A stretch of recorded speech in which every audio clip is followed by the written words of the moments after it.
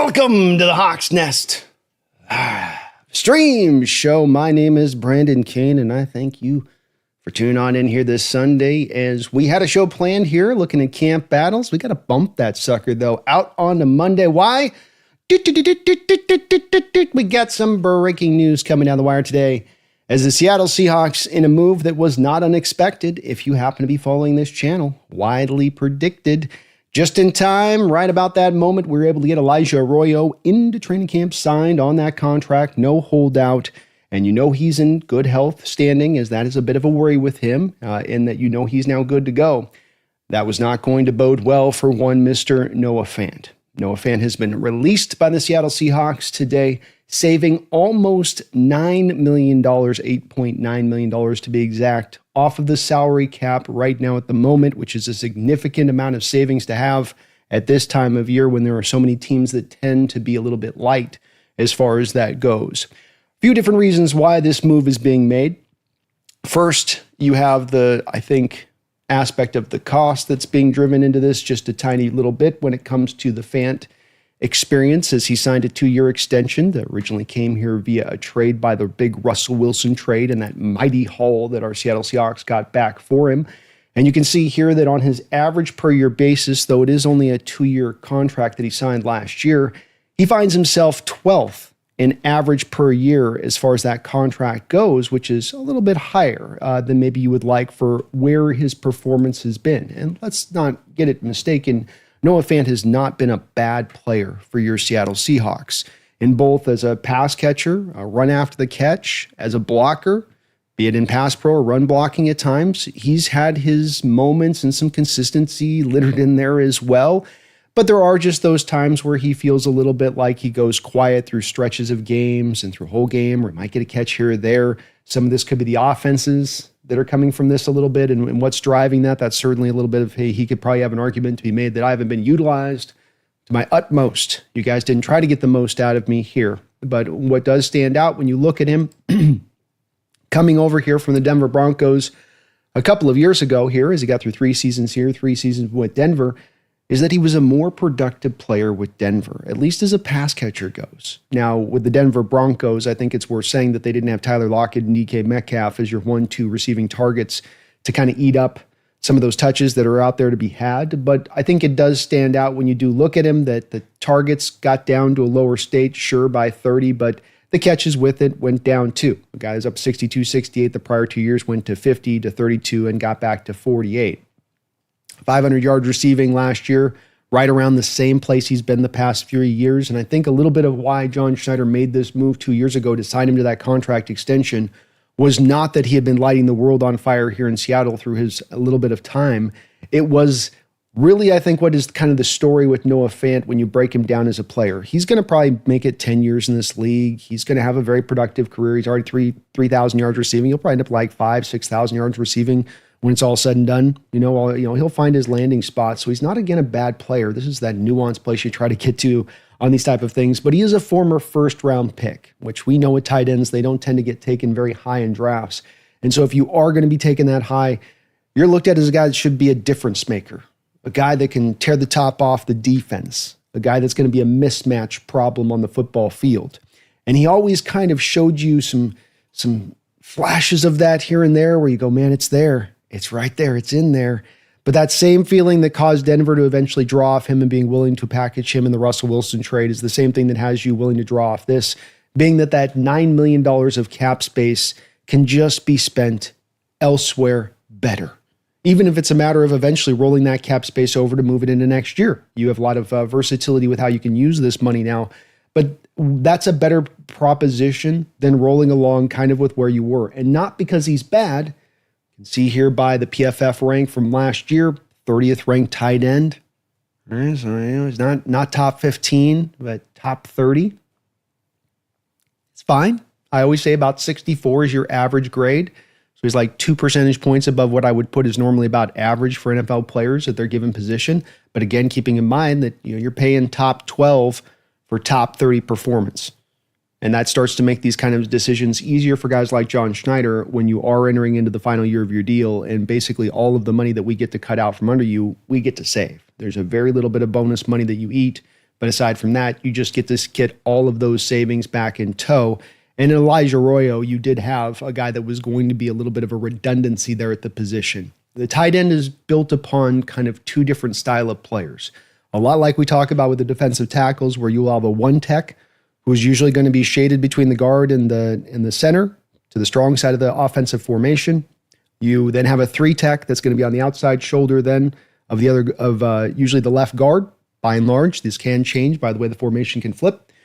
And you want two different style of players to do that. Three tech, penetrate, one tech, hold the position, hold your ground. Same thing is true with the tight end position. They are not all built the same. There has been a draw as you've gone away from fullback. As you pull away from that fullback position, it creates this new thing. It was called an H-back. It's the off-ball tight end. They're a yard off the line of scrimmage, just behind they're just behind the offensive tackle, giving them a little bit more space to work post-snap, not dealing with any sort of bump and run up at the line of scrimmage, especially be with an edge that might try to get a little bit of a hand on them a little bit, gets them a little bit more free run space. They all likewise don't tend to be, though, your most vicious of blockers. They're not going to get after it usually that hard in that way. They're usually competent. And when you do look at Fant, this is a guy that when you look at him as a blocker, he's here really as much as anything to be a pass catcher. Because as you can see here with his grades going even all the way back to Denver, far beyond a sample size, he's not a real great pass protector. Like I said, he could give you some flashes in that, but not a lot of consistency within that. And as a run blocker, he was only marginally better. This is, though, kind of part of the institution of the H-back. This is going to be a little bit of some of the similarities I think you'll see in Elijah Arroyo's grades as a blocker as well. You're not having those guys in there essentially to be A1 grade A blockers. You'd love to have it if you could. You certainly would, but it's not necessarily where they're going to make their money, so to speak. So if you're not going to run block, you got to be then a grade A pass catcher. You got to be dynamic with the ball after the catch. And as of course we did get to see with a guy like Noah Fant, those moments were just too few and far between where we couldn't run them together enough consistently to really tap into that really great potential that he still, I think, has inside him if he can just find his way. But this is where you got the redundancy on the roster. You have usually 2 to 3 tight ends you're going to keep on the roster. And if you're going to keep 3, 2 of them are typically, this isn't a hard and fast rule, but it's a real pretty solid rule throughout NFL. 2 of those tight ends are going to typically be inline tight ends. Guys that can get on the line of scrimmage, put their hand in the dirt, and get after it. So you only are going to carry one H-back guy. That's it. And this does get further a little bit muddled when you consider the fact that Robbie Oots is on this roster as a fullback, and you may be pulling from the tight end position and only carrying 2 this year. I don't think that's what they're going to do with this, but it's very possible, especially in lieu of this release now. And so this is part of the stickiness we talked about last week about the roster construction now and the finite amount of roster space you have to kind of fill in that construction. And you got to pull from here and grab from here and tear from here and then add over here. And then you just barely get under the wire with enough guys on your roster to get there to game day. And this is a little bit of what's also driving this a little bit. But the H-back position is one you just need one on the roster. A.J. Barner is your inline guy. I think you'd only be having another inline guy here if you're going to keep somebody else on the roster as that third tight end. This also then made Noah Fant just a little bit expendable. When we look at the cap cost savings here that stand out, Seattle Seahawks were walking into this situation already sitting very pretty as far as cap space in the NFL goes. In fact, they were top 10 walking into this situation in cap space, as you can see here with over the cap, with $28.688 million in cap space prior to the Fant being moved. Then we've got, after this trade, they're going to save approximately $9 million. So you're going to be sitting somewhere in the neighborhood of about $37-ish million or so, give or take 500,000 one way or the other there. So $37 million, as you can see with this chart, is going to propel you now up over the top of the Arizona Cardinals in this division, just below the San Francisco 49ers, to give you as much cap space as just about anybody in the NFL, save for the Patriots and the Lions. So you're in a place now with as much cap space, and this is a very key position and point, and this is why I said is a big move coming. I'm not trying to clickbait you here. I'm seriously in my own ponderance now going, I could see there being another move on the other side of this. And the reason being is, if you were to go into the Seattle Seahawks recent cap history, I think if you went back 14 years, you would never, let's just throw out the amount that you purely have to spend in $37 million.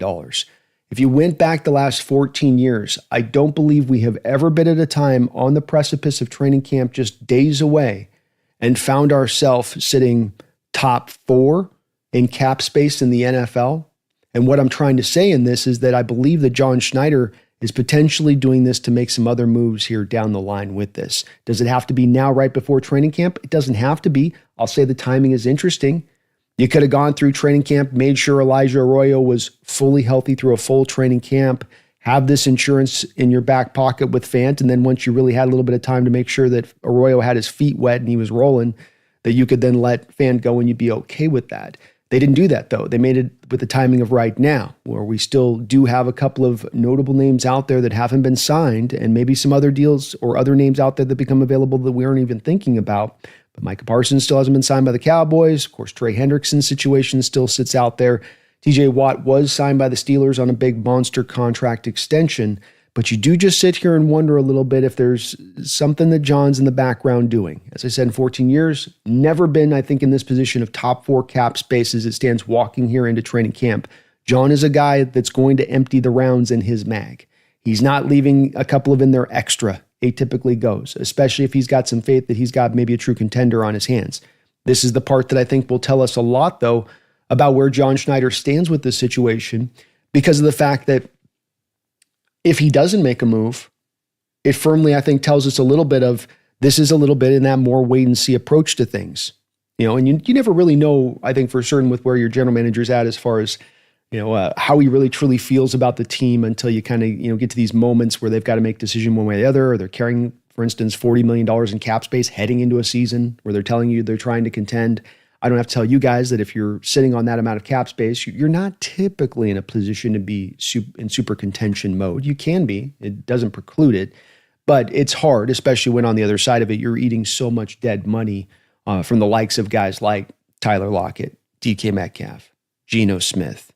I think Draymond Jones included in there as well. So you also have a lot of dead money on here with that cap space on the other side of it. I think there's a pretty logical argument to say on both ends of that to say to John, well, hey, you've already kind of ripped down some of the cap space anyway with the dead money deals with guys no longer on the team. You've got to now maximize ultimately all of the cap space you do have in hand to make sure that you're fielding a team that truly, if in your heart has some potentiality of being a contender, can become that contender. Just one of the reasons that I've said that if you are looking for this season, that Seahawks team to take that step forward and become that team that can go out there and take the division and go make some noise beyond that, it's going to have to be on the back of probably making another supplemental move. And I would reckon to guess that it's probably going to have to be a fairly major swing at that. I don't know if it's an absolute requirement, but I think I'm pretty close to the line of believing it is so. And with John releasing Noah Fant today, this just more puts it firmer for me with my feet on the ground, believing that something is coming down the line. Doesn't have to be right now, though we know John's been very active in prior years right before training camp. It can be all the way up into the trade deadline, where maybe he's had some conversations with general managers even up at the scouting combine, where he said, look, I know you guys are going for it this year, right? Yeah, we're going for it, John. We're going for it. Great. I love that you guys are going for it. I wish you the best this year. It's always a roll of the dice, though, isn't it? It's always a roll of dice. It's great to hear. I'm just going to let you know on this one thing, though, if, your roll of the dice comes up snake eyes, and you don't get your roll this year and you're halfway in the year and boy, you boys are in a little bit of a tough cap space moving forward. We are in a tough cap space moving. Yeah, you are. I know. So maybe you get out ahead of that a little bit. And maybe we got a framework. Let's call it a framework of a deal in place to where we can maybe put something together right around the trade deadline. Would you feel that? Would you be okay with that? Well, we're going to win this year. Yeah, no, you're going to win. I could see it happening. You guys got a roster. Oof, you've constructed a hell of a roster. I'll tell you what. But just if it doesn't, how about we got this little ignition switch that we can click in place? You got a little, let's call it your safety valve. How about that? That sounds better, right? A safety valve rather than a fire sale. Well, I guess if you put it like that. So maybe John's got a deal down the line as well that he's kind of just sitting on there. He's got that thing in the oven, keeping it warm. And he's just getting ready to get back over onto there another side of this at some point too as well. But I would be very surprised. To me, it would be an indication of the season going bad if you end up sitting on all of this cap space. And there will be those out there who will say, Yes, but we have to position for extensions, and that this is an important situation as far as that goes, to consider that money is going to have to essentially go to the youngsters coming up. And I think that this is where you can get in a little bit of that. There's a truth to it a little bit, but it's a little bit overstated to say somehow you have to set aside $37 million for these future extensions. You're going to be able to get these deals done. You're going to be able to get these deals done and lower down that first year cap pretty bigly for that in that first one, and keep it down even the second year in a pretty nice place, because these guys are coming off the rookie contracts, because you can structure this stuff very, very easily. And most teams do. This is standard operating procedure. This isn't even John having to rob from tomorrow to pay today. This is what teams would do with guys coming off the rookie deals that they extend, is you lower down a little bit of the cap hit in those first couple of years. And so it's not as much of this, we've got to put all this money aside for all these guys coming up for extensions. You really don't. And I think in some cases on some of these guys, I think there still remains to be seen whether or not you truly are going to put them on those extensions. Kenneth Walker, Mafe, Reek Woolen. I understand Sauce Gardner just got paid this big monster contract by the Jets, and Woolen's got a lot more interceptions than Sauce Gardner does, and probably better overall coverage numbers, I'd reckon to guess. And he's going to earn that big deal. But it doesn't mean necessarily that Seattle's going to sign him that deal here, unless Mike McDonald truly does believe he's going to be that long-term fit here, and that they want to pay that high price it's going to cost to keep him into the fold. So yeah, some of these guys like Across, I think that deal's coming down sooner than later, that's for sure. But this is a lot of money. That's why I said 14 years, you've never been in this place, sitting fourth most of cap space, entering into training camp. You are usually at the far other end of this. And consider as well within this, maybe there's not a ton of deals of other things that you can do, but there are other deals here that can be moved around if you want to, as far as trying to now create even more cap space right now if you absolutely positively had to do it. I'm not advocating or saying they should do it, or even the timeline to do that is right as it stands right now. But just one little thing to consider within all of this, as I show you guys right now, the 2026 cap situation. Actually, let me go back here and show you here. I'll show you the 26 cap situation here, where you are currently 7th most amount of cap space for 2026. And then you're 10th most amount of cap space in 2027. So you are sitting overall in a very healthy place as far as your salary cap goes, if there are moves you want to make in the here and now. If you have a belief that this is a team that's ready to go this season, I'm saying we don't have to do it. I'm just explaining where some of the thinking I think John's turning over in his own mind right now about when the time is to strike, if to use the money, still have the option to sit back in the back pocket. But at the end of the day on this move, I like this quite a bit. I've got to say I'm very much in favor of it. The redundancy aspect of this made no sense to me. I think you had seen what Fant had to offer at this point. I don't think that there was going to be a significant more beyond what he'd given you on the football field here. And so you just kind of tip your hat, say thank you for your service, and you just kind of move it on. $9 million is a significant amount of money. That is a lot of money. A lot you can do with that cap in other places if you want to. So I think that this is a smart move by Seattle. Understand the timing of it as well. Wanted to make sure you got those contracts signed. We do have now Imawari Arroyo back in-house with these contracts signed. Another thing I predicted and told you guys, I know many of you were worried about it, saying, hey, it's going to be okay. Give this thing a little bit of time, and these guys will get this contract signed before training camp. Second-round picks are not going to hold out before training camp. You might find a one over here and a one over there that does it here as we lead into training camp this year, but these guys are going to get signed. They're going to get in the house. First rounders can kind of hold out a little bit, but second rounders, you're pushing your luck a little bit when it stands with that. So all great on the front of the Seahawks as we are on the precipice of training camp here in just a couple of days. Everybody seems to be in a pretty healthy state. We haven't heard about any kind of setbacks. I know for some of you go, well, yeah, nothing happens at this time of year, so whatever. The Detroit Lions today announced Levi Uzurike, former UW defensive tackle, is going to miss the whole season with a torn ACL. So as I've said with this on the last couple shows too, is you want to just have everything be silent on this front this time of year. You are kind of holding your breath at times because sometimes bad things can happen. You can get the Quishon Jenkins thing out there with Cleveland and DV out there. Issue popping up all of a sudden out on that side of a player, just a rookie coming in, just kind of putting a pall over the little bit of the training camp as you're about to begin. You can have holdouts with Jawan Jennings type saying, pay me or trade me. You just want everything to be smooth and easy walking into training camp. You want your draft picks to be signed. You want guys healthy. You don't want any major injury situations that have been popped up that you're just worried about. So all is good on the Seahawks front of things, and we're looking very nice as we head on here into training camp. I thank you guys for watching today. If you could for me, please do hit the like button. As I said, we are going to push the show that we were going to do today onto tomorrow. So 5 o'clock tomorrow standard, we're going to be Pacific Standard. We're going to be doing a look at the camp battles here in training camp. So that still is on deck. Just wanted to pop on in here with you guys and discuss this because it's a pretty big deal. One other quick little note here. It's always a good time to occasionally go back and revisit the Russell Wilson trade package and what your Seattle Seahawks got back for him. After all, with Noah Fant, he was one of those pieces. And now that he is gone, that's now a little bit more of a finite understanding of what you got back from him here for a little bit of the Russell assets. And it comes down to a little over 1,000 yards receiving, basically. But as you can still see, we got Drew Lock on the roster, so that one does remain. We'll see if there's some more added value that he can bring to the table. Shelby Harris long gone, of course. Charles Cross in line to possibly be getting that contract extension. I think he'll be first up of that draft class. That definitely, you feel good about getting your franchise left tackle as part of that trade, that's for sure. Boye Mafe, second-round pick. He's come along pretty well as a player. Tyreek Smith, no longer on the roster, but Devin Witherspoon, Derek Hall, pretty good players in their right. In Witherspoon's case, scratching on the surface, in my opinion, to stardom. So package still looking pretty good overall in how it stands. I don't think you had any big, huge, major misses in the picks that you made off the back of the trade. For Denver, of course, they didn't end out on a very good side of that, but still stands as a monster trade in Seattle Seahawks history, the best all time.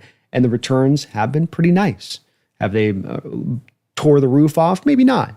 But they've been very solid, and it will still go down as one of your all-time top probably 5 NFL trades in history as far as its lopsidedness. Certainly Cleveland trade with Deshaun Watson will overcome things at this point, and there's been a couple others that have come down the line. But the Russell Wilson trade does still loom large as one that was a very nice one for your Seattle Seahawks, and the fruits of which are really coming to now grow to their biggest here right now this season as those youngsters you drafted are now starting to edge towards their prime.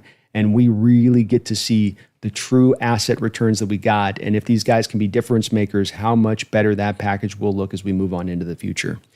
Let's move on over to you guys right now and see where my people are at here in the chat. I thank you guys for watching today. We'll be doing the back-to-back shows. We're going to get some package of shows starting to get lined up for you guys here as training camp kicks off. We'll probably be doing some daily things here with the daily show as we get into training camp. So please do watch along with that. Want to let you guys know as well, we are coming to training camp. I will be there on when we got the 31st, going out to the 2nd we're going to be doing the Fan Fest day out there and the scrimmage game. And I'm going to be meeting up with Dan Viens and Bryce Coots. So we're going to got a lot set up here over the next couple of days out here at the end of training camp. So please do check me out if you happen to be out for training camp on those days.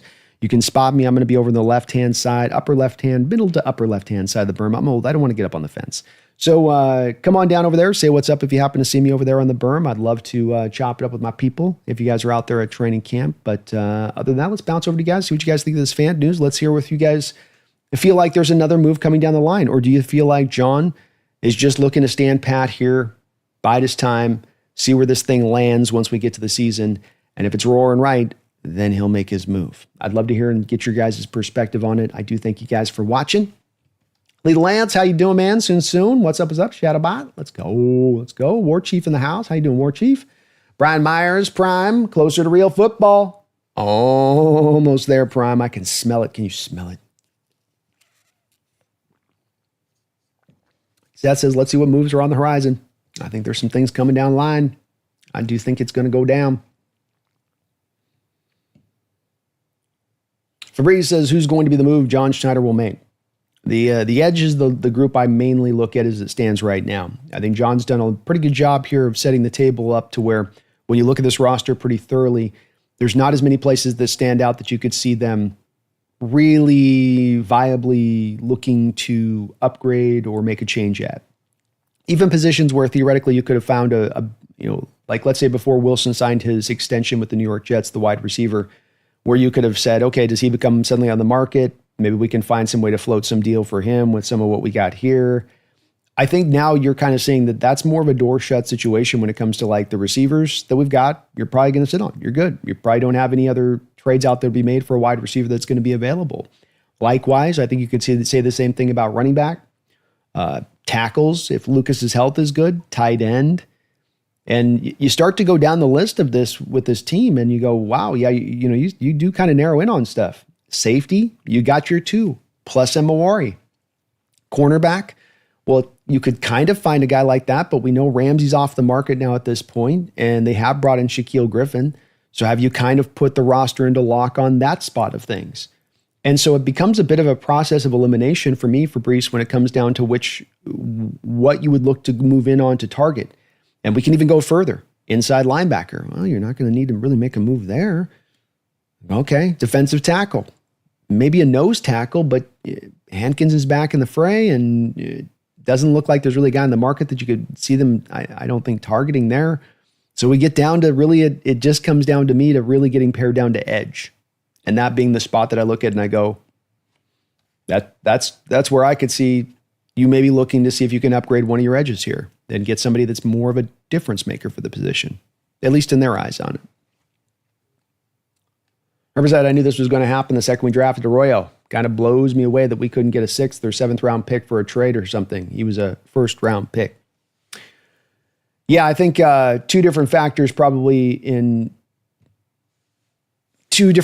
hurt that situation from going down like that, Herbicide, because I would have thought the same thing, that you could have gotten something for it. I guess it's 3 factors. Number 1 is that he still carries a fairly significant base salary. $9 million of base salary is still a lot to be paying for a tight end on a 1-year contract. The other part of this is the 2 trades that got made this offseason, or not 2 trades, kind of 2 trades, because one guy just came out of retirement. But you have Jonnu Smith being moved by the Dolphins to the Steelers, and then you have the Dolphins picking up, I think it was Evan Ingram, came back out of retirement to go over there. And I think that kind of removed 2 of the teams off the market that could have been looking at a tight end at that point. And so you just kind of went, well, all right, is what it is there, I guess. So kind of surprising, that's for sure, but does also speak, I think, a little bit to where maybe fans' reputation is throughout the league. I would reckon to guess that, he's probably signing something very close to 1 year, $3 million is kind of what he can expect to get on the market at this point. Max Bailey says getting a shiny new edge would be awesome. Yeah, it's not to say I hate the edges we got. And in a lot of ways, I know somebody could probably make the argument to me that you have done the very thing I'm saying to these other positions about safety or cornerback or whatever, a receiver, and that you've already kind of shored everything up to where it's going to be for the season, and now you just let it play out. But I think that the part that does, the 2 things that do come in to make that a little bit more, I think, of a stickier situation when it comes to the edge group is, number 1, you have 2 players in Hall and Mafe that you have to make a decision on in the next 2 years about those contract extensions. And if you want to do it, you may be wanting to put or allocate money in other places. If you're going to be paying a guy like Mafe after the season $25 million, do you just like the thought and the idea instead of saying, well, why don't we just trade for a Trey Hendrickson and give him $7 million more per year on average on a shorter deal, on a 3-year deal? Maybe that's a smarter way to go, and getting more of the difference maker. We're going to end up paying the same price over the next 2 years for both. You have the risk of course, Hendrickson's age, but maybe that's a little bit of what John could be thinking here a little bit. And I would get that, because as I said, when you're looking for chasing edges and where you can kind of improve things, you sort of have set the table. Silverware's out, plates are down, napkins are folded, glasses are out, water's filled. It's only so much you can kind of do now to kind of set up that table a little bit better. And this is the one spot, especially considering a guy like a Hendrickson out there, say maybe even a Parsons, where that deal still hasn't gotten done. And I know that there's we got a handshake deal, okay? I looked him in his eyes, I said, son, you're going to be Dallas Cowboy for your life. We're going to get this deal done. Look at my eyes. You're going to sign a 15-year contract, okay? America's team, 15 years. And then we'll get you that money right now. Now you get to year 7. I want you to come back now. Don't you come back now in year 7, Micah, saying, I want more. I'm going to give you more there, okay? You get your money now. Dallas Cowboys get paid once. That's the way it goes. We pay you a lot once. We'll see with the Micah stuff, But I could see it being a way they go. Paul says Seahawks have never used tight ends well. Yeah, it is a little bit of a tough history, isn't it? I mean, you've gotten some really solid tight ends through your history here. You've had some productive seasons from certain tight ends here.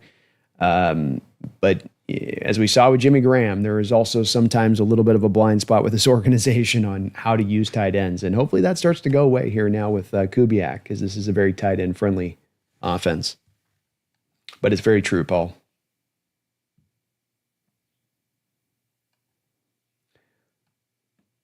Riverside, I could see Barner getting 700 yards. Maybe. It's possible. He's going to need the targets and touches, and that'd be the part that I'd be wondering about in this offense, if he's going to get those opportunities, because you certainly know that Arroyo is going to get a lot of featured. Brian, does doing this now save anything versus later in camp? Why not see him in the offense first?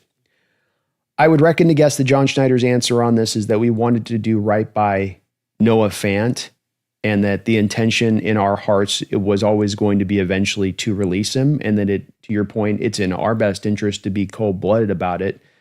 But Noah has been a very good player for us, and we don't want to do wrong by him.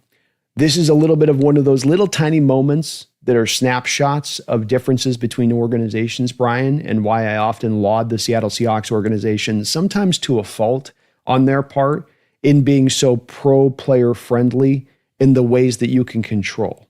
Every team's going to have to cut players out and save money and do some of the cold-blooded stuff that's within that.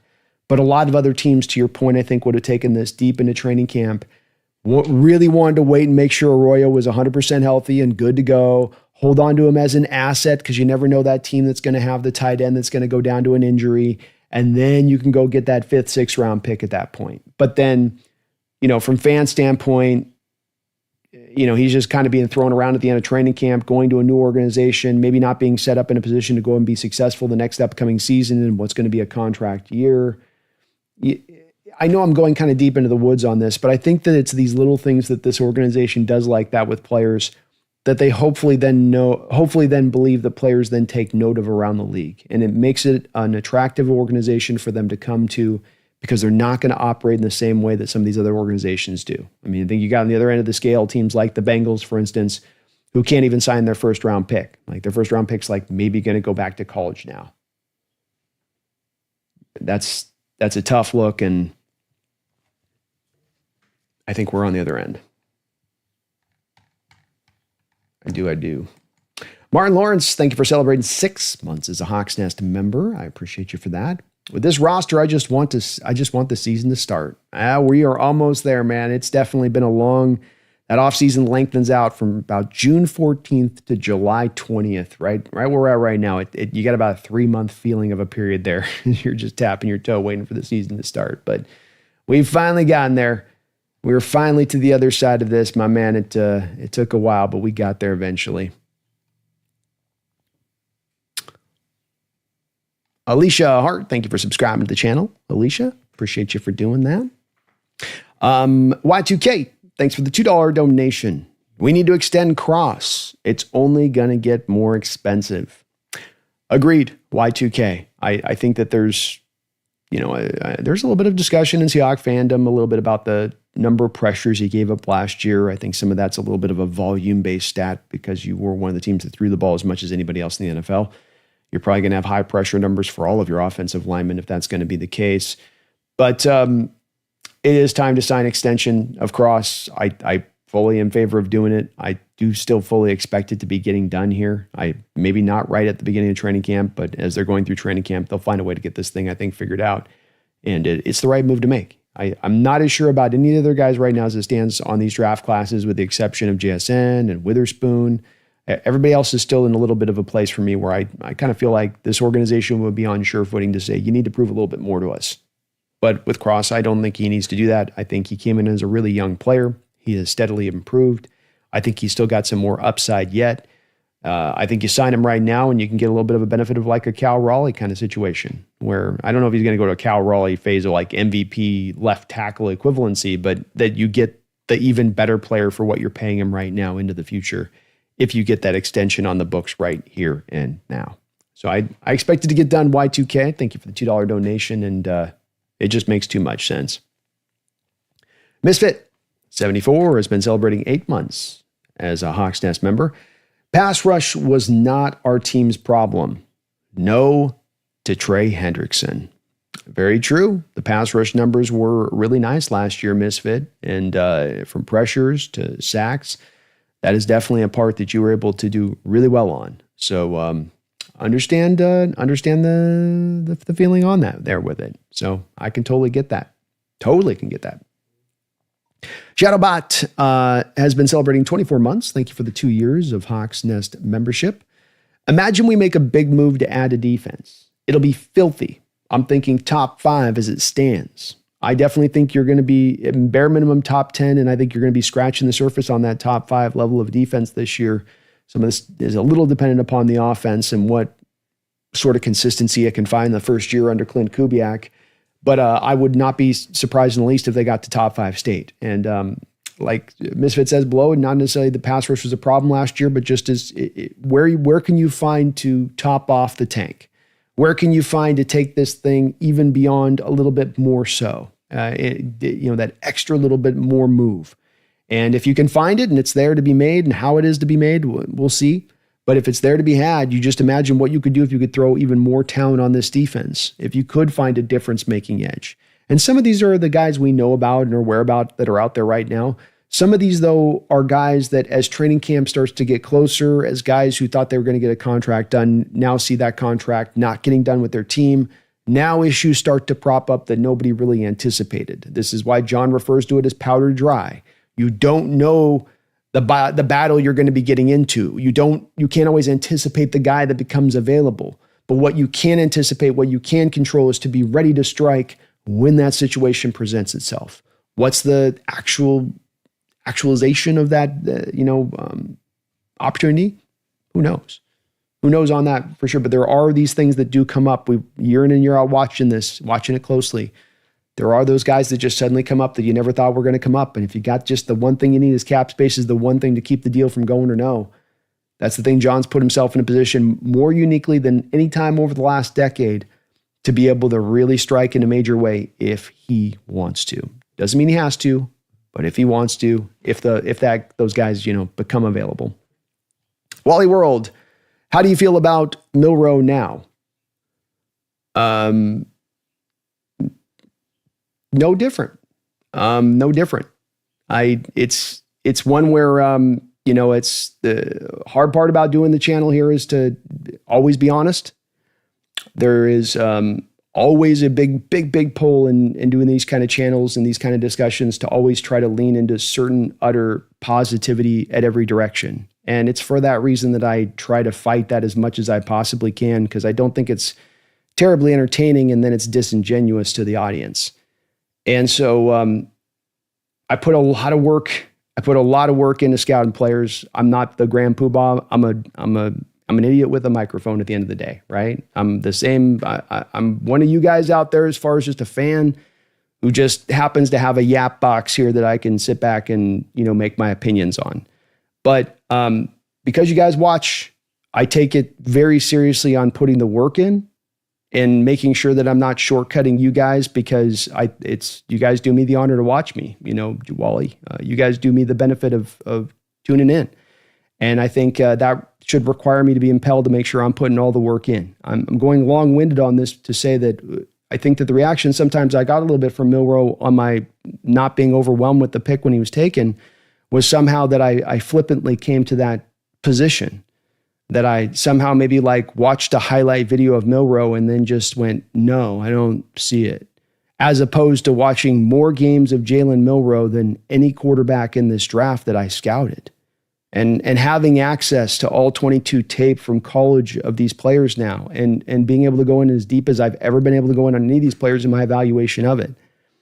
And Jalen's got 3 real major things within his game that he needs to get resolved.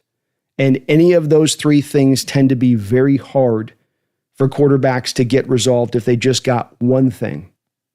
He's very young.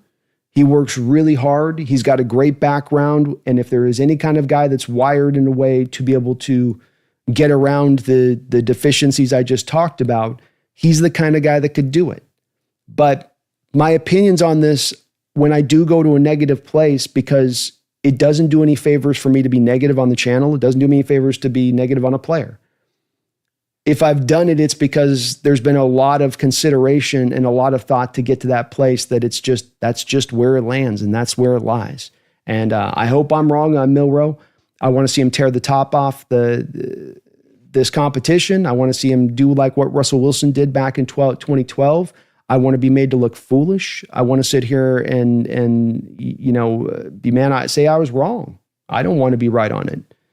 I don't want to be right, but there's a difference between or wrong. I want to be wrong on this one. I do. I mean, it's for my best interest for this team if I'm wrong on this, but that's that hard point. I got to kind of walk at times with this, Wally, between the line of hope and the line of what I've really seen. And with quarterbacks, the issues he's got, I have a huge rubble of past quarterbacks through decades of watching these guys who've gone to the rubble and not being able to overcome these issues that are inherently at times a part of their game, a bit of the spine within their game. But we'll see with him. Maybe these things like VR and things can allow these guys to overcome these hills that once were unovercomable, so to speak. Boo, Randall McDaniel in the house. What's up, Randall? Thank you for the $5 donation. From a pure value standpoint, had we just traded Russ for Fant, we'd have won the trade. Also, Fant was Randy's least favorite player on the 25 roster. Yeah, it speaks to how monumental of the returns you got back from Russell Wilson that probably would be true, because a big consideration, of course, of this Russell Wilson trade is that it wasn't just what you were getting back in returns for Russell Wilson. It was the dodging of the big monstrous, $55 million contract extension that you were going to have to sign to him as well that he wanted. And what that was going to do to your cap situation. And considering what happened with Russ as a player and that, things started to erode a little bit at that point, as he's getting older, and as naturally happens, that you would have been on the real bad side of that. So I would tend to agree with that, Randall, is that it's as much as you just avoiding that contract as much as the returns you got back from it at that point. But how nice is it to get all those returns back from it as well? And Fant just didn't do a ton for me either. There are guys that this happens with. We see Kyle Pitts going through it right now with Atlanta, top 5 tight end. Maybe it's kind of some of these tight ends that are the ones that are making it hard for you to quite get a feel for them. These higher picked tight ends at times where some of these teams just think, oh, it's right there. And then they just can't quite get it out of them. It's in there. We just can't quite pull it from you. And it seems like Fant's just kind of one of those guys where you just can't quite get it out of him, all of what he's got there to offer. Some of this is not his fault, though, too, I will say. You went to Denver in your first stop with a rookie Drew Lock and not a particularly good offense. I think a defensive-minded head coach. Then you go to Seattle. You've got Waldron here, who did pretty good with tight ends for the most part, though you didn't target the middle of the football field at like the 32nd rate, and some of that was driven by the head coach not wanting to target the middle of the football field because he wanted to avoid turnovers. Nothing Fant could do about that. And then you get Grubb in here, and Grubb's so busy, I think, trying to get DK and JSN kind of targeted at times that Fant just went to the back of the bus on that one too. I got to say with him as well, it's not all his fault with this, and I can certainly see a team out there going, we'll know how to use this, guys, and we'll bring him here to this place for the first time and actually use him right to get the most out of him. But it just didn't make any sense. That if he was much more of a cheaper rate, you could certainly understand keeping him on the roster and keeping maybe the tight end group, even with the 2 H-backs at that point, keeping it, legitimate. But once you got to the place of it being $9 million and last year of his contract, you go, c'est la vie. C'est la vie. Randall, at that point. Thank you, brother. HHG, thank you for the $2 donation. Give them white throwback. Give them white throwback that are rumored.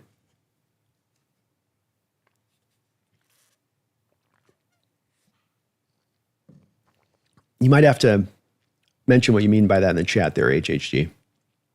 Give them white throwback that are rumored. I think you're meaning that we're doing the road jerseys and we're doing the throwback road jerseys this next year. I think that's what you're saying. Not sure what you mean by that, HHG. Sorry, man. Thank you for the $2 dono, though, bro. Dogzilla says maybe JS is saving to give us a real right guard.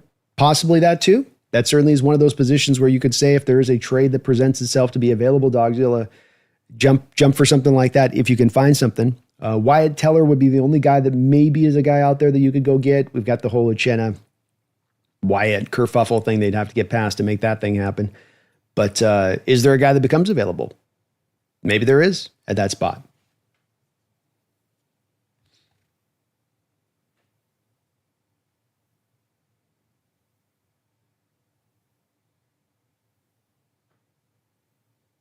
Prime says sub packages get tougher to check in 12, so I'm not crying over it either.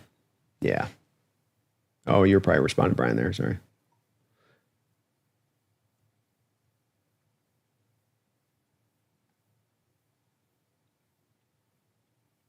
Max Bailey says cutting Fan now does him good by letting him sign with the team and some training camp preseason with them. Also lets us play our other tight end more, and they need the reps because they're young.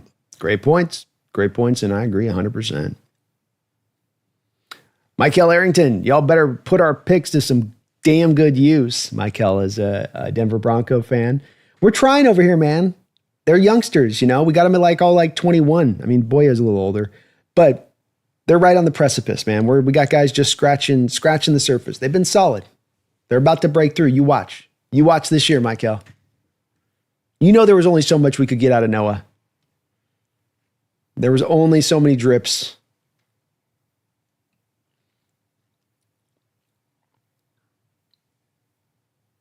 Brian says, if this move keeps Bobo on the roster, well, Brian, it's just the inevitable Bobo move to the tight end position. That's all that's going down here. Shadowbot says, I need a new jersey before season. Throwback spoon. I love it, yeah. That'd be a great jersey to get right now. That's a good buy because I think this team's definitely going to have him on an extension as soon as possible after the season. And so good chance he also remains. Alicia Hart, trade for Trey Hendrickson. I think that's the one that you can stand out to say makes the most sense as we sit right now as a possibility here, Alicia, because that deal's not gotten any sort of conclusion. That is a position to where if Seahawks made this trade, look, you may not like Trey Hendrickson, and the point was made above, and it was the right one on this, Alicia, by someone else there, one of my members, about the fact that, pass rush wasn't a problem last year. It wasn't the issue. And that part is true. But the team may view this as we have 4 good, solid to good edges in varying places of where they're at. We could get a great edge. We could get a difference-making edge. Is that, more worthwhile for us, especially considering how kind of some of the cost of this could work out, Alicia, where you're going on a 3-year extension, not a 4-year extension. The cost would be significant for the 3-year extension for him, certainly. But then you could also potentially package one of these excess edges into it as well, thus lessening then some of the draft capital costs that you'd have to kick in addition to this. It's why some of that could align up to me on a move being able to be made with this is some of the factor of what you could kind of give back and what you could offer back to it. But I think that's definitely a possibility on the table at this point, Alicia. Can't say it's like something they're going to be the lead dog, but if you're talking about top teams that could be in on the market on them, I could definitely see them being one of those teams. Brian says, well, if the idea is making a move for Hendrickson, I look at that dead cap and it makes me shudder. Seahawks are definitely sitting on a decent amount of dead money right now. Check the amounts we're at right now. So currently your dead money amount is $67 million in dead money. But that's also a little bit, to me, back on that, Brian E., to the other side of this being that you're sitting on $37 million and you have $67 million of dead money. So does this team really believe that they're going to go into this upcoming season leaving $100 million off the books and that puts them in a viable position to make something happen? Or is it more likely that the team's going to try to maximize this $40 million into other areas, knowing you've got that $70 million of dead money that's already sitting there? And I'm making a bit of a logical leap here, that's for sure. I am. And maybe not just Hendrickson, but just another move somewhere. Spaces, Bobo needs a cycle of steroids. That might be enough to get him up over the top. They're 20 pounds. Misfit says, seeing the TJ Watt deal and today the Karlaftis deal, Hendrickson is going to be very expensive and ready to decline and not a great run defender. Fits in a 4-3 system. So many negatives. Yeah, that's why I can see Hendrickson being kind of a hot guy the hot to trot guy from the fan base that they're really on to say, well, here's the ones available. Here's Bengals will move him, and I can. But it's completely right on that, saying that there's some sticky points to bringing him in, and the 4-3 part is a very notable part to it. He's done some stand-up stuff and worked off the edge here and there, so I think he can be accommodating to do it. But is he at his best as a put his hand in the dirt 4-3 guy? Yeah, absolutely is. And after TJ Watt gets the deal he gets, to your point on that, Misfit, it gets harder for the Bengals to try to say, well, your age. Like, TJ just got this deal. What are you talking about, my age? I think they're like 2 months different. I think he's like 2 months younger than TJ. It's good points. Good points, man. Warchi says, this is going to be the best season ever. I can feel it. This is my first season in my own house, my own property on a beach in Hawaii. Seahawks games, coconut rum, and Hawaii barbecue. Anybody? Ooh, that sounds good, man. I can already picture War Chief. I can already picture it. That's going to be some good watching right there.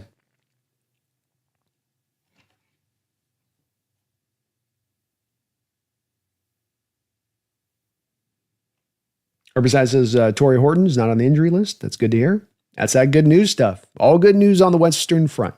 People are healthy, no contract disputes. Everybody's singing Kumbaya. Having barbecues after practice. Shadowbot says, feels like John is building this team. Indeed. Misfit says also hinders the development of Hall and Mafe. That's that anticipatory move I would say that would be included on this, Misfit, is that if you're making a move like this for Hendrickson, and I'm not pushing to do this, by the way, Misfit, it's more of just you'll be making some move at some point. But that's where, to me, I think it's pretty reasonable to say that if you're going to be going for a Hendrickson, one of Hall or Mafe is going to be included in that package. I would reckon to guess that the Bengals would probably insist upon that. The upshot being that you lower down the draft capital cost. They're going to be able to pull away in addition to that.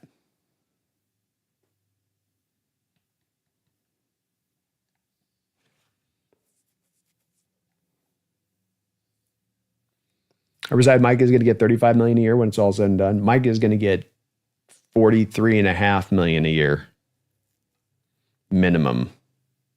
Mike is going to be between $42 and $45 million per year. It's going to be a spicy meatball there. It's the spicy meatball.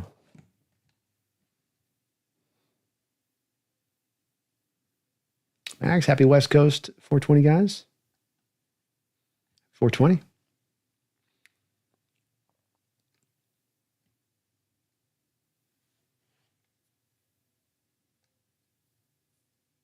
Brian Myers, no Hendrickson. A lot of no Hendricksons. Maybe we'll have to run a poll tomorrow on this.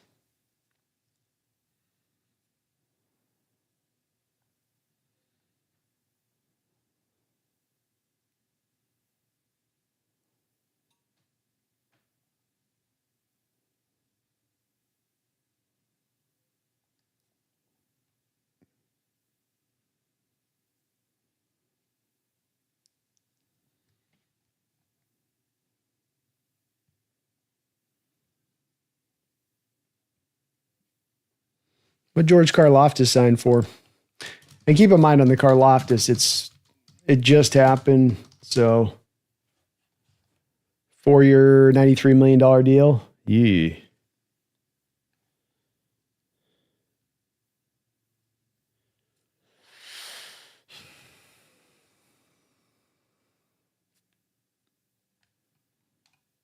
He's a good all-around player. It's more of the Chiefs just drifting in that direction in defense, right? But it doesn't make Hendrickson cheaper. That's for sure.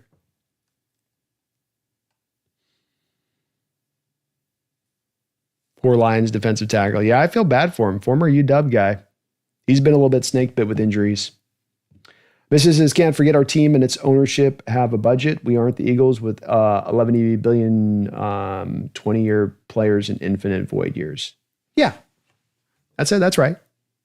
And I'm not advocating for that, Misfit. I'm not saying that they need to go do some crazy stuff with it. It's more of just you're sitting on top 4 amount of cap space in the NFL right now. You know, it's just as much as that. You've got a lot of cap space to go make some more moves.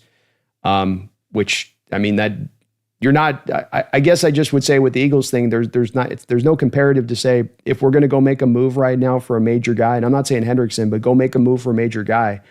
You go make that move. I don't think it makes you in comparison to the Eagles and how you're moving your money around and everything else. You know, I mean, it's a fair point to clearly say we don't operate like them, and we're not with the ownership group in the place we have right now. But also, you've put yourself in such a healthy cap situation as far as not just this year, but moving into the future.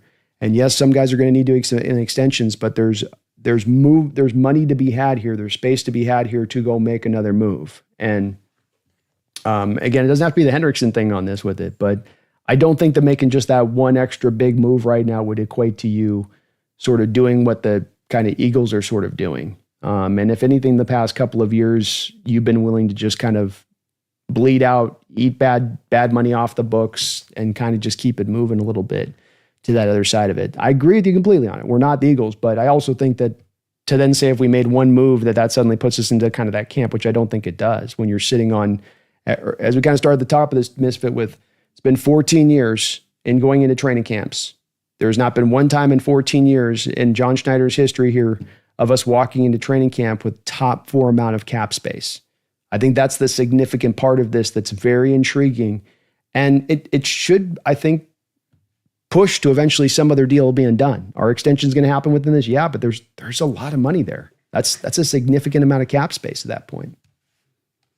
I'm not disagreeing with you, just that I think that we're not close to playing in that territory of things. And so that gives you that to me, that I guess what I'm saying with that too, Misfit, is that because you don't play in that end of the pool like the Eagles do, that when then you do have cap space to spend, when you are sitting on top 4 amount of cap space to throw around, you can feel okay to go do that because you've got your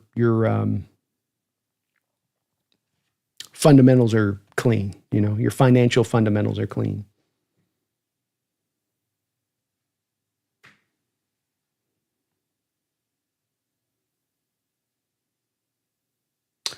Randy Roberts, Hendrickson currently wants a contract extension. I understand he signed, Trace Hendrickson signed a contract extension? Hold on here.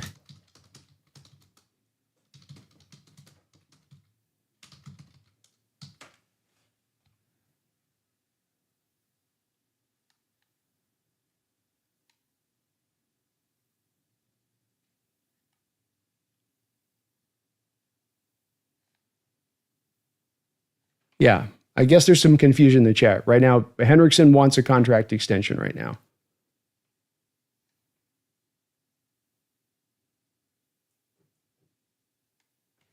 So he's currently not going to be Randy Roberts. He's currently not going to be practicing right now, Hendrickson.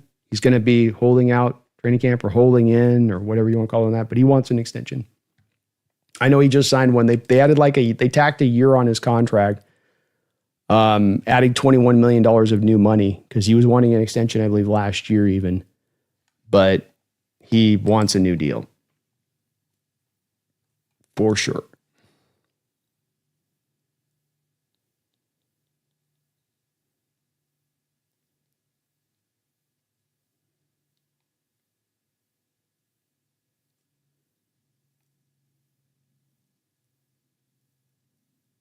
This says 4 excellent long-term players. Love that trade. Rick Meyer for a first-round pick is our second best trade. Yeah, I agree.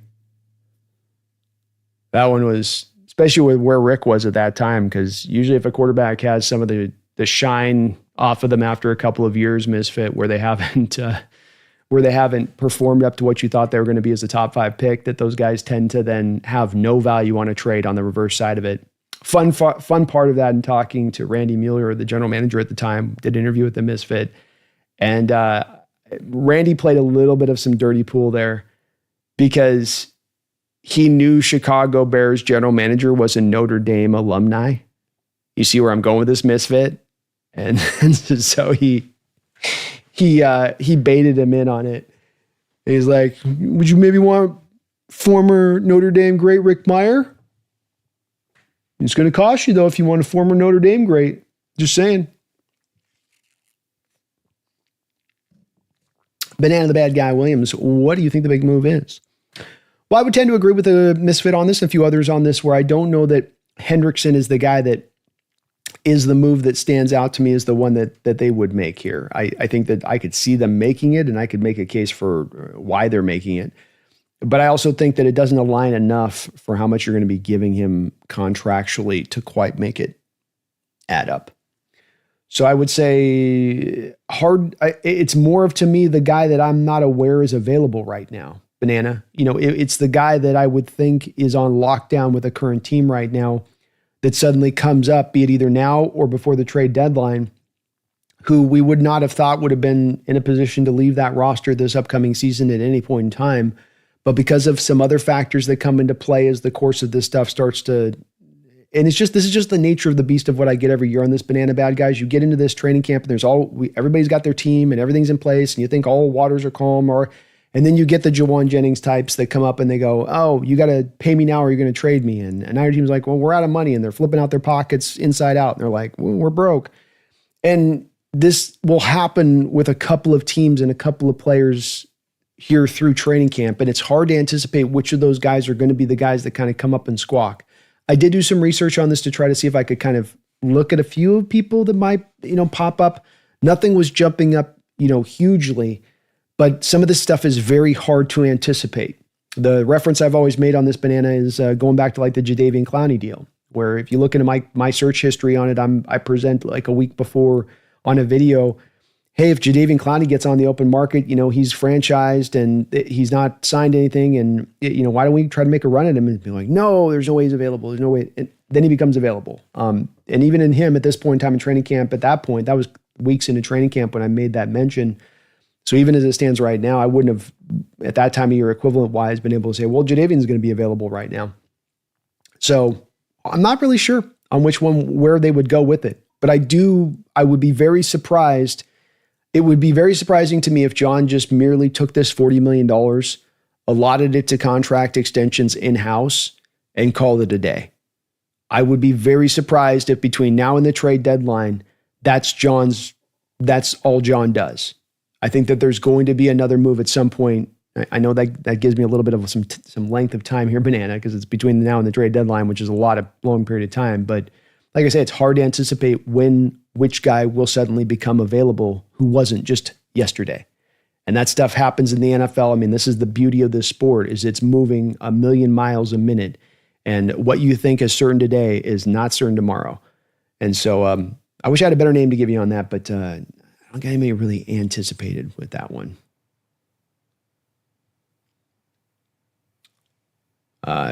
Give them the HHG $2 donation, says white throwback jerseys. I love white throwback. Any throwback, I think we just need to go throwback 24/7 personally, HHG.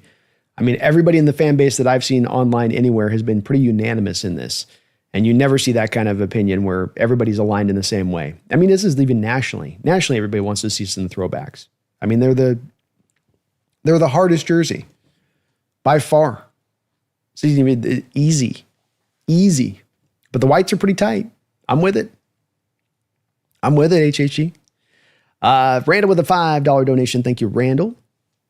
Who I think I wanted to release more than anyone was Mac. To me, Fant doesn't love ball. It was something he did not, it was something he did, not who he is. Can tell by the interview. Yeah, I think he is a guy that, I think that, and it's always hard to know this for sure, Randall, because you can never really look in the hearts of these guys and see. He is a guy that when you look at, for instance, some of those injuries and that have propped up through the few years here, where when you consider kind of how infrequently he was used as a tight end, how many injuries he ended up sustaining, including I think even the last game where he catches a touchdown pass and he's out the rest of the game. And he landed hard. It was a pretty brutal fall, but I think that's the part that we hear about from this organization often when they talk about their players, is that they're all about ball, that they love ball. And I forget who it was that said, how many NBA players actually love basketball. It's like, well, maybe like they were asking pros this, and like maybe 20% or 30%. It's like you forget about the fact that because we love these sports so much and that we would play it for free, that there's actually guys out there that, get up in the morning and they're like, hit the alarm and they're like, ugh, I gotta go lift weights. I gotta go out there and do it. And that they may be really talented, they may be really big, they may be really fast, but maybe they don't love it. And I don't know with Fant. I can't see into his heart on that, but I can tell you that there are players I can watch on the field and tell when they love it. When I watch Devin Witherspoon fly around, he loves football. He's all about ball. And you can kind of feel that presence from certain guys, and other guys you kind of can feel. I've called it a little bit, Randall, of going through the motions and a feeling of just, I'm just here to collect my check and get through and get by and get to the next day on it a little bit.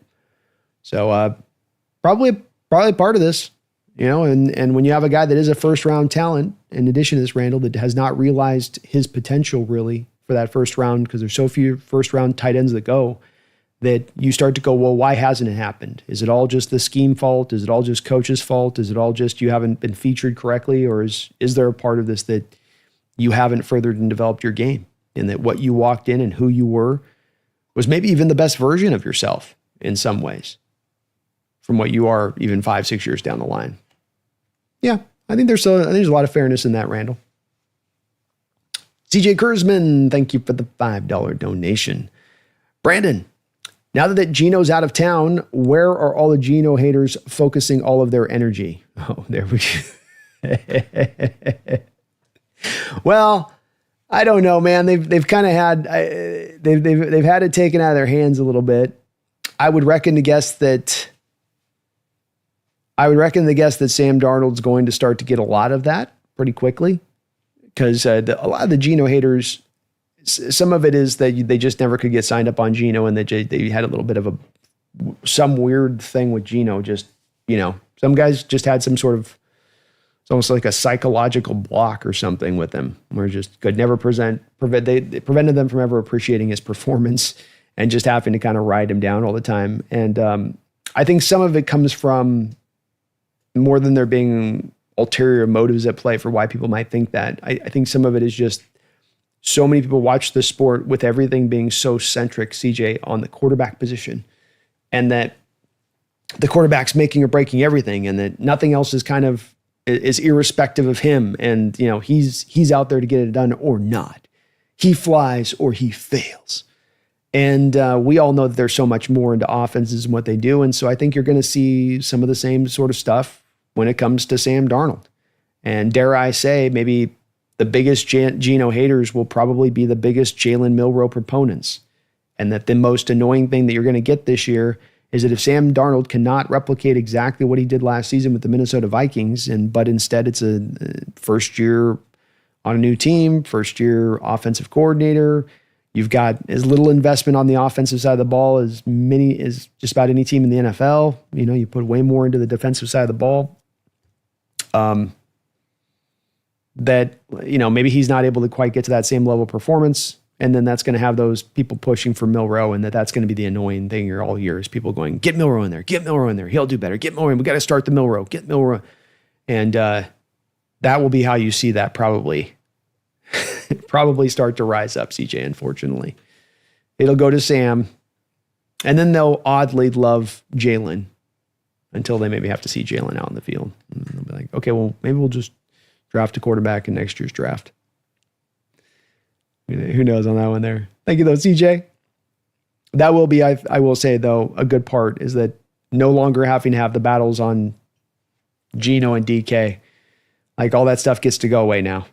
Those were just year after year the same kind of spinning arguments that you could get into in debates, Luckily, they all get to go away this year a little bit, though Sam's gonna spark his own, I think. Again, maybe he'll go out and rip it up, though. Maybe it just quiets everybody.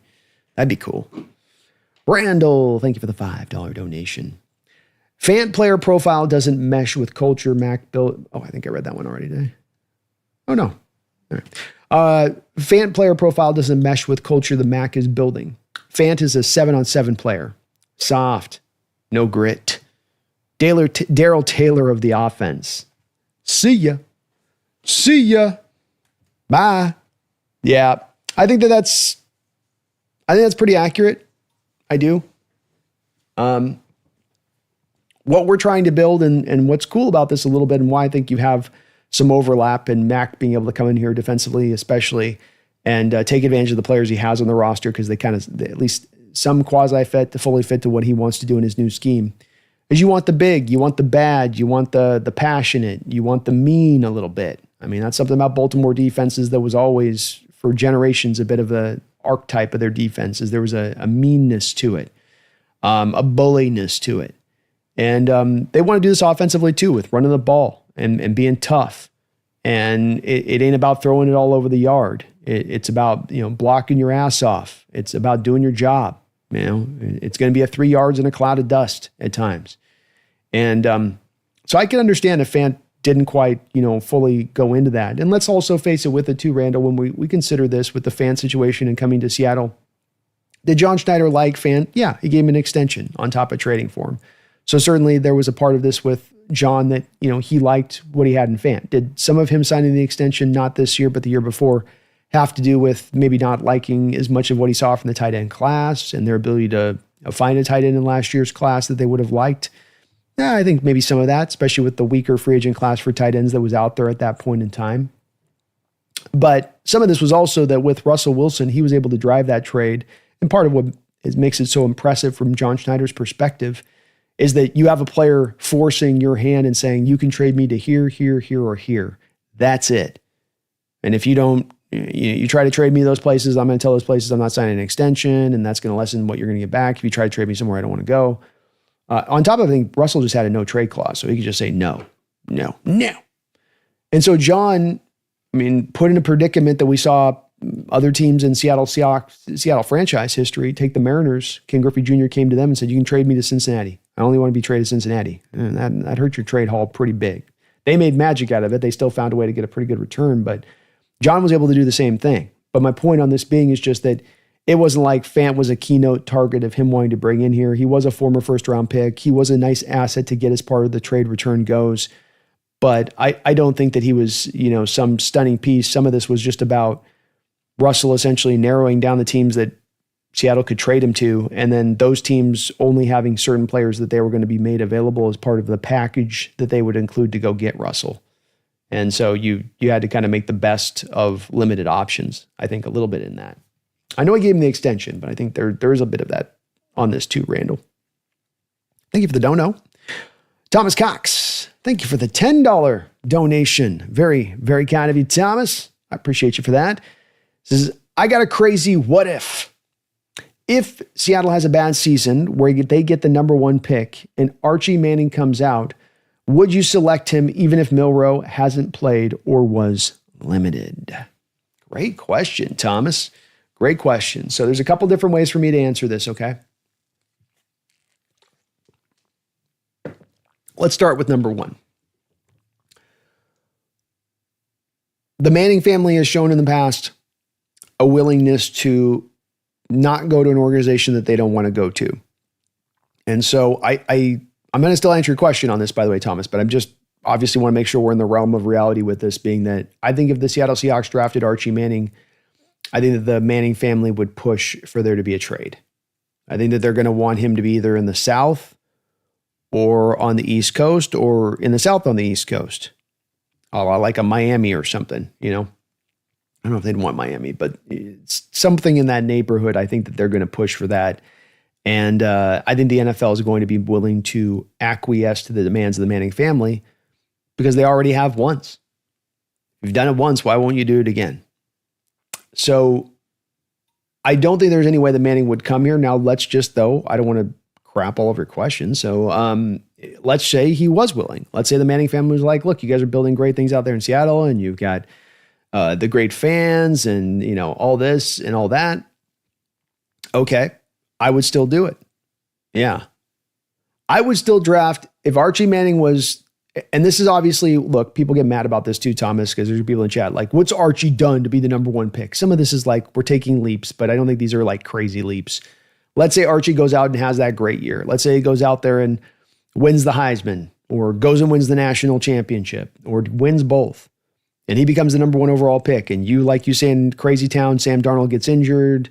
Jalen Milroe comes out there and gives you flashes, but you have some bad injuries across the front of things. Your line isn't good enough. Bump, bump, bump, bump, bump. You're done. So you get that number one overall pick. I would do it because Arch has got some true chances of being very close to generational like talent.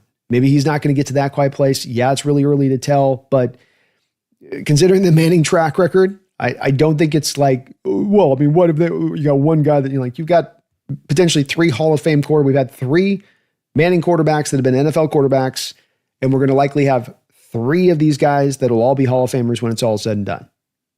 You get mad about the Eli thing. It is what it is. So, maybe he's only Eli, but even that to me, there's more upside here because he actually brings the mobility, does Archie, and that he's got a level of mobility that the Manning family's never had that does kind of, to me, equal this out a bit. But I don't know in Milroe that, especially if you're going on and having a bad season like that, Thomas, because that's likely then a season where Darnold's injured at some point. That's likely a season at some point where you've had Milroe start a couple of games. So you've had a chance to get a little bit of a look at him and see where he's at in his development. And if you're losing those games and you're having the number one overall pick, it probably hasn't gone particularly well. So I would drive into this direction of saying that even if it's not Arch that's there, let's say it's Cade Klubnik or Drew Aller, if you've got the chance to go get a consensus number one overall quarterback in an NFL draft, and it's not a year that's like a Tim Couch kind of year, or even I would argue like a Kyler Murray kind of year, where it's a little bit of a weaker year for quarterbacks, and you're kind of just you're talking yourself into making them the number one overall pick. And in the case of all those other 3 guys, Archie, Klubnik, Drew Aller, maybe Norris, I mean, there's a variety of quarterbacks could come up in this way. I'm going to jump on that. I would still do that. And let's remember that even if you did that, in Milroe's case at that point, Thomas, you still have him for 2 years of club control as a grade A backup that you can go to.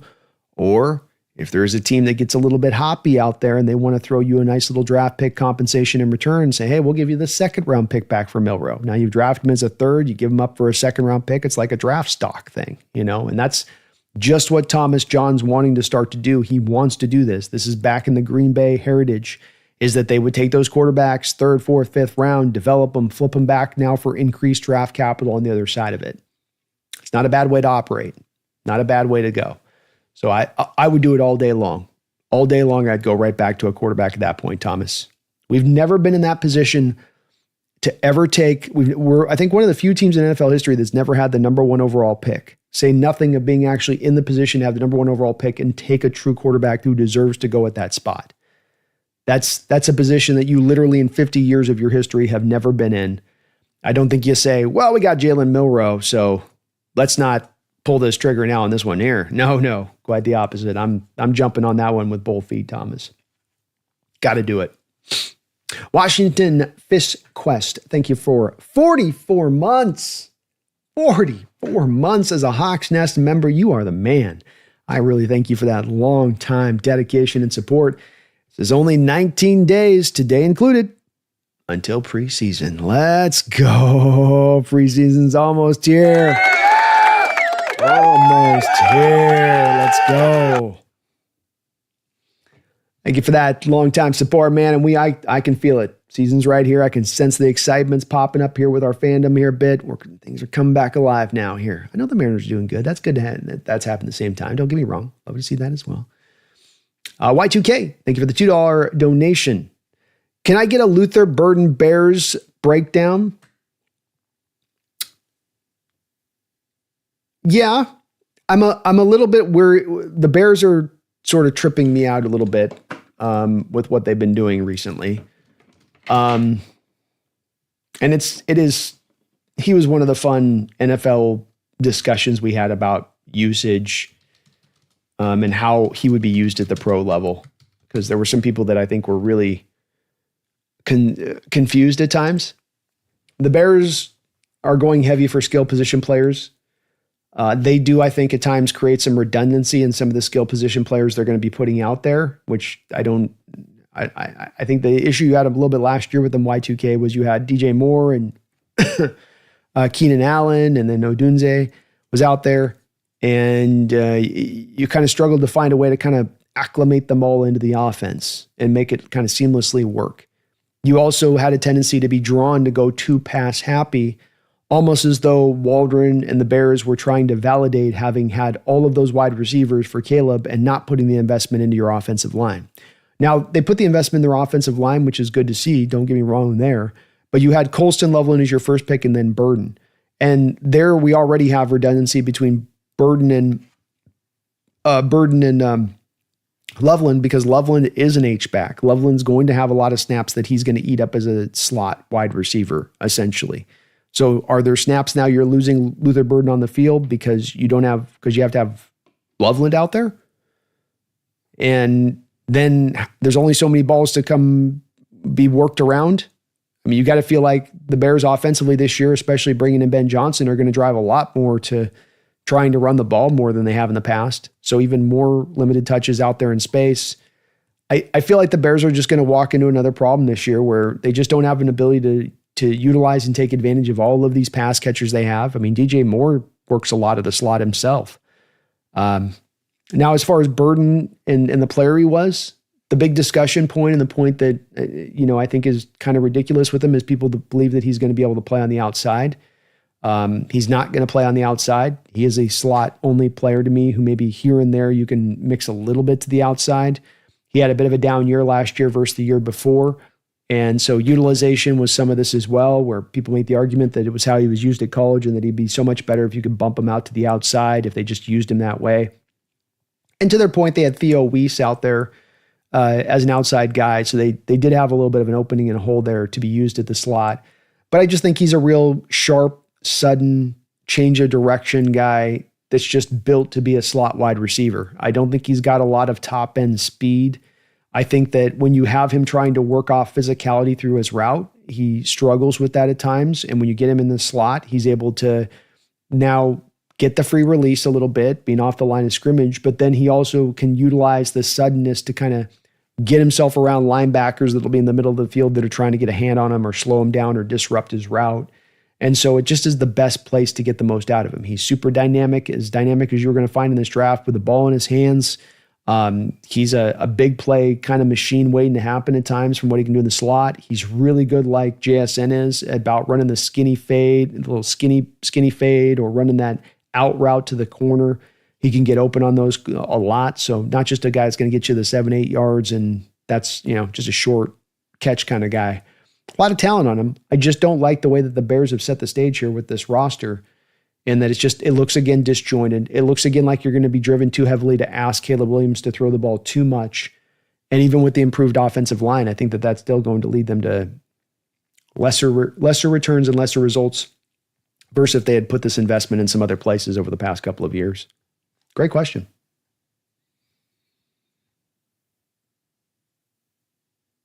Sean Proper says, I wonder if they ended up just cutting Fant to do him a solid. That way he could choose his next team versus getting someone late, conditional pick. Yeah, I think that that's entirely it, Sean. There's only two ways. There's really only two reasons you would do this right now. And versus holding on to him for 3 weeks, Sean, and making sure that Arroyo's going to stay healthy. And remember with Arroyo, the injury stuff is the biggest thing with him. So when I talk about making sure he's healthy, make sure he gets through camp good to go. Make sure he gets through a couple preseason games actually good to go. And we might find Arroyo gets injured 3 weeks into training camp and we don't have a Fant to call upon. But two reasons you would do this, Sean, would be one, to do a solid by Fant, and that fits in line with how the organization has operated prior with other players. And then the other part is that there's another move that you want to make, that you want to utilize that $9 million. I think it's more of the do a solid by him as the main reason on this than anything else. Alien Wizard, how you doing? Go Hawks. Go Hawks. Martin Lawrence says, I think JS is going to hold on until we are a couple of games in and then see how things are shaping up for us and other teams before going into the trade market. Yeah, I could totally see that too. And I don't have any issue with that. I mean, the wait and see problem, we know at the trade deadline, guys do become available at that time. And these names that aren't available now do become available at that time. And worst case scenario, if you aren't ramping up and doing well, it gives you that chance to watch the team, and the team, stumbles out of the starting block 1-4. You go, it's going to take us another year to get this thing right. You can always now take some of that cash and just roll it over after the season too. Besides, I like the Tampa Bay creamsicle jerseys too, man. It shouldn't work. It should be just like, no, please, no. But it's kind of like the Charger powder blues. It kind of works. DVD Forever, B. You think maybe with the extra $9 million, they would shoot for Hendrickson, or did they get him resigned? Hendrickson has not been resigned. I think Hendrickson is on the table. I don't think that we're the number one team with a bullet right there to go after him as hard as we can. I don't. It certainly is if we wake up tomorrow and there's a trade of the Seattle Seahawks for Hendrickson, it's not going to blow my mind considering the stage that's set right now. But I would tend to guess if you were to be saying, hey, you gotta predict the accurate outcome. I would tend to say that it's for a different other kind of move, and one where we haven't quite considered as far as a trade goes between now and the trade deadline that this money's being freed up for. That you did Fant the solid today by letting him out, letting him have an opportunity to shop himself to all 32 teams before the start of training camp, while some of those teams still do have maybe some money to spend. And that's at the front of this. But the secondary part of this is that John also has a side eye on eventually using some of these funds. And yeah, Misfit, Darren Waller, unretired. Thank you, as Waller. That was another part that affected this Fant stuff, is that him suddenly becoming available. I think the Dolphins would have come to you first if Waller wasn't available for a trade. Ricardo, hard to say if it's a deal right now or not.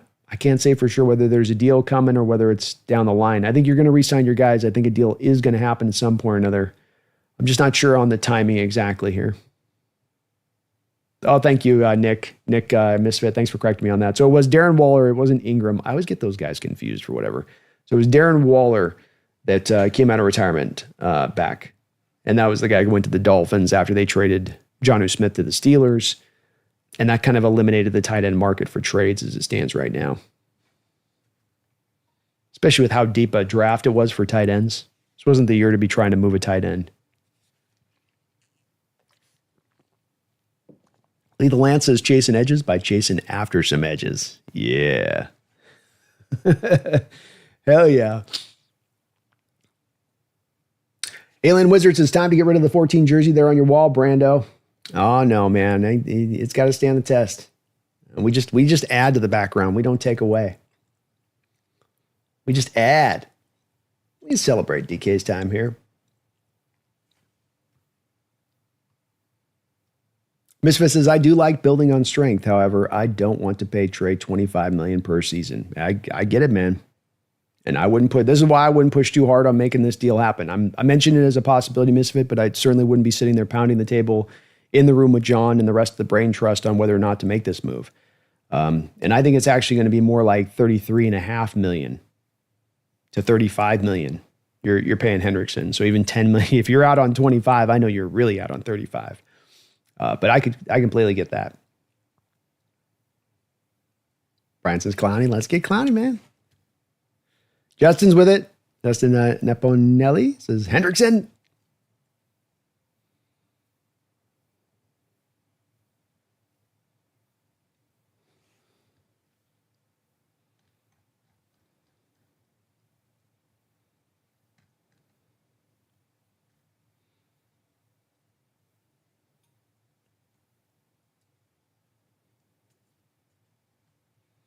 Kieran says, literally everything on offense comes down to the quality of the line play. We are still likely to be the highest blitz team in the league, and that isn't going to help Darnold or the run game. It's possible. I think part of what allowed you to be such a highly blitzed team last year, Kieran, was the fact that you had spread concepts so instilled into what you did.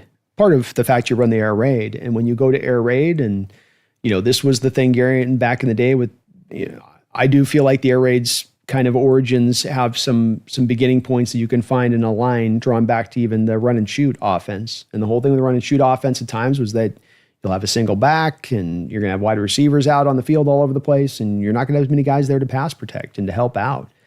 And something that's going to go on this year that's going to be a big difference in this point from where we've been recently is much more heavier 12 personnel usage, much more fullback usage, much more of having extra guys back there in pass pro to not only have hands on deck to be able to deal with the blitzers, Kyrian, but then also to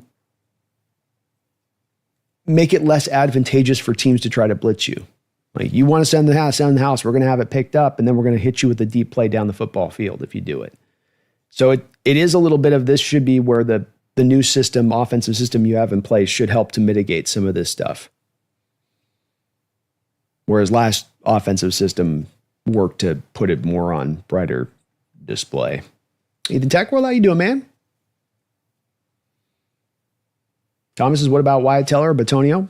Both are possibilities. Possibilities, Thomas, for sure.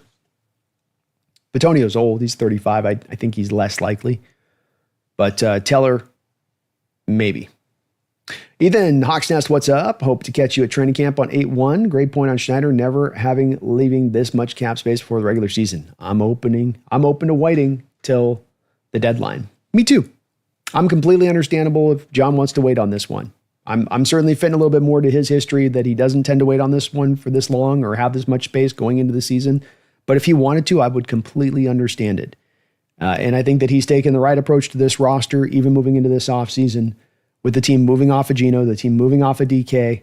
I understand both those guys asked for trades, but part of the reason that they asked for the trades is that you didn't get their contract situation set up on deck the way they wanted to. And part of the reason you didn't set up their contract on deck the way that they wanted to is because there was a tacit feeling and want, I think, from this organization to move off of both said players.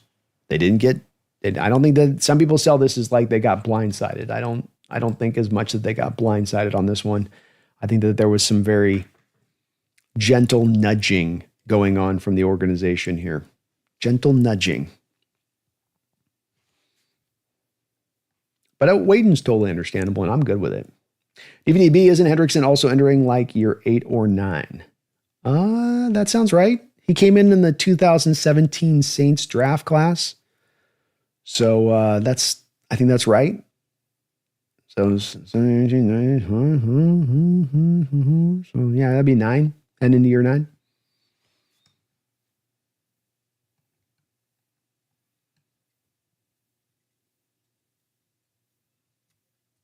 Stewart says, I was hoping Fant could be traded for a decent nose tackle. Say Lovey. That would have been cool, man. I'm sure John made a lot of calls and tried to make something happen with it, but just couldn't pull anything off. I think the hard part probably was, Stewart, the base salary still for Fant was going to be sitting at $9 million this year, which is still a fairly expensive hit for teams to take on for a guy that kind of gives you about average play for the position. And that probably was as much of the holdup as anything else, because he'll probably sign a 1-year, $3 million deal now. You know, that he'll make $5 million less on the base salary this year. Catalyst says we have the cheapest offense in the NFL, even more so because Noah Fant was our largest cap hit. Wow. Yeah. Yeah, we definitely aren't spending a lot of money on the offense. That is to be sure. Some of this is a little bit having to do with, of course, though, in DK Metcalf and Geno Smith, you have 2 of your grandest, and Tyler Lockett as well. You have 3 of your biggest dead money hits on the books. So in active cap space, certainly you're not spending as much on the offense, but when you do build into the fact that you have all that dead money that was allocated to the offensive side of the ball, it just kind of explains some of it. Thomas says, I'm still questioning whether Micah or a Hendrickson put Seattle into contender status. That's about the in-house evaluation and how they see the team, and if they see the team is in a place of at that stage or not. And if they made that move, that certainly is a move that tells you the team is very confident that they are there, that there's no getting around it. This is a question that I don't know if anybody could have, even in that building, certain answers to this. I think everybody's kind of in the wait and see. A lot of turnover, a lot of change on that offensive side of the ball, and will it take root or not in year one? That's really hard to predict. But I think that's a valid question to ask. And if you don't have an answer that you're sure of to it, Thomas, to your point, then maybe that should be a motivator not to do it then. Steve says, if Kubiak is going to use more tight ends, then why dump Fant? Great question, Steve. Tight ends come in two different types of packages. And this is just this isn't like my personal feeling. This is me trying to explain it because I don't know for sure on all this, obviously, Steve, but this would be just kind of my explanation for it. Teams are going to typically carry 3 tight ends. Teams are going to typically carry 2 inline tight ends and 1 H-back tight end, Steve. So inline is on the ball, H-back is off the ball. And so when you drafted Elijah Arroyo, you brought in an H-back tight end when you already had 1 H-back tight end on the roster. So Seattle's, to my eyes on this, fitting to historical norms across the league and roster assembling, that you have 1 H-back and you have 2 inlines, or you have 1 inline and 1 H-back if you're only carrying 2 tight ends. So it just became a point of redundancy here, Steve, where Fant and Arroyo are kind of redundant.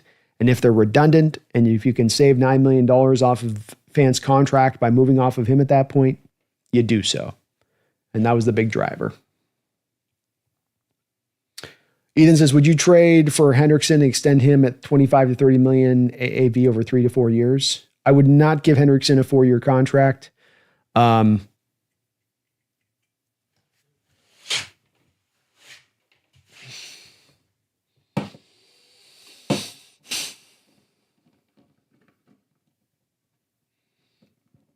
I probably wouldn't, Ethan. No. I think his age and price are just a little bit too high for me on this one. I wouldn't be mad at it, though. I wouldn't be mad at it. Prime says, I'm not sold on that. Kubiak lit it up with a talent and maintained a respectable O with a severe injury sitch, if only done last year alone. I think you're responding to somebody else in there, sorry.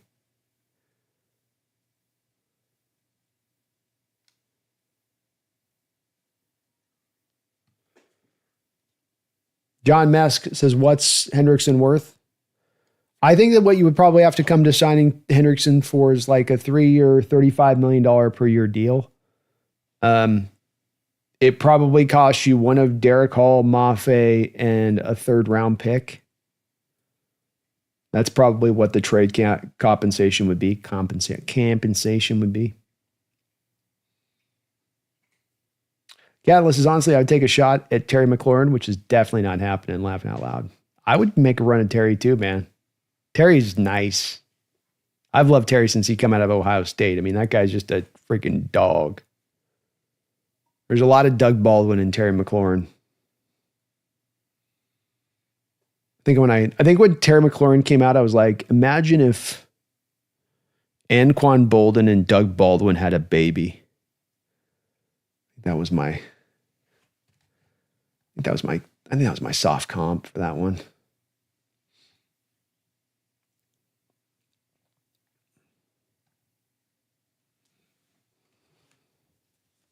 Catalyst, speaking of Darrell Taylor, what team has he bounced to now?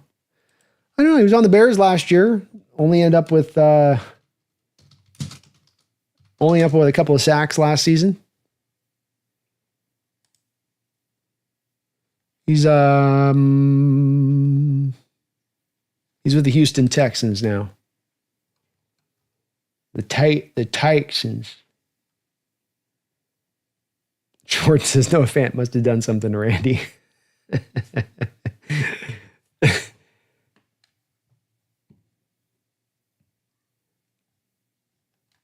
Possibly.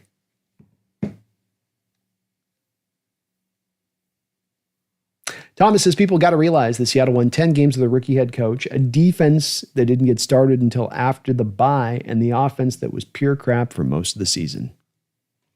Well said, man. A lot of reason to believe this thing will come up much further this year. I mean, even with a little bit of the losses on Geno and DK, especially with how you reinforced it. Gibson says Geno and DK gone, replaced by Darnold and Kupp. Ain't it? Our offense is low tier. Bad front office decisions. It's a fair outlook.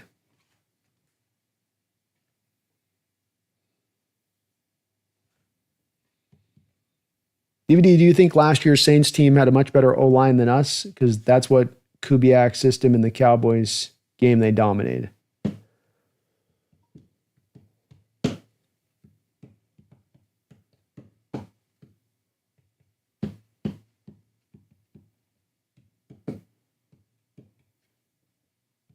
I mean, I think it's more closer than it is further apart between the two.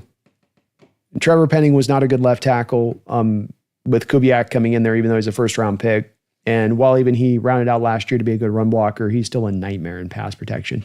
Ryan Ramczyk just retired right tackle for the Saints this offseason. He was kind of winding down career-wise. Eric McCoy is a better center than anything we have on the roster. That's undoubted. Cesar Ruiz is solid at left guard. Right, Fuonga was a rookie from Oregon State last year. I mean, he's going to be, I think, a top 10 tackle in this sport, but he didn't necessarily play like a top 10 tackle last year as he's got the rookie ropes he had to go through. So it's kind of close there, I guess, DVD. I mean, there's some investment the Saints keep in their offensive line, but they had some parts and things at varying places too, where it was at. Carmen says, I don't want Jalen out there prematurely. I don't either, Carmen. And it is why you will hear me succinctly and consistently, even if Sam Darnold struggles a little bit to start this year out, say, we need to let this thing have time with Jalen. We need to not rush Jalen. We need to give him the time to fix the things in his game that need to be fixed rather than thrusting him out onto the field because we just want to see what we got. That's never a good pull from an organization. Let's just throw him out there and see what we got. That's not a vision. That's not a plan. That's you just scrambling to try things, throw it up at the wall, see what sticks. And with Jalen, he needs the 2 years to sit. Yeah, and it's not like you're sitting in purely 2 years without any action because you're going to work him in the game in those sub packages to get his feet a little bit wet at times. But I'm talking about as a starter, you're the man every week, prepare as the starter, you're going out there. I'm talking like that. Give him the 2 years. And I think the team's setting the stage to do that.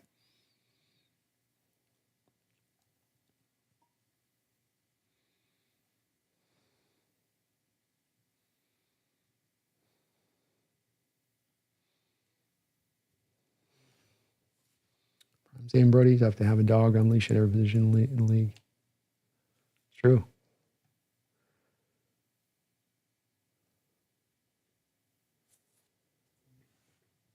Thomas says, when Seattle was a Super Bowl contender, they were in the top 5 in rushing offense. After they played, Seattle teams lost because of their physicality. McDonald wants to get that back. Amen. And to your point on that with Super Bowl contenders, not only when you went to back-to-back Super Bowls were you a top 5 rushing offense in 13 and 14, but of course in 2005 as well, you were, I believe, if not the number 1 overall team in the league, one of the top teams in the league is a rushing offense in 2005 that you got to a Super Bowl as well. You could say, and I do believe this at this point, partially because of somewhat of the stadium that you play in and the conditions that you play in, that to get the best version of a Seattle Seahawks team, almost regardless of year, almost regardless of decade, the way to get that done is you're going to have some semblance of a running game and absolute commitment to running the football. And I think it's got to be almost inherent organizationally now as we go forward, just because when you have done it, the success that you've had on the back of doing it has been so major. As Dogzilla says, if we still can't run the ball, we are screwed. It's very true. It is the key this upcoming season. I will tell you what. Absolutely a key. Devo Martzal, another long-time member and big-time contributor on this channel. I believe I got you over on the Patreon side too, Devo. Thank you for that. By the way, folks, if you want to, you can join up as a patron right now. Same kind of benefits as the members, but we've got that going if you can't get on YouTube to do it on that side of it. But you are the man, Devo. Thank you for the $20 donation from Devo. I really appreciate you for that, brother. It's good to see you, buddy.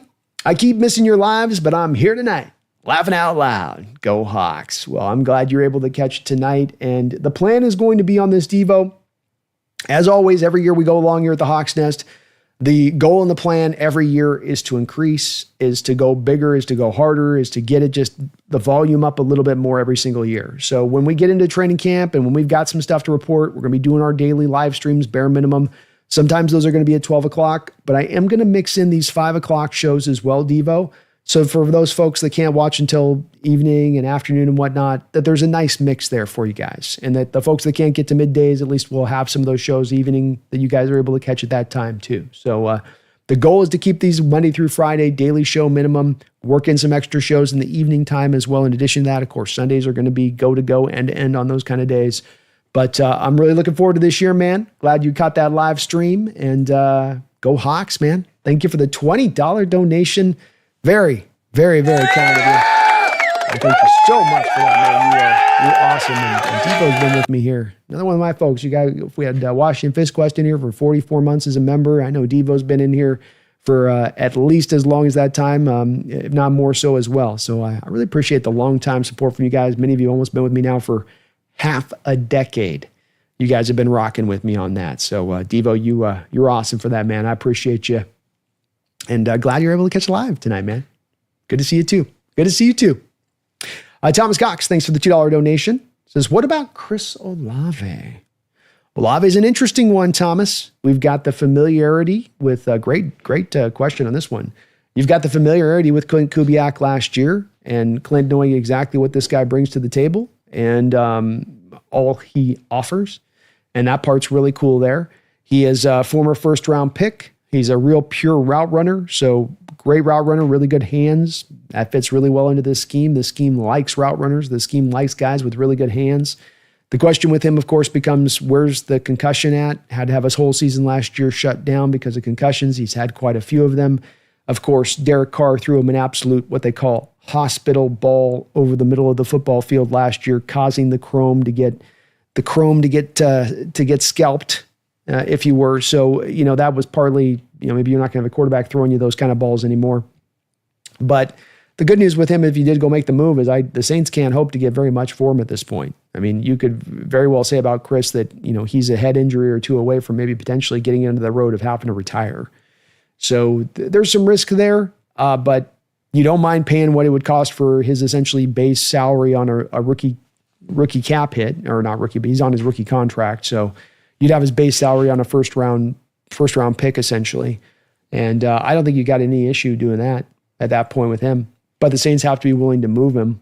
And the Saints are in an interesting position right now, Thomas, because I think if I were to pull anybody here in the Seahawks fandom on this, it would be to advocate for the Saints to do the thing that they refuse to do. We've talked about this so often, that there's those teams that just will not stop kicking the can down the road. There's those teams that just will not just hit the brake, pull off the side of the road, take a breath, figure it out, and then get back on the road next year. And the Saints are absolutely in a position to do that now here. Carr's retired. You're rocking Spencer Rattler and Tyler Shock as your two starting quarterbacks.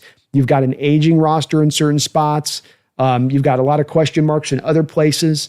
This is the time to start to maybe offload some assets. And if anything, maybe even, God forbid, set the stage for you to kind of tank. And I'm talking about Archie Manning, right? And how he wants to go to the South or maybe go to the East Coast. How much would the NFL, Thomas, absolutely love the story of the Saints having the number 1 overall pick after this year and Arch Manning going to the same NFL team that Archie Manning played for, the original Manning, back in the 70s? I mean, that's just the kind of story the NFL would love to get on, not on top of the fact it would elevate the New Orleans program back up again and get them a little bit back to being on brighter display since Peyton and Drew Brees has left that program. So, if I'm the Saints, I'm kind of, tanking for Arch. We're thinking about tanking for Arch. But they've shown no signs of being willing to do that. Mickey Loomis, he's just like, damn that cap space. We'll deal with it in 2032 when I'm about ready to retire. But Olave's good, Thomas. He's a good player. He'd be an interesting fit here. Wouldn't cost hardly anything. I don't think his cost, he's probably got like an $8 million cap hit as far as his base salary, something in that territory, Thomas. You could swing that. I don't think the Saints are going to move him, though. Washington Visquest, if Darnold falls, we've got a hose in the shed. We do. We got that Drew Lock hose waiting to be brought out. So, okay, we got the Lock hose on call. We're good.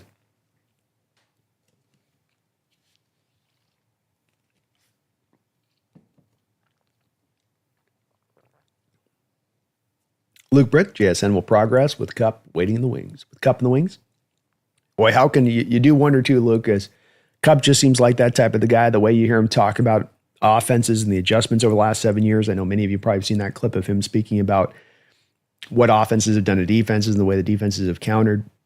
He just seems like a guy who really understands the art of being a receiver, and that you just can't help but be probably around that guy and pick up tips and tricks and little things that he's gotten through the years.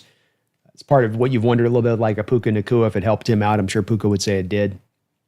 Hopefully he can come in there and be that kind of bastion for JSN and help him to kind of top himself out to that ultimate form he's going to reach and to what he's going to become. And Luke Britt Horton might just surprise some people. You're right about that, man. Very talented kid. Very talented kid. Gibson says, I feel like we regressed offensively. Well, I mean, it's a possibility. I think that when it comes to the offense, Gibson, I think you have to put a big question mark a little bit on where things are at exactly. Is Sam Darnold an equivalency to Geno Smith? Well, no. Is Geno a little bit better at him in certain things? Yeah. I think it get a little overstated a little bit to this, that there's some huge separation between a Geno Smith and a Sam Darnold. Well, I think that's where it starts to get really overstated. They're a lot closer together than they are further apart. When it comes to losing DK Metcalf, that's a game-changing receiver, and that's a guy that defenses had to account for every single given week. With that said, you had these guys on your roster last year, and you didn't have a particularly good offense. And sometimes constructing an offense isn't just about having difference-making level of talent. It's about how all of that talent intersects and connects and is cohesive. And I think you especially saw between a Geno Smith and a DK Metcalf a lack of cohesion. I think DK talked about it last year in the interview with Mike Robb and Marshawn Lynch. And he spoke about the fact that they had a way of doing things in prior years and his relationship with Geno. And you got the sense that thing iced up as the year went along. And that, there's not a stat to track that kind of thing, right? It's not a stat to track that, hey, me and Tyler Lockett for years had been working on these plays that we would scout out on teams and say these kind of routes will work on these teams and then give it to the offense. And there was a working together. And last year it wasn't that. And I can't stat track that, but that reduced your efficiency as an offense. That reduced how good you could be as an offense, even with as good as the talent was. So is talent a big part of this to making a great offense? Sure it is. But it is also how all of it cohesively goes together. And another part of this, I would say, Gibson, is just that when you look at Grubb, he didn't know how to draw cohesion in any way. He didn't know how to cohesively bring the running game to pair it with the passing attack. He didn't know how to cohesively attack coverages. Instead, he wanted to look to attack mismatches, which is more of a college thing. You got to attack coverages in the pro level. He didn't know how to pair run game to pass game, and that you sequence things to make one thing look to the other thing. I set this run game to set up the play action. Or I set up the play action to then set the table for the run game to be better because they think it will be a pass. None of that was going on in how he was calling the game. All of this stuff worked in tandem to reduce down the functionality and effectiveness of the offense. Now you lose some of maybe the talent side of it. Maybe like to your point on this, Gibson would be like, okay, some of that does go a little bit backwards, but do these other aspects take steps forward? And if those other aspects take steps forward in a major way, they can then overcome what you've maybe lost a little bit from the talent standpoint. The minor bit of maybe loss for Geno to Sam, and then certainly a little bit more of the major loss from DK to what you're trotting out at the wide receiver position this year. So there's a lot that goes into what makes a successful offense to me. And I might offer that as much as anything before we get to even actual talent, that having a really great offensive coordinator or a smart offensive coordinator, having a great offensive line coach, having a system that's modernized and that cannot allow defenses to know what's coming prior to the snap, by and large. I think these are things that are, again, harder to track, harder to measure, harder to gauge. There's not a statistic for it, but are as much vital parts to making an offense ultimately a success.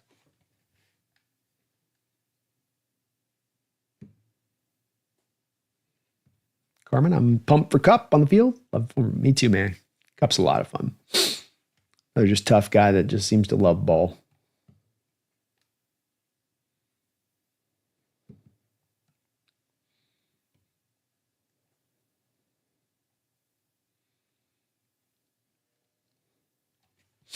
By the way, folks, just as a teaser, I'm working on a Doug Baldwin video. We're going to get a great Seahawks moment video up for you guys at some point here. It's going to take me some time, but working on one for Doug. Dougie.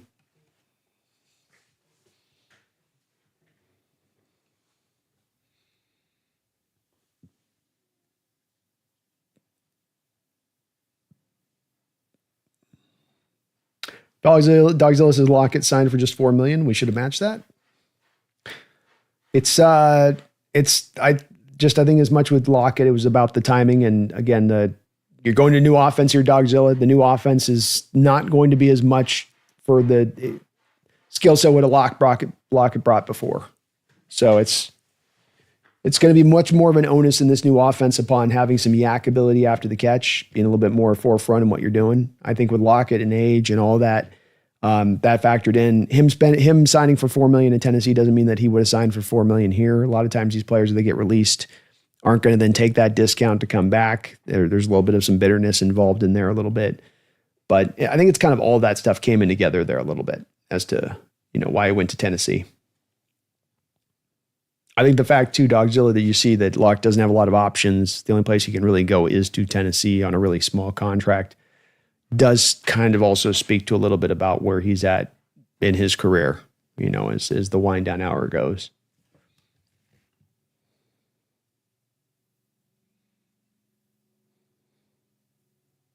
HHG, we rely.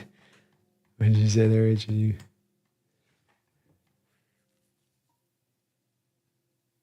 We released fan just to sign Jesse Graham.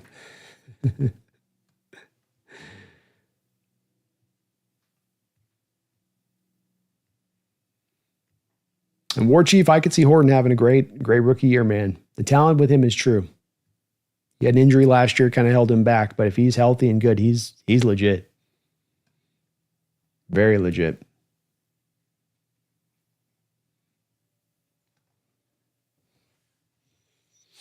Y2K, thank you for the $5 donation. What would it cost to get a Donai Mitchell from the Colts a few games into the season? From my understanding, he has one of the highest open rates last year. Yeah, he'd be an interesting guy to maybe pull from with them. They got him for a second-round pick.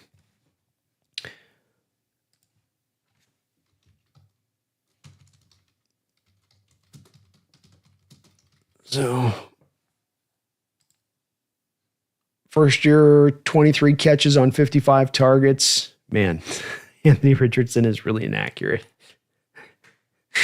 The target reception rate for his receivers has just got to be awful. You're probably going to have to give up a third, fourth round pick at the trade deadline for him at that point, depending on how he plays. It's hard with him because he only has the 1 year at $23 million, and probably the Colts wouldn't want to be looking to maybe move him. But with that said, I know that they did sign Michael Pittman to an extension. I think that they might have signed Alex Pierce to a contract extension.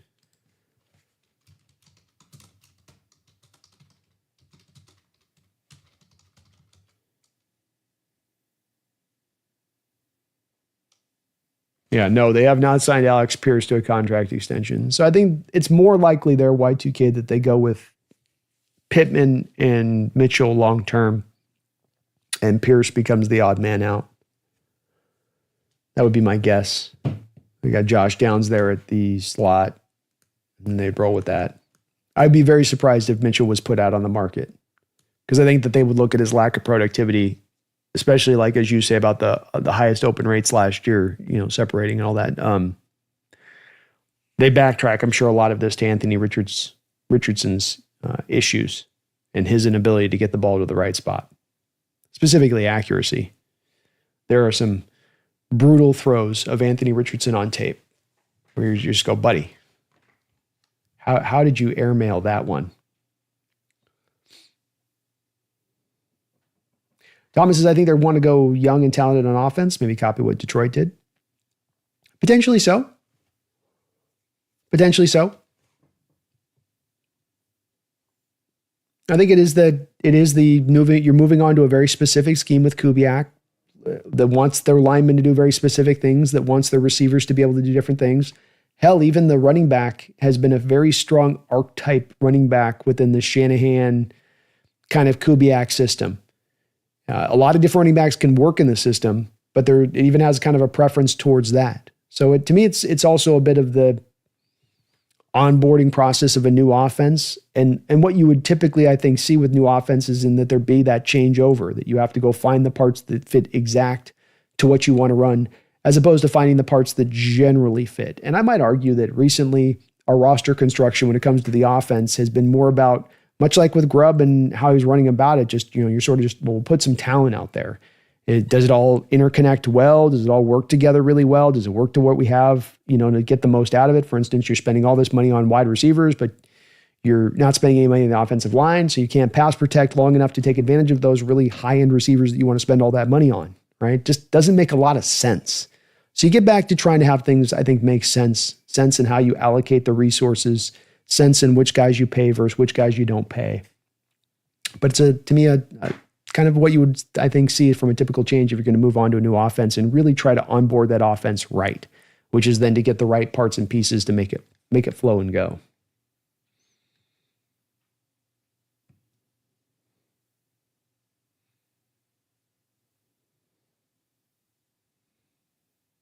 Thomas, I don't know if the O-line's ready to be a contender maybe next year, but after the Geno and DK trade, I figured Seattle was a year away. Very possible. I think this is where a lot of different ways the season could go, including that direction of it. Young says, no shade towards Fant, but glad we finally made this move. I think there's been a few folks that felt the same way you did, Youngton. It isn't any shade at Fant. He's not a bad player. This is just about maximizing your roster the ultimate. And you don't want guys on the roster that you're just kind of hoping they come around to becoming the thing you think they can be eventually. If they can get to their best version of themselves. You haven't really ever seen that best version of themselves, but maybe they can just get there. I think that we get to that point on some of these players where you go, okay, look, we've given it its time, and you don't want to throw guys out too early before they've had a chance to develop. But when you get to this deep of a career with a guy, 6 years in, is what he is. Wasn't a bad player. But considering what you brought in with Arroyo and the upside that he brings and what you could do with that $9 million in saved money, you call it a day there. BP says Trey Hendrickson equals Carlos Dunlap. Oh, I think he's even better than Dunlap. I don't think Dunlap put up Hendrickson-type seasons at his height of his powers. But I'll tell you this, BP, that was a pretty big impact Dunlap brought in when you did move him for a 7th-round pick. BP's out. He says no trade. And I'm okay with that. I ain't pushing back against that. Those that say no Hendrickson, I'm with it too. I get it. It's never just as easy as you just add on the talent. It's the cost, it's the price, it's what you're giving up. Stewart says Scary Terry is great with a decent quarterback. I'd get him available. Stewart's with me, man. Stewart's my people on that one. Terry, I've got a soft spot for Terry McLaurin. He's just a dog at the receiver position. Dogs, what would it cost to get Russell Wilson back? Superman just came out, a vintage Superman comic. Could probably get the job done. Or 2 half racks of beer.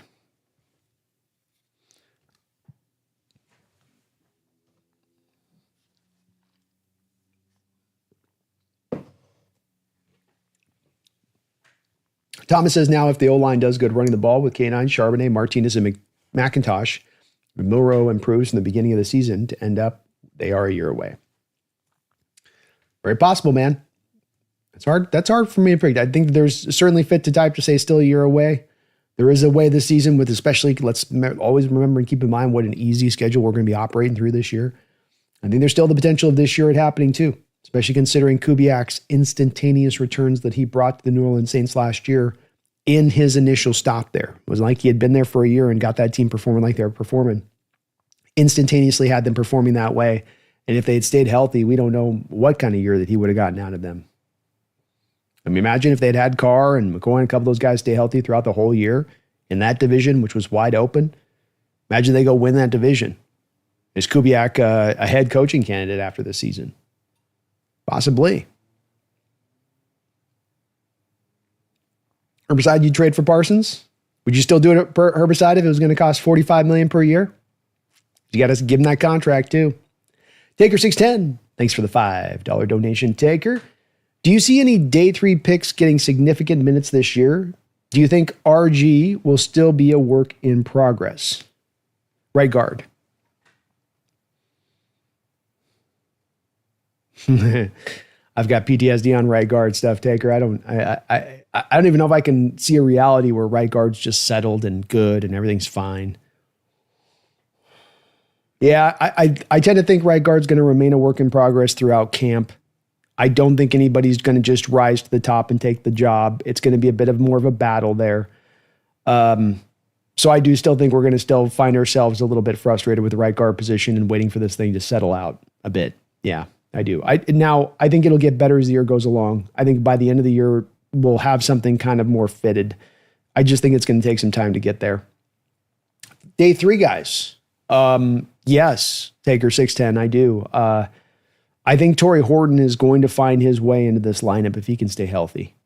And I'm not the only one I am certainly not on my own on this one. There's a lot of people that love Horton. And the fact of the matter remains that this guy was a back-to-back 1,000-yard receiver and gets into his final year of college and has an injury and he doesn't able to put up 1,000 yards. He's at Colorado State. And that just dinged him for so many teams. That dropped him down. And I don't think that was particularly fair for a guy that was that productive on a team with an offense that didn't exactly have grade A signal callers throwing you the rock.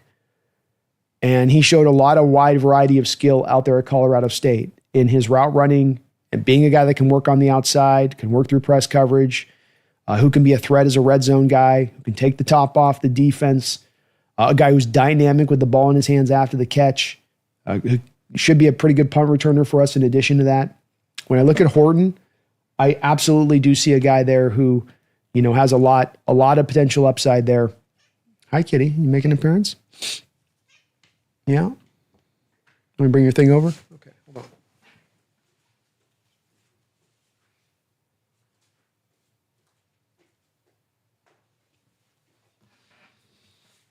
I'm moving the kitty tree away today, so she's... Oh, hi. It's good to see you too. Having a good day? Okay, I'm in the middle of a show right now, so I got to do the show. Horton's the guy that I think stands out. I think Damian Martinez, Taker 610, there's some issues with him. It sounds like a little bit of some off-the-field stuff with him, which was a little bit of caused some teams some hesitancy there, I think. But Martinez is a guy too, especially if you have a little bit of what we've seen with the given history at the running back position here in Seattle, being that we have our running backs get beat up a lot and injuries tend to be a thing. And in Martinez, he's got such a skill set to me, Taker, whether it's significant minutes or not, there's minutes there to be had for Damian because of the fact that he truly gives you a short yardage back. He gives you kind of a power back in there where if you need a yard or two, I'm just thinking about the formations that you could run with him and Jalen Milroe down at the goal line, like read option kind of looks and stuff like that. If you can run that kind of stuff with him, just all of the potential kind of looks you could work in there with him a little bit. So he would be the main, those would be the main two guys that to me stand out. I think Robbie Oots will find a role. I think as the last guy I would say that is just one more guy to really, from my perspective, pay attention to here would be Bryce Cable-Dew. And that he's a guy that I liked his light feet a lot at the left tackle position. And he's got some ability to move in space. He needs to get his targeting systems when moving in space to be a little bit more improved. But you can't teach the light feet he has at his size. That's the part that, you either got that or you don't got that. And those light feet potentially being fitted into like left guard, if Zabel can't fit in there and he goes into center, is definitely a way I could see this playing out. Like I could see a long-term future with this team where you end up with Zabel as your center and Cable-Dew as your left guard. Starters into the future.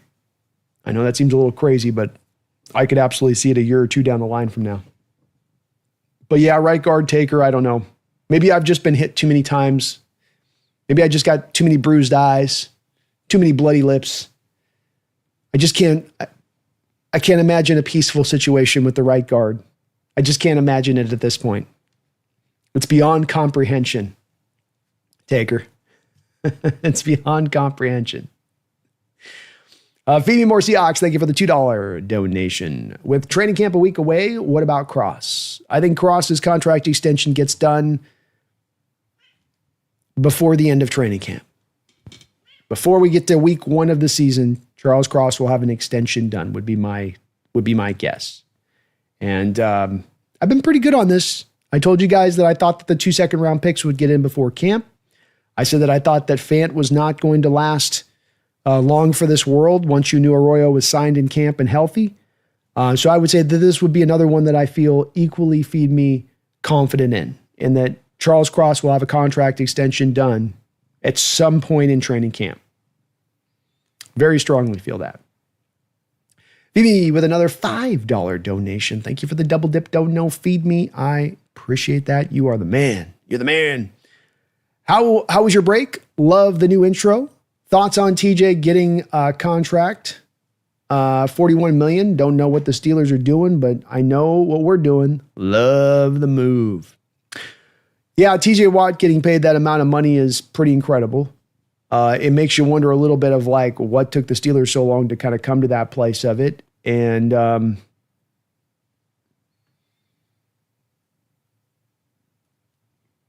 I was watching the Coleman and EJ Snyder Steeler preview a little bit. Definitely paying attention to all their episodes, but specifically those episodes of teams we'll be playing. And the Steelers are in just a bit of a position that I think that we've been in recent history in Seattle. And that is that you're more than being a team of foresight, you're being a team of today.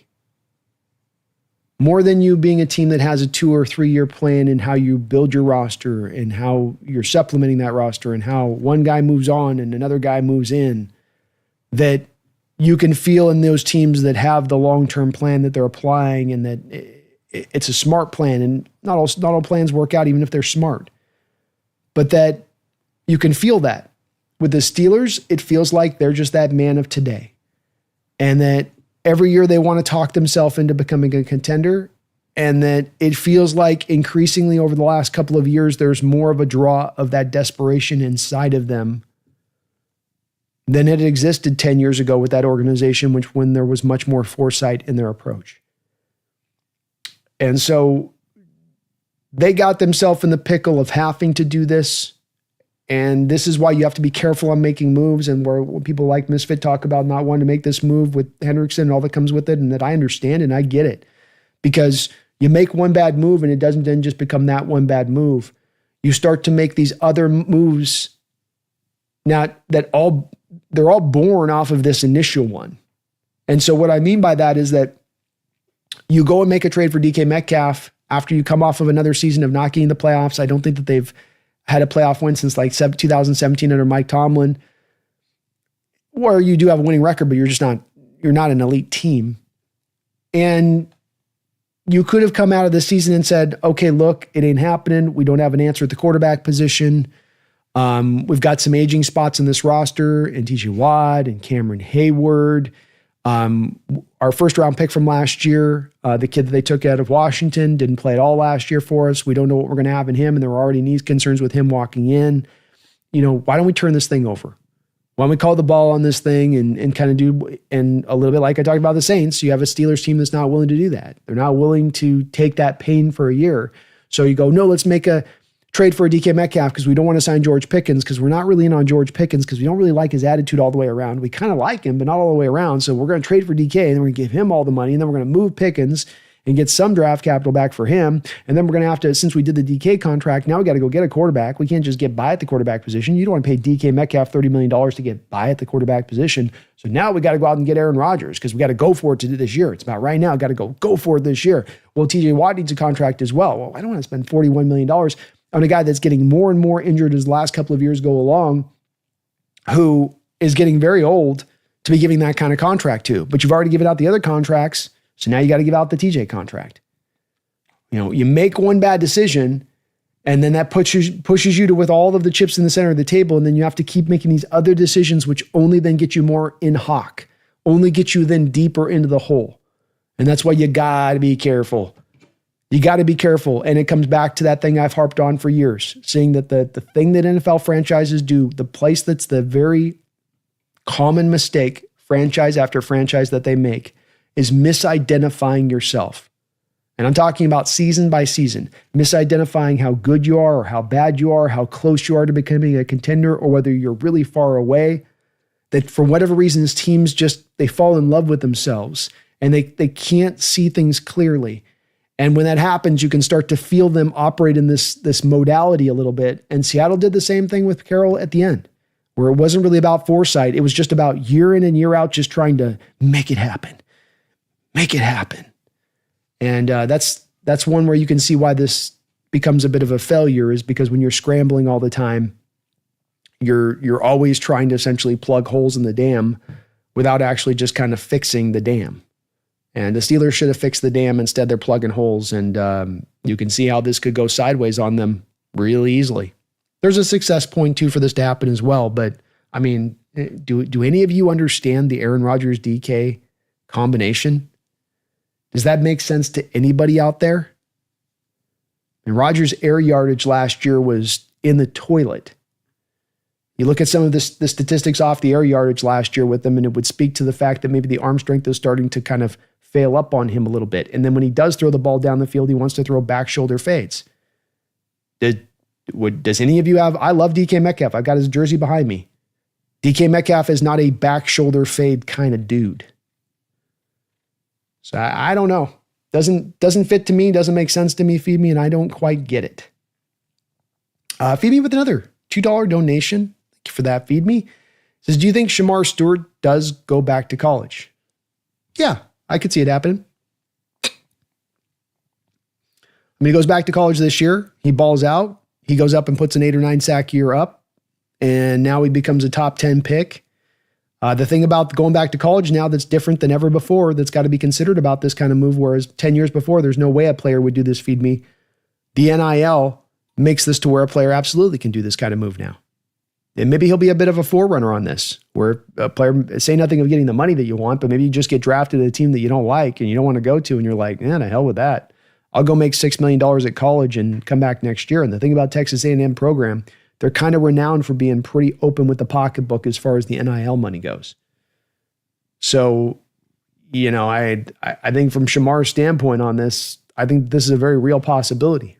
And if I'm the Bengals at this point, especially if it means you can get the Trey Hendrickson deal done, if this is what's holding you up to have the money to spend on this, why not just move Shamar at this point? The best you're going to hope to get back is maybe a future second-round pick. And you might have to just accept a third-round pick, but if it's going to mean you losing Shamar for the whole year for nothing, which is what you're kind of toying with this as a possibility at this point. I don't know. Bengals are the definition of the team that needs to S or get off the pot, right? Like, again, what do you want to do here? And it just starts to seem like when another team just kind of scrambling to try to just, can we play Kate Burrow? Can we just have Burrow not be pissed at us? Hell of a way to run an organization. Hell of a way to try to build a great football team. And it's not going to work. I don't think. Great questions, Feed Me. Great questions, man. And thank you for the support. Kevin O'Connell, how's San Diego? I'm loving San Diego, man. Loving it. I did have a nice little break here in early July, and it's been cool just kind of kicking back, getting some prep work done for the upcoming season. And as I said, I'm trying to work on a little bit on a Dougie B. Baldwin video in the background here a little bit that I hope to get out next couple weeks. But it's been good. Love the weather down here, man. It's perfect. Going to walk every day. Beautiful weather. Just loving life. Loving life. Had some lunch down on the pier a couple days ago with my cousin. It was good.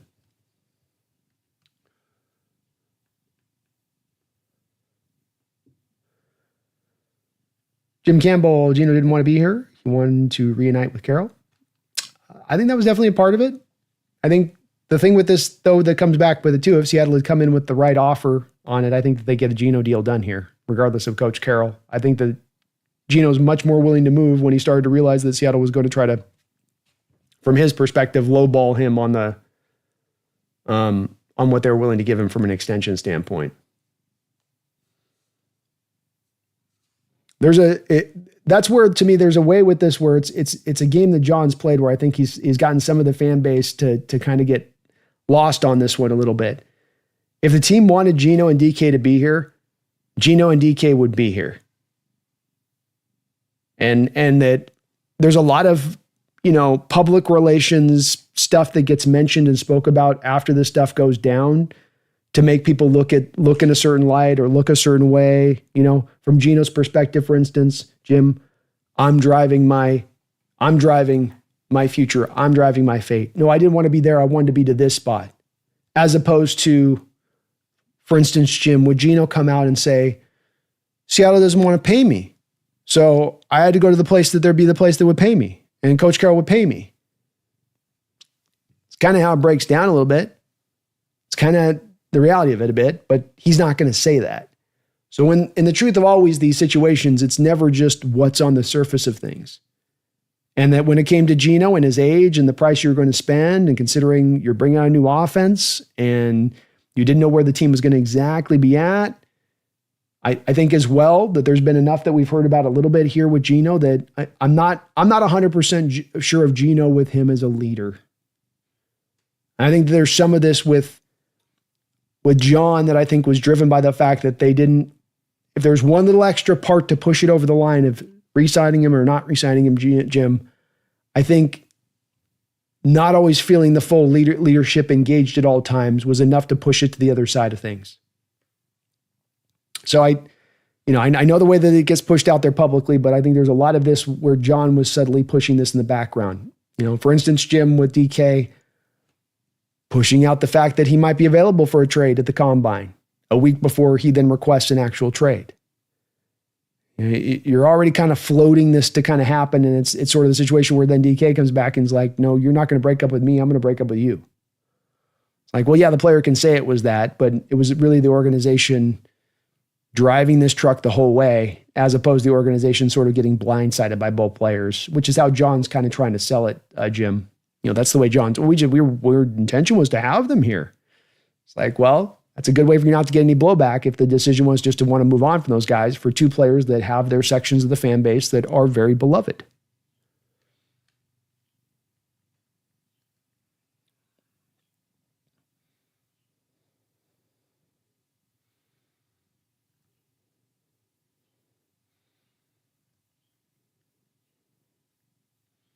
He says, I don't want to see Jalen out there for an absolute minimum of 2 years. He should not step a blade of grass over the sideline.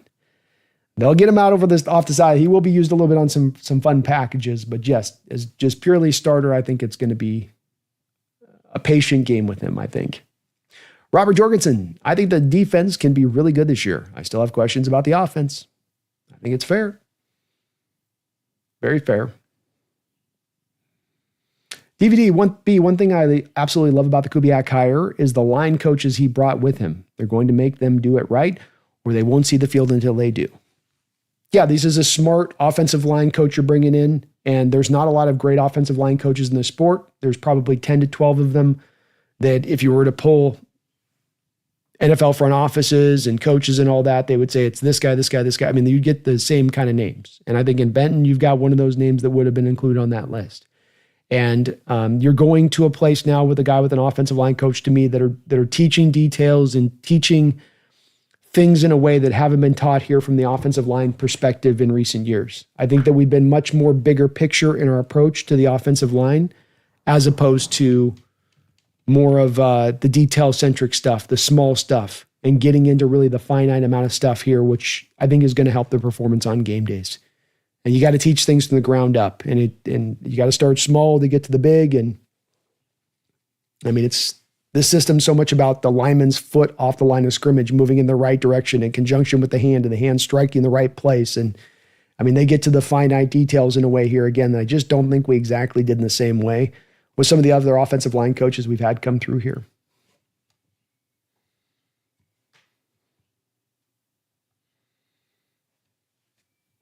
Dogzilla says, we spent months talking about how to upgrade the interior offensive line, and all we did was replace left guard Lincoln, who got paid $4 million elsewhere, with a freaking rookie.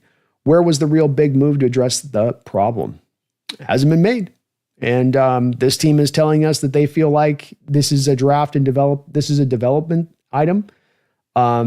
And I'm not saying I'm buying into everything that the franchise is selling on this Dogzilla as far as, well, this is my belief on it. I'm just answering to the question of what John would say here, which is he would say that we've dropped the ball majorly, and this is right back to the last point I was just making. We dropped the ball majorly in how we've teached, how we've trained, how we've prepared these guys to be ready for NFL Sundays. We've not had the coaching in-house to do it right. And that can mean its own other things with it. Like that can, have a lot that goes with that then that can be annoying. I get that part. But that's where he stands on it, and he's been very consistent in them when he's been asked about this offseason of saying that that's where they stand on it. Do I wholly agree with his outlook on that Dogzilla? No. With me, I wanted to see us hammer this offensive line. I don't think that there's any reason that it can't be both things, right? Where you go, look, yeah, it's the coaching has sucked. The coaching has not been good enough. But you can do both things. You can hugely improve the coaching, and you can hugely improve the talent. It doesn't have to be a one or the other kind of situation. So I'm with you on that, and we'll see if, from John's perspective on this one, he's proven right on this, and that it was just all the development side. It seems a big risk to take, considering how much of a weakness the positional group has been for almost a 10-year period.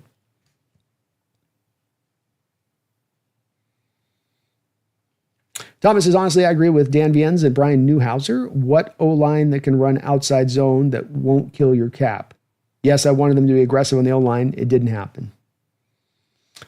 Yeah, it's possible that this answer could be true here, where it is just, the reality is, really it could be that in the last two offensive line coaches that we've had trotted through here, the last two offensive coordinators that we've had trotted through here have both been really not good. And especially really not good at the development side of things. You look at Waldron and what he did in Chicago, and what a nightmare situation that was for Chicago with Caleb, and how bad it was here. You go, he doesn't look particularly good. And his O-line in Chicago wasn't particularly good with Dickerson there. And Grubb here in his first year, same kind of situation. So I'm hesitant to give it the end-all be-all kind of thing to it, but I can also understand how it could be that. Because it has maybe just been that bad on that side of the coaching.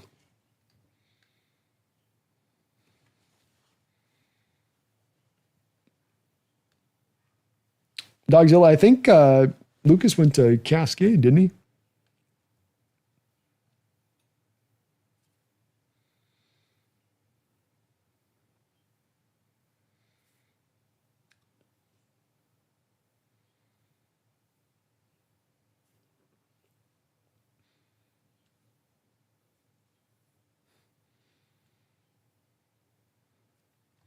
DVDB, I think Milroe has a great arm mechanics already, so he's got his feet a little more wet than we think. Sit him for 2 years and give him a shot. We got Drew in the wings to at least save him a bit. Yeah, he needs to sit for two years. The issue with the arm mechanics from my standpoint on it with him is that he doesn't always get himself fully talking from the lower half to the upper half. He can have a little bit of the Cam Newton thing going on where he turns into a little bit of an arm thrower. And the other part that I've seen with him at times when he throws is that the arm angle doesn't consistently come out. It's really at the heart of Milroe with the mechanics that's the issue, and part of why he needs the 2 years is that what breeds success for a quarterback consistently in throwing the ball is going to be a motion that you can replicate over and over again. And if you watch Milroe and I show you a cut up of 10 throws of Milroe, I'm going to show you a cut up of 10 throws with a foot always moving stepping forward in a different direction, with the arm angle always in at a different slot, with always there a feeling of him going through his lower half and that connecting up kinetically with his top half to allow the throwing motion to come out smoothly and efficiently, as opposed to dunk, dunk, dunk, clunky, clunky, clunky, and then out comes the ball. And it doesn't come out accurately, and it doesn't come out on time, and it doesn't come out with a smooth spiral. So I that's part of where I say there's with him, and there's a variety of things with Milroe that got to be cleaned up. I would say, though, that the arm does have things within it as well, just the arm motion itself, which has also got to get improved and cleaned up. And it comes down to the replication of the motion. Consistent, same motion every time. That's how it's like shooting a basketball. If every time I shoot the basketball, I'm coming at it from a different angle, sometimes I'm coming up over the top, sometimes I'm trying to throw it from the side, sometimes I'm bringing it up over here, I'm coming up over here. Every time I've got a different way, the ball's going to come out differently. I'm not going to be able to consistently drain a bucket But if I have that motion the same over and over again, that's how I know I can better predict where I'm sending my shot.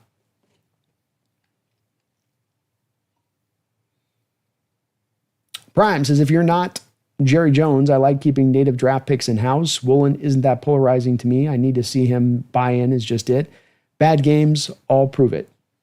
I could certainly be on board with signing Reek long-term, Prime. My only hesitancy comes with the now aspect of things, where I think, like you say in your deal with it, I need to see him buy in. There's a little bit more you need to see there. We're talking about getting up into a $30 million cost like Sauce is getting. You got to be a complete player.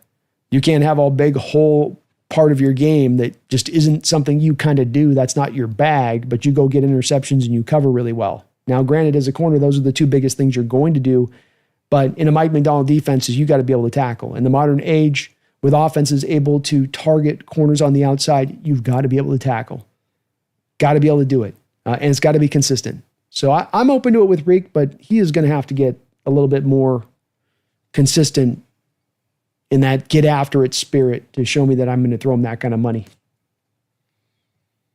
Hey, giving guys $30 million with inadequacies in their game. Thomas says, I can see the preseason Darnold sucks, but Locke is better. The fans would screw what Darnold did start Locke, and then what if Milroe outplays both Locke and Darnold? I want to say, is that a good problem to have?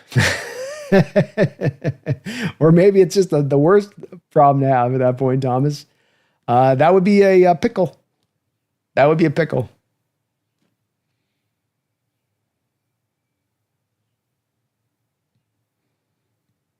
HG, let's see. Do you want a guy who holds all the time or a guy who doesn't want to tackle?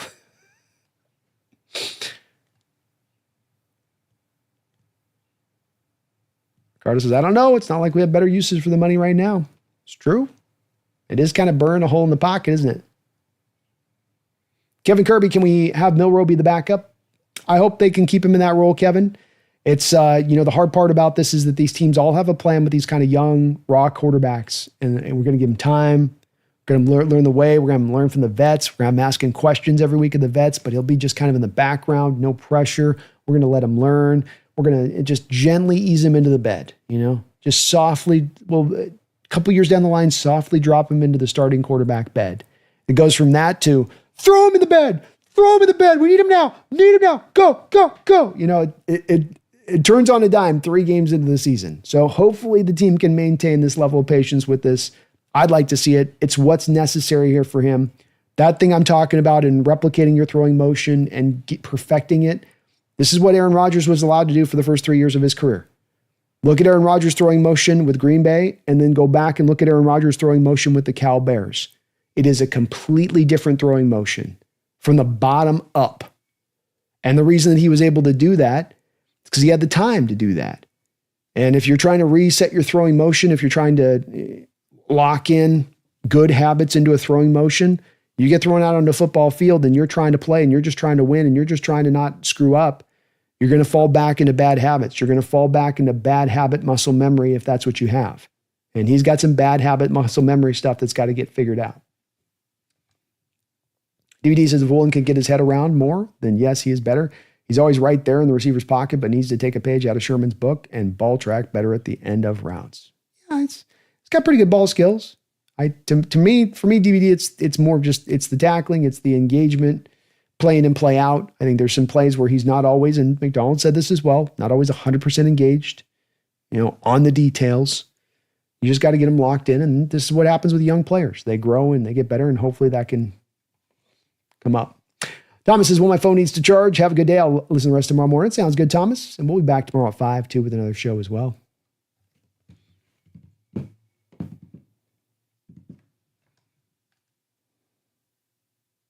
Dogzilla, will Locke be the starter week 1? No.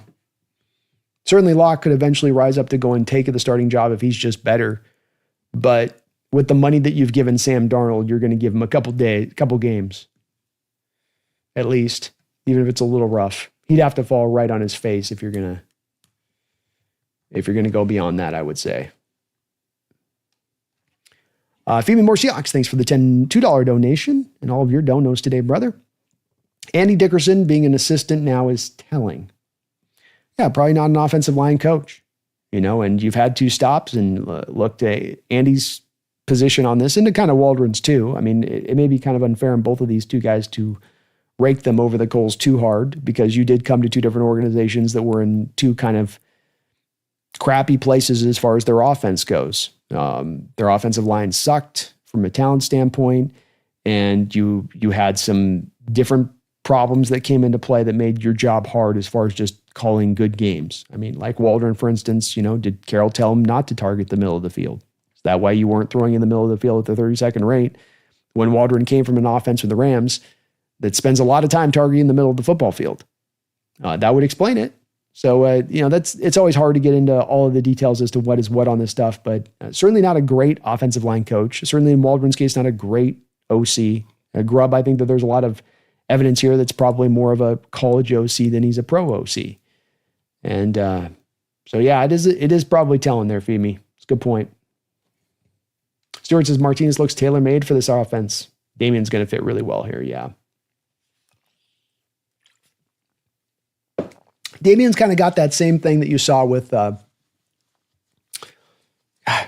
who's the Niners running back? He went in for agency this year. The bigger back, Jordan kid. I forget his name. Named Jordan something. Kind of that same sort of thing. And that is that archetype back I was talking about where when you look at Shanahan had an epiphany moment when it came to running backs. And what happened is when he got Terrell Davis, Terrell was never supposed to be a thing. Back end roster guy, but he had this just specific way he ran that fit so well to that scheme. And that being an explosive downhill runner with a little extra size. And this scheme just kind of maximizes those kind of players. And Martinez is as much of that kind of guy to a T as any running back on this roster. And so it's where we come back to can find him definitely getting some touches in there because of it.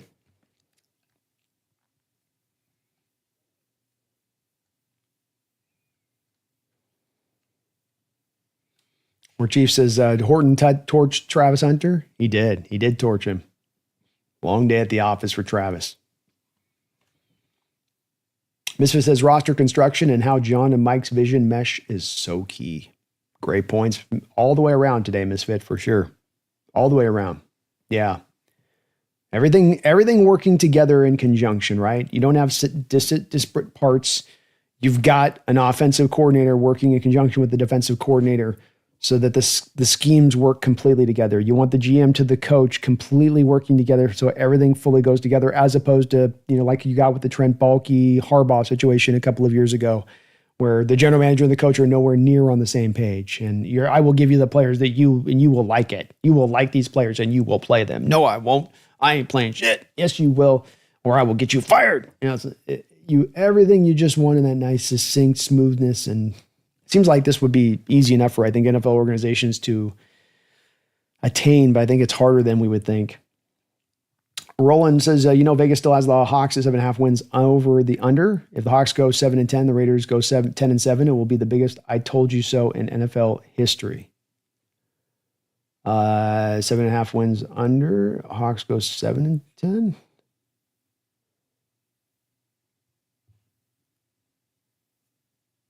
So because Coach Carroll has a 10-win year with the Raiders and we have a 7-win, if we have a 7-win year this year, after we took I don't know. I do struggle, Roland. I can understand folks like yourself that are definitely still very pro Carroll and didn't want to see Coach Carroll fired. And I get that there's definitely a segment, definitely of the fan base that does exist and it's there.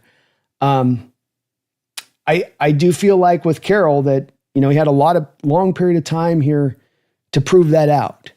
So let me just give you an acknowledgement, Roland, that let's play it out. That indeed Carroll's got another leg to the career. He's got another gasp there with the Raiders, that he's going to take the Raiders to some smashing success, that can be proven out, that goes down the line. I don't think that means that your process was broken in your approach then from a Seahawks standpoint of you somehow gave Coach Carroll the short end of the shiv. Like Coach Carroll didn't have many times and many opportunities over to right this ship and move it in the direction that he wanted it moved in order for this to find success again. You know, it's kind of like that old thing I kind of came back to the folks like yourself at the time, Roland. They're saying, no, we can't let go of Coach Carroll. It's sort of like, well, does he just write his own ticket?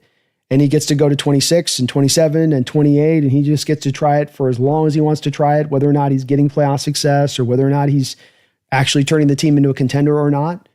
I think that's where, to me, it's very fair to where the organization came at that point to say, look, we gave you a lot of runs at this. You know, we're almost to the point of it's 10 years ago that we were at that Super Bowl. You know, you've got teams like Roll and the Jacksonville Jaguars who have more playoff wins than you since 2017. And how many coaches have they been through that time? 3, 4 head coaches? I can't even keep track. So it's, like I said, it may be proven out that he's got that extra deal, but I think you gave him a lot of run here to give him that opportunity. And just because he does get to the 10-win part of this role, and the other part of this comes into something that John and even Coach Carroll has spoken about himself, Roland, something that Coach Carroll talked about Bill Walsh speaking to him about, which is the coaches get 10 years into a place and you kind of get to an expiration date. You get 10 years in and you get to a place where your message just kind of gets stale, where the stories just start to get repeated, where just things get a little bit stagnant and stale. You're seeing a little bit of this roll in with guys like Mike Tomlin in Pittsburgh, where it's not that they're bad purely, it's just that they cannot as dynamically, as energetically get that lightning in a bottle to the team anymore in that particular environment. And sometimes you need the shake up to the new environment to get the fresh faces, to get the fresh eyes, to get a reinvigoration of that messaging. So it's just because you might even find success at the Raiders wouldn't mean that success would have happened here as well. It might have. We don't know whatever would have worked out here with Carroll in the future, but I will say, as it was trending here with Coach Carroll, was not trending in a direction of you're on the precipice of contending. It was more of trending in a tread water situation. And that's why I supported the move being made, but we'll see. We shall see. Max says Steelers kind of crazy for getting DK then shipping off Pickens. I'm very interested to see how that plays out. Definitely avoiding Metcalf in fantasy. It's going to be a weird year here, hopefully. It's just a weird connection there with Metcalf, with Aaron Rodgers. And a big part of it's going to be them hoping that they can run the ball and bring up the safeties into the box and give DK one-on-one situations on the outside. But Pickens seemed to have some issues. You know, it seems to play really hard, and a good player. But there seem to be some other issues there at play as to why they made that move down the line and said, let's see ya.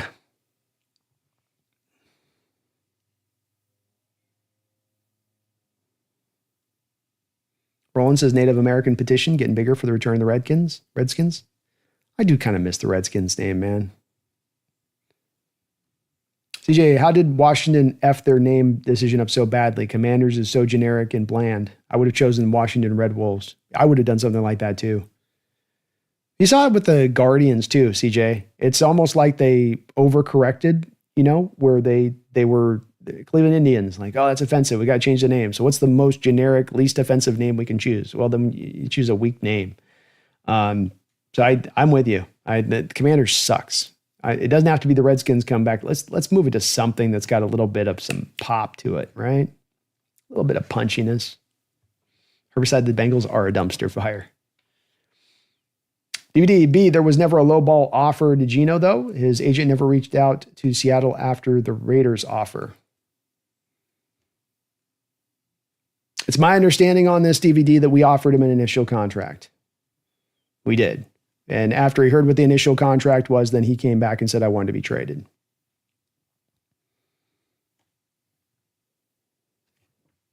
But again, on this too, DVD, he wanted an extension last year, start of the year. Team was very aware of it. If the team wanted to be aggressive and go after it, they could have gotten a deal done. I mean, this is also one where I can't prove without a shadow of a doubt because I don't have a smoking gun to give you on it. But I can say, in just watching this through the years, the way this stuff plays out, that this is the way that this thing played out. Seattle made it very clear to Geno at that point that he was going to get a contract here if he's going to stay here. Geno knew he could go to the Raiders and get more money there for a coach he more wanted to play for. Let me say that again. He could go to the Raiders and get more money there than he was going to get here, and he could then also be for a coach that he more wanted to play for. If he was given more money here or given the right amount of money here that was going to fit, then he would have remained.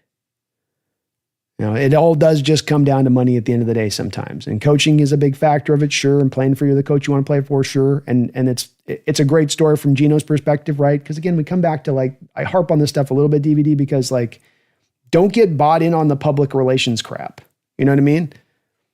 Don't just have them tell you something and buy into it because you're getting sold on something. You're not getting sold on the truth. It's a great story for Geno to be like, I just love this old ball coach who had faith in me when no one else did.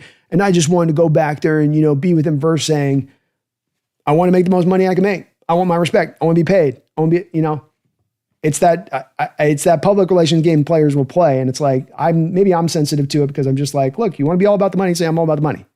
If you want to be about I'm all about the coach, then it's about the coach and, taking discounts to go play for my coach and all that. So just a little bit of a game that gets played at times.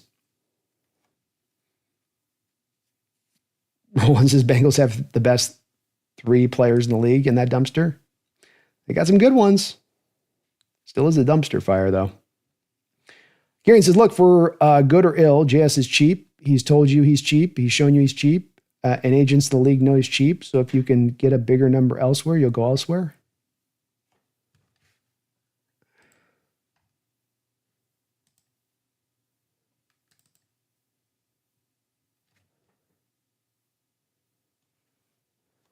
Yeah, I don't know. I don't know on that. I don't know on the cheap aspect of things. It was released out, Kyrian, last year that over the last 3 years, the Seattle Seahawks have spent more actual dollars out.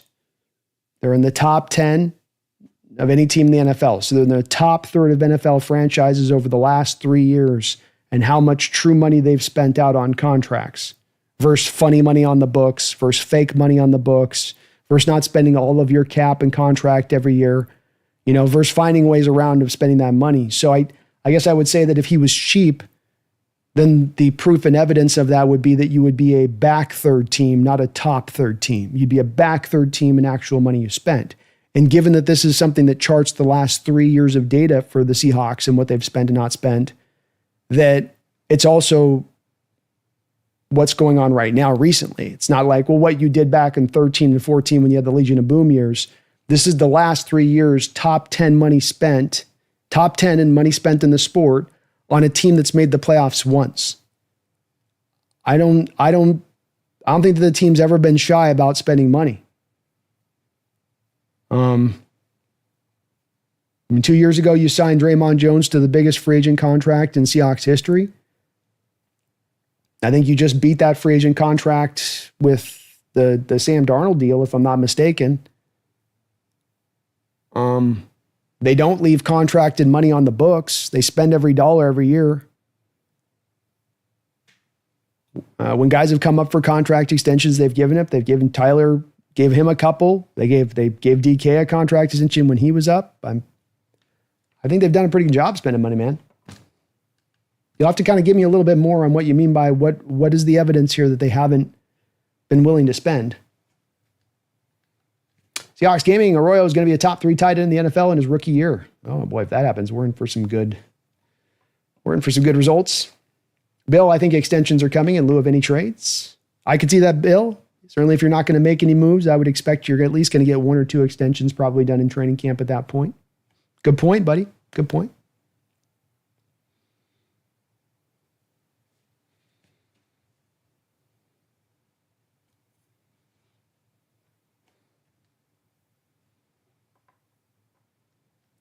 Herbicide, if we only win 7 games, who do we blame, John? Depends on how you lose the games. Depends on what happened during the year. Did you start hot and finish cold? Did you start cold and finish hot? Did you have injury situations pile up? Were you working out kinks for a new offensive system? It's kind of hard to say in just general terms on just a win total alone, taking measurable steps. Especially as a few people have spoken about in the chat that mentioned this. I think it's a valid approach to the outlook of the season here. which is there's definitely a potentiality that you could be a team that goes and wins a division and contends in the playoffs and makes noise this year. You have the talent on the ball club to do that. You do. But you also have a season where you are bringing in a new offensive coordinator. You're bringing in a new quarterback. You just moved off of your number one wide receiver. You've implemented a lot of change to the offensive side of the ball this year. And so if all that doesn't take root in year one, does that mean then you're off the path and you're not on the right path and John should be on the, I don't know. Again, it kind of depends on a little bit of this of what's the shape of how that takes. How does it go? Are you in a lot of tight games and bad breaks went this way? Did we have a Jason Myers season where he suddenly had the Dr. Jekyll thing go on and now, or Mr. Hyde thing, and now he misses half of his kicks and he had a couple game winners that he loses. And it's kind of some of that a little bit. So it'd be hard for me quite to say on that herbicide, especially again, there is a little bit of the fact that you took for the long-term returns, for the long-term health of this team, for the long-term parameters of this team, you did do a little bit of the step back this year in order to not make just the frantic moves mode, to make a little bit more of a patient approach to it.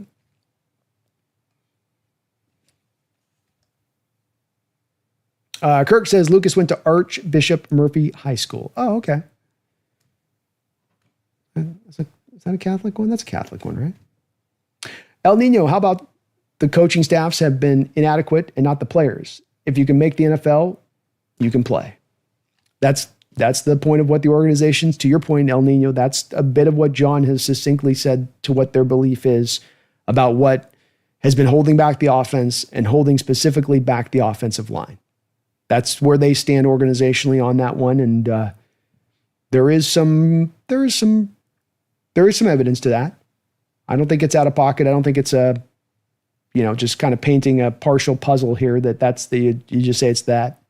It'd be great if you could do both. Get more talent and get the system in place. But we'll see on that part this year.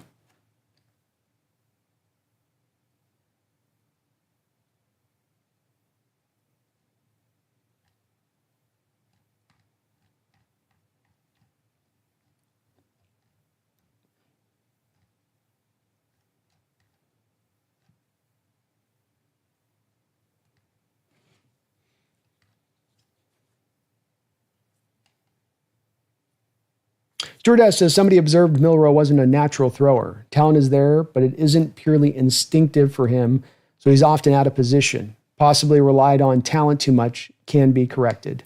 Yeah, and that's why it takes 2 years. Why does it take 2 years? Because there's a lot of there that needs to ground up, be rebuilt. And there's a lot of muscle memory that takes into place by the time you get a guy that's 21, 22 years old and he's thrown the ball for a very long period of time a certain way. And that's a great way of putting it. Not a natural thrower is kind of a good, succinct way of kind of capturing it. And that's okay. You can work through not naturally being a thrower. I will say it's a little bit of what brings some of my own pessimism into play is that when I do tend to see guys that I scout that are not natural throwers through the years, that when they become pros, that doesn't tend to resolve itself. But there are those examples. There are the Aaron Rodgers-like example. Watch Aaron Rodgers' arm action coming out of Cal. It doesn't look the most natural, doesn't look easy. And then you get to Green Bay and it's just one fluid motion at times in how it seems. So if it's been done before, it can be done again. But there's a lot there that needs to be fixed. That's for sure.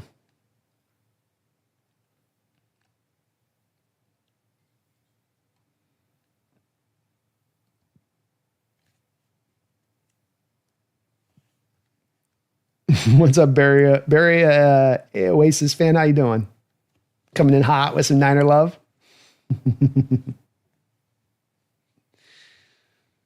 Don't forget, RCM Darnold was the most talented quarterback your own coach said that you've had there since Steve Young.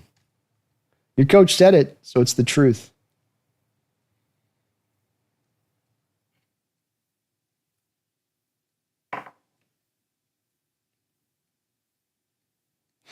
How's the secondary looking behind bars? Mick says, sorry, Brandon, I just got the stream. What big move could they do with his release? Well, there's obviously the Trey Hendrickson situation still sitting out there that maybe John could want to jump into. Micah Parsons negotiations are still not yet making their progress through there with the Dallas Cowboys. Could be just a deal of a move that we're not anticipating, of somebody that comes into training camp that suddenly they thought a contract was going to get done and it didn't get done. And so now they're squawking and they're like, pay me now or move me. And the team's like, we don't want to pay you, so we're going to move you. So there's not, I would say at this point, Mick, I don't have like a list of like 6, 7 guys that absolutely it's one of these 7 guys they run for. I also can't say that it's necessarily something that you're going to do right now. I do think the timing is interesting, Mick, being that you're doing this here now versus waiting with Fant through a little bit more of the depth of training camp. And that could mean that there's a little bit more of a move now on deck to be made because of this timing. But whether it's now or between the trade deadline, Mick, I do believe that this is going to be a harbinger of another move to be made by your Seattle Seahawks as far as a trade goes. Yes, there's money you're going to need for contract extensions, but they've got enough money on the books now to do their contract extensions and do another major move. You're going to be sitting on nearly $40 million of cap space after this move. You're going to be sitting on top 4 amount of cap space after this move. And I think it's very important to pay attention to this, and this is maybe the biggest point to make on this show here, is over the last 14 years with John Schneider and this Seattle Seahawks team, never in that time have you come anywhere close to having the top 4 amount of cap space walking into training camp in the NFL. To me, that is an indicator that John is going to have that money burning a hole in his wallet, and he is going to make a move at some point, whether that's in training camp, whether that's in the depths of training camp, whether, Mick, that's just before the trade deadline. Something's coming down the line, in my opinion.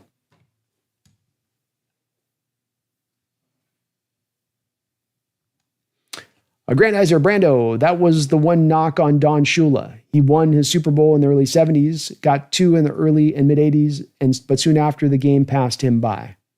Yeah. And there's a good amount of coaches this has happened to through the years. It happened to Landry too, Grandizer.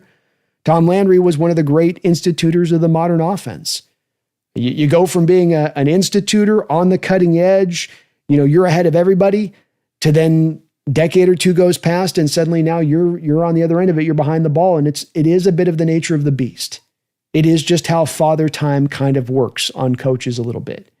And there are those coaches that can kind of adjust and stay with the times and keep up with it. And there are those that it will just pass them by. And I would say it's hard, from Carroll's standpoint, it's hard to have something so deeply rooted that you've had so much success within and how you've operated, both as a national champion at the college level and as a guy that's won Super Bowl doing it this way. So that's the other thing that makes it hard, is a big part of what you do is having the trust and faith in your process and ultimate faith in it to make sure it can be successful, not to waver on that. Well, if you're questioning yourself and you're saying, well, maybe it isn't the right way. Well, maybe now you are wavering on it. Now you are having a little bit of that crisis of faith. So it isn't easy. I'll say that. To make that change and to make that transition is not a simple one. And old habits die hard when it comes to coaches.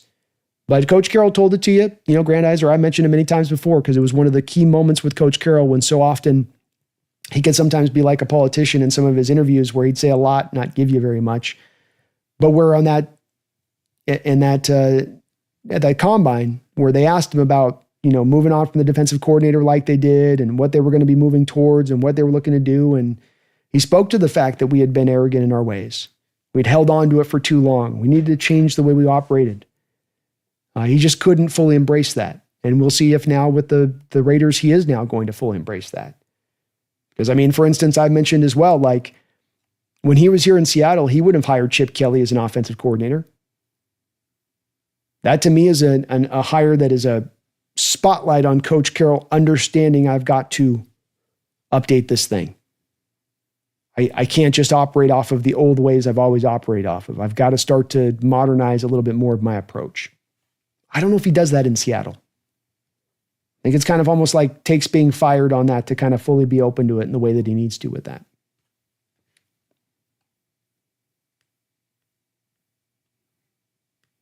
Would he also be good with the orange skins? A Grandizer, which Brandon can't convince many fans that the game had passed on Shula by. Players were changing, teams got tougher. Shula would not put up with some antics. It's tough, man. I'm getting older. I'm getting that place too. I'm starting to slide into that spot where I can feel it in myself, where you can just feel, you don't get things as much as other people do on it. You understand the old stuff. This new, I don't get this stuff as much. And you can only, as years go by, it seems like that stuff just expands more and more for you throughout everything in life, not just in coaching, but just everything in life. And it's hard to stay on top of things. It's hard to be on that sort of cutting edge with it. And I think especially this is where success can be sometimes your greatest enemy, because it's again back to like, I had so much success doing it this way. In Shula's case, I had a perfect season with this approach. Why should I change it? It was just 9 years ago. It was just 13 years ago. Why can't it be great again? Especially understanding that football is so much of a cylindrical sport and stuff can come back into vogue, like fashion trends. El Nino says the Washington Tomahawks. Doesn't sound bad. I like that one. I do like that one. That's got a flow to it. You're onto it there with Nino, I think, with that one. You're onto it with that one, man.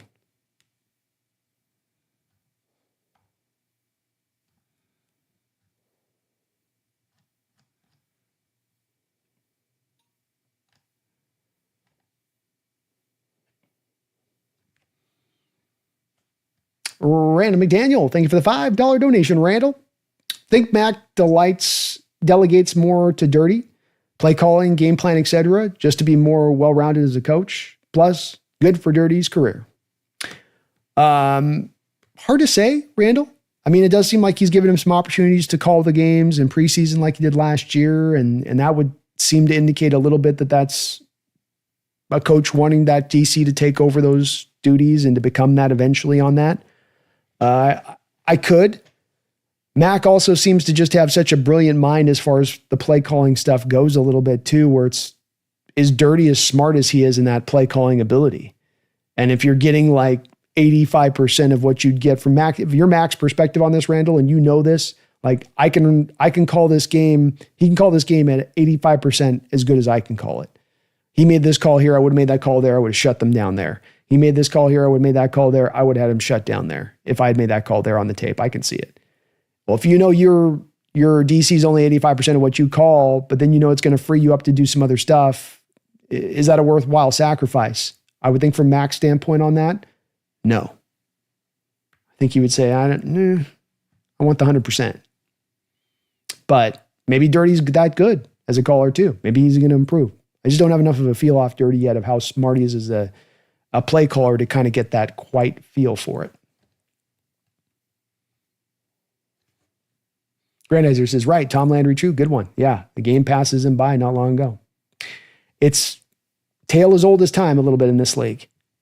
And it happens to all coaches that are going to hold on and love the sport so much that it's the metaphor I always had for Coach Carroll is you're going to have to rip the whistle off his neck.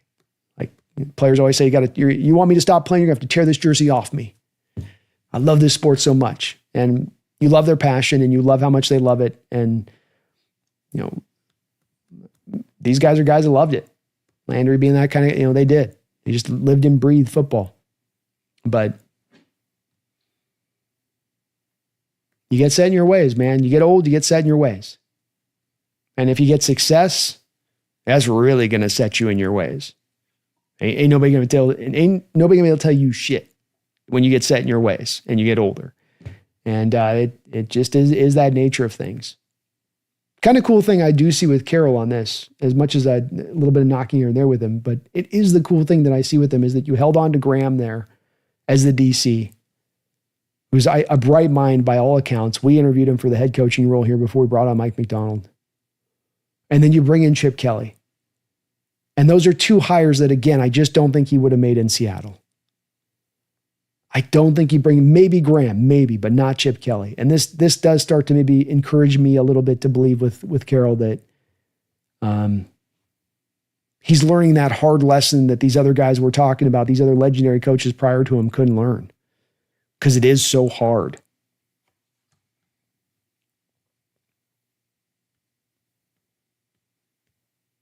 Mick says, okay, thanks, Brandon. Is there any moves you want to see personally with this move? There's nobody that I'm jumping hot to trot for. Some of this, Mick, just has to do with the fact that there are so few names that are actually available in current contract disputes that we're aware of. I think that there's probably always in the background 5-6 guys that would be like to be paid. They're not really happy the team's kind of drag their feet a little bit on getting the deals done and that they could become available. But there wasn't a lot in doing research to see which of those guys could be existing out there to know for sure who's out there. So I want to preface that just a little bit there, Mick. I like the idea here of this being a little bit of a wait and see season, and that you've set the stage here this season for maybe being a year where there is a little bit of a step back to take this 2 steps forward in 2026, or maybe everything starts to come to fruition. This talent that you've drafted the last couple of years, the Russell Wilson trades and some of the picks that you've made, these guys start to get closer to their prime. You get the best version of themselves. A couple of difference makers rise to the top. Suddenly within that, Sam Darnold's able to replicate last year and what he did with the Minnesota Vikings. The light bulb has come on for him. And now you're able to be in that wait and see approach to go, hey, we got the team. We're ready to go. And you come up around the trade deadline and you got all this money you're sitting on. You can go out there and now make that move for some team that's out of the pack, that's willing to move one of their guys. I really like the idea of moving it inside the trade deadline and doing so after you've made the evaluation about this team and where they're at exactly. Because there is the place where, Mick, we could land on the spot of what Vegas had us identified at, where maybe you are just a 7-win team, because the first year of getting Kubiak in here is going to take a little bit more time to get everything implemented. And the offensive line is going to take a little bit more time to get it fully up to snuff. And if that's the case, then it doesn't make a lot of sense to make any go for it right now moves. In fact, what it would make sense to do, Mick, at that point would be to look to try to roll some of this money over into next year's cap. Get some extensions done for young players you want to keep in-house, and then roll a good chunk of this cap into next year's cap. So that then when you're really ready to go in 2026, you can kick this thing into gear. But I do like a little bit more of the wait-and-see approach versus running after Trey Hendrickson. Micah Parsons at $45 million costing a first-round pick and Derek Hall. That seems kind of pricey. I ain't going to lie and say I'd hate that as a trade, but it's a little pricey. Dogzilla says we're only 2 hours in and Pumpkin's already fell asleep. No, look, she's up. She's up and about. She's rolling.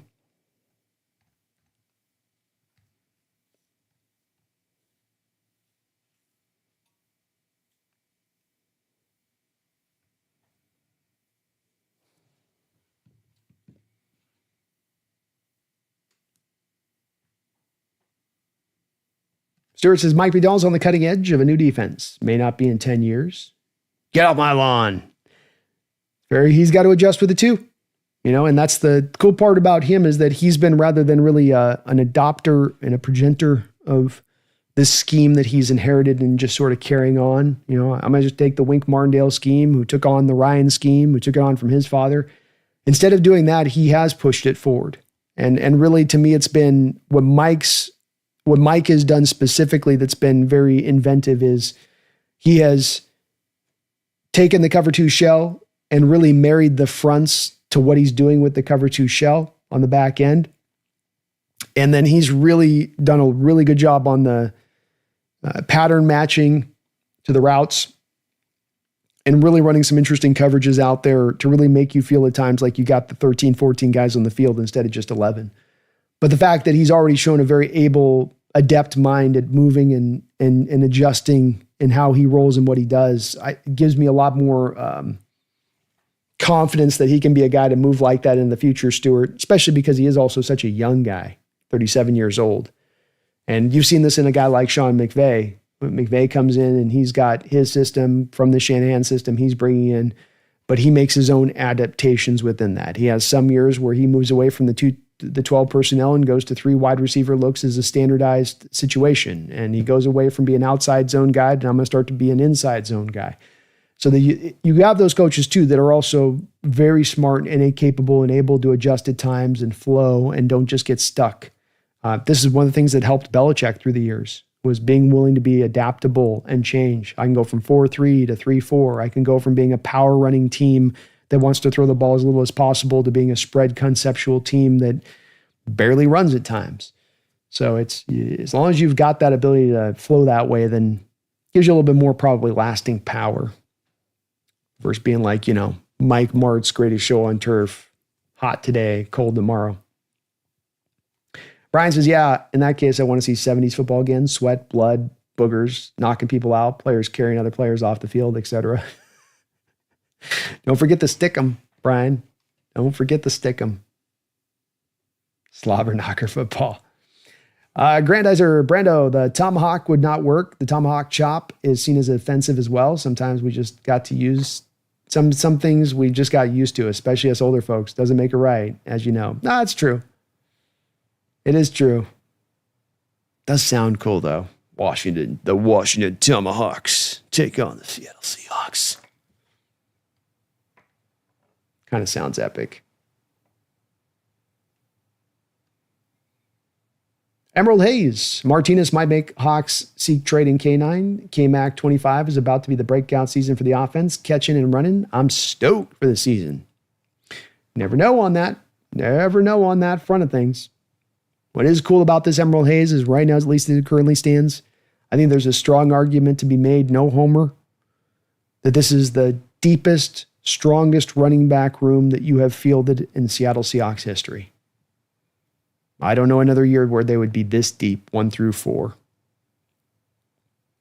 Grandizer Brandon, did the Hawks try to shop Fant around and no takers? Did you report that? Or were the Hawks just keeping quiet or not trying to shop Fant?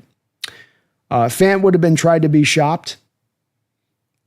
The problem with this is that there was a couple of tight ends that got available on the market this offseason, which I think kind of muddled the view. And the other part that hurt this Grandizer was the fact that this was a very deep class of tight ends.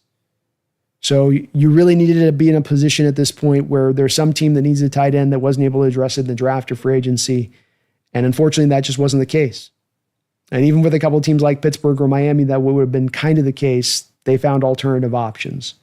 So definitely you tried to shop him before this, and you weren't getting any takers. So you had to just had to roll with it at that point. Nobody was reporting though that he was being traded, but it's a very easy thing to kind of deduce. You would at least try. It'd be kind of, dumb not to a little bit from Schneider's perspective.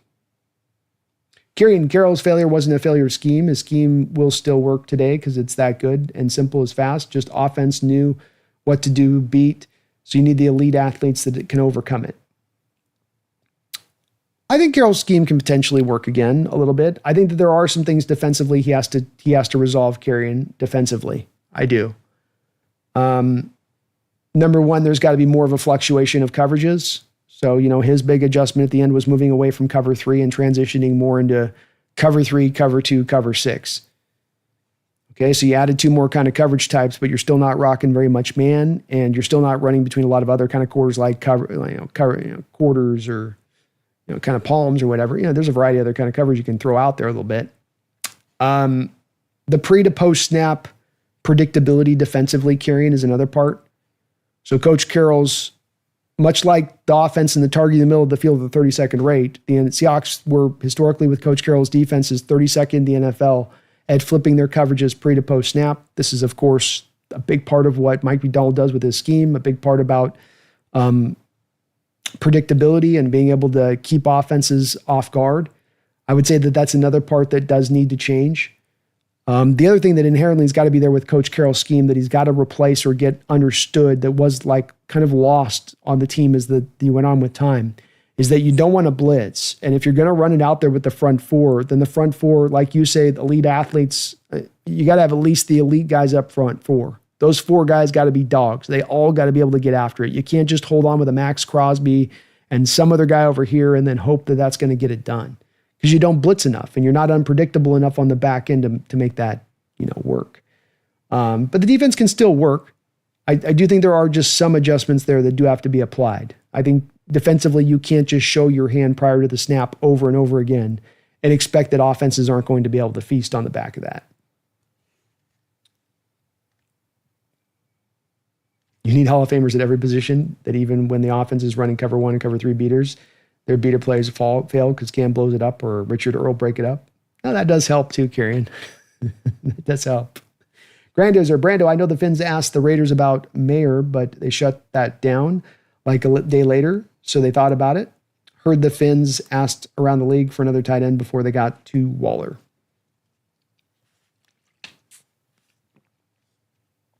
And they may not have been big on Fant, I think that there's an argument to be made here at this point, Grandizer with it, that the league just isn't really super high on Fant as a player. I think that there's a lot of argument to be made on that a bit. So Fins was the one I thought was going to happen after you saw them move Geno Smith. I thought Fant was going to probably go there. It made a lot of sense, but they wanted Waller instead.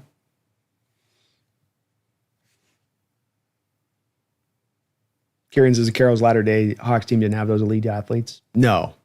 And definitely that's a big part of it made it work. I think it was the timing of it too. It was having those elite athletes, Kieran. It was also where all these other coverages and all these other defenses were working and driving towards complexity. You were driving to simplicity. And it's sort of like, what are the ultimate moments of everybody else in the league zigging while you're zagging? And then you able to really take full advantage of that. Now for something completely different. 2006 David says, hey, B, sorry to just tuning in. What are your quick thoughts on the Fant release?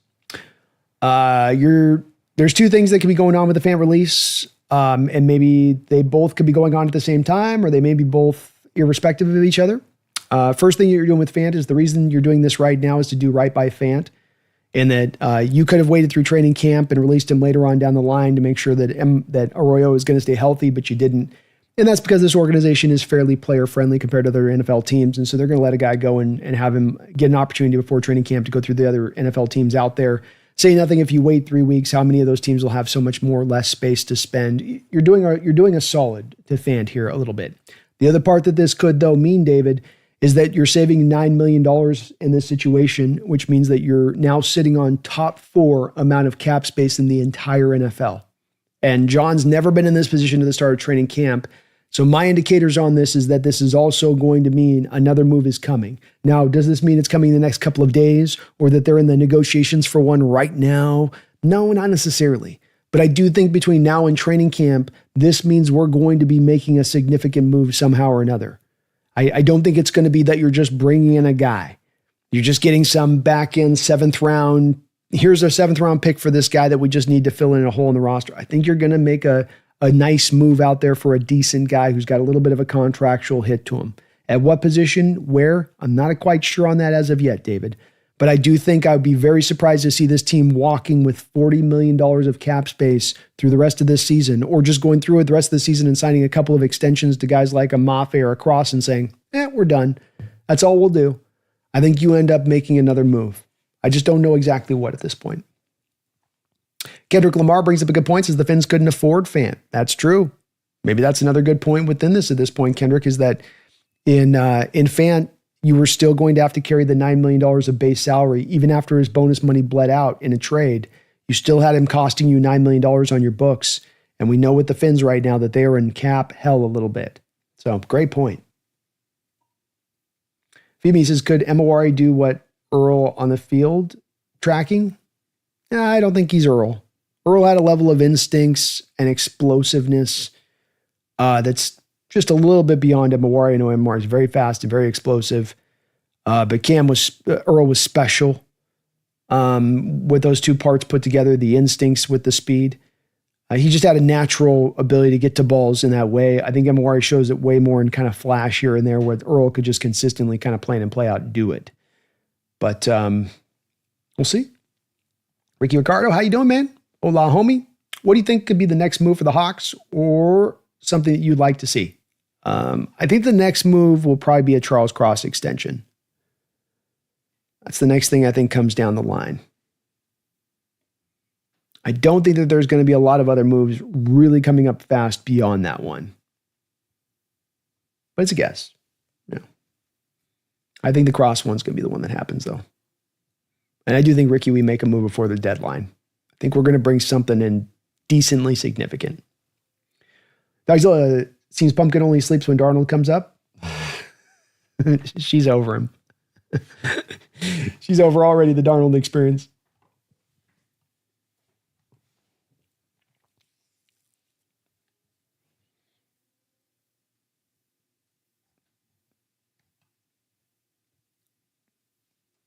Mary Oasis fan, San Francisco Niners, 27-13. Barrett, you ain't coming in you ain't beating us week 1 in our house. We've shown that in recent years here. Well, we didn't. Rams got us a couple years ago. Okay, well, Rams got us a couple years ago. But aside from that, we are strong opening week. It's going to be a good game, Bay Area. I got a bet with Jesse at Last Second Sports. So whoever the loser is, I might have to wear a Niners hat if we lose. We cannot lose this game. I have made it decade after decade through my life without ever having to wear a 49er hat. I do not want to break that cycle at this point. Don't want Niner virginity upended. Not now. Who's your wide receivers in San Francisco?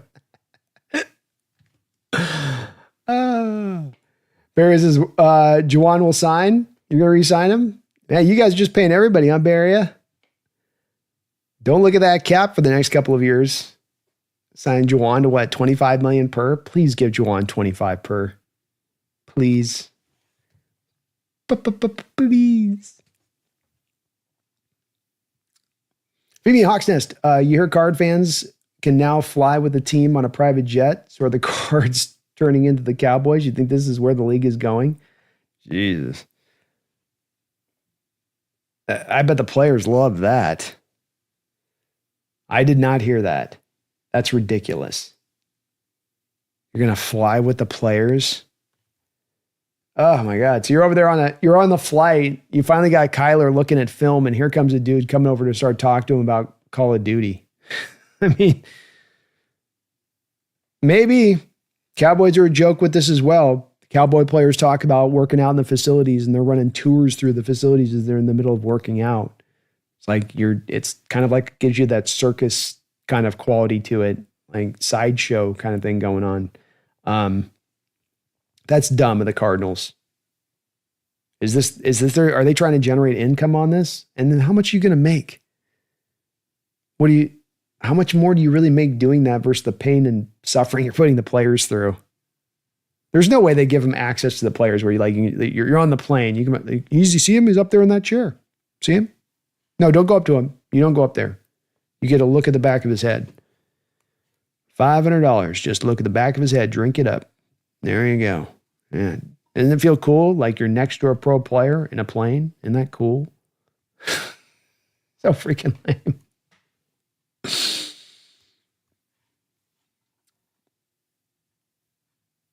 CD, I would rather trade for a nose tackle than an edge. The contract edges are getting insane at this point, though I would rather get Parsons than Trey at this point unless Bengals have to give us a deal. I don't think they're going to get a lot back for Trey at this point, CD, because you do have to still give him the contract. So they're going to have to get what they can get at this point. They should have traded him long, long ago, and waiting this long does not mean you get more back now. Would love to get a nose tackle too as well. I've looked a little bit into this, and unfortunately, there's just not a lot of real good quality nose tackles in the league, number one. Number two, there's not a lot of good quality nose tackles in the league that are really available. You can find some real old guys long in the tooth, kind of guys that are probably more similar to what we have here in Hankins. But it's pretty lean, pretty light out there.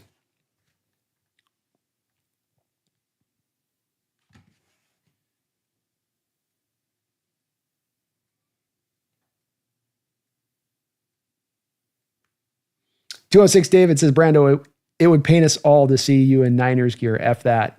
Yeah, I'm really not wanting this to happen, folks. It's and I got to do a whole roundtable show with the hat on. So that's 2 hours way too long of me having to wear a damn Niner hat. And the good news on this, David, too, is I'm going to try to get a custom Hawk hat made for Jesse that he'll have to wear.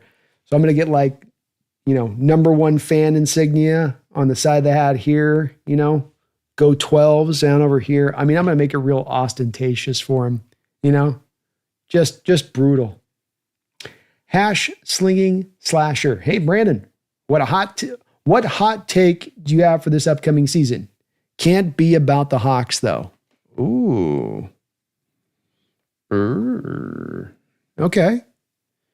Hot take for the upcoming season.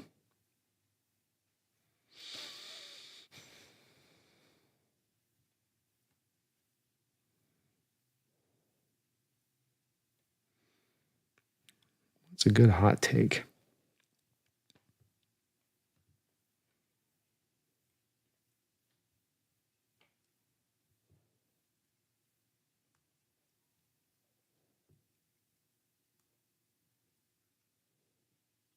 The Kansas City Chiefs do not make the playoffs in 2025. How about that for a hot take? How about that one? The Kansas City Chiefs do not make the playoffs for the 2025 season.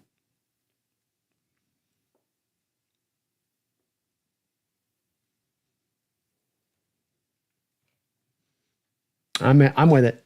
I think that's a pretty good one.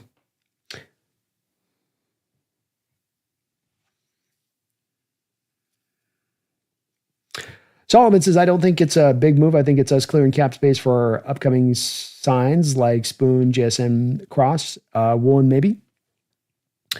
I do think that there's extensions that are going to come down the line there. And when you talk about Witherspoon and JSN next year, Solomon, because of course you can't sign them right now. That'd be after this season.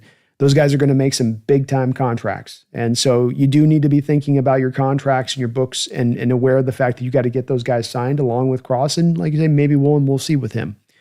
I think what stands out here, Solomon, is there's kind of a difference between you got cap space to you have significant cap space. And that if we were sitting at, let's say, Solomon, like the 20th most amount of cap space right now in the NFL, or the 12th most cap space in the NFL, I'd be right there with you saying, well, you don't have a lot of, you got to get it all in the extensions. It's already kind of going to get eaten up here. But when you're sitting with a top 4 amount of cap space right now, when then in 2026 you have top 7 amount of cap space, when 2027 you got top 10 amount of cap space. So not only are your contracts and your books clean right now, but they're clean for next year, and then they're clean the year after that. Say nothing for by the time that you do get to 2027, for instance, where you are only top 10 in space, you've got about 3 or 4 contracts you're easily going to be able to get out from underneath, and you're going to be at top 5 cap space. Those deals being Sam Darnold, Cooper Kupp, and DeMarcus Lawrence. Those 3 deals will be done by that point probably, unless things are working really well for you. So you're pretty much in a place of at least a top 7 cap space situation for the next 3 years. So while you do need to have some money set aside for some of these guys on extensions, it's not going to eat up all of this money. When you have these guys that are first round picks even or second round picks and you're doing them on a contract extension, you take down their base salary to a bare minimum. They cost you $2 million on the base salary, and then you have the base money, and then you have option bonuses that work along the length of the contract. This is typical standard stuff. So the first 2 years of the deal on both JSN and on Devin Witherspoon and on Charles Cross are going to be pretty cheap, while at the same point in time, you're sitting on bare minimum top 7 of cap space. They're in a really good position right now, Solomon, to be able to do all of that stuff and more. Cameron in the house. What's up, Cameron? Celebrating 34 months as a Hawks Nest Pro Bowl member. I appreciate you for that. Go Hawks. Looking forward to B&B coming back. B&B show will be back at you hopefully here soon. I got to reach out to Brendan, see how he's doing out there on his end of it, but we will get the B&B back going here, I am sure, shortly on that side of it. Got to chop it up there with Brendan a little bit.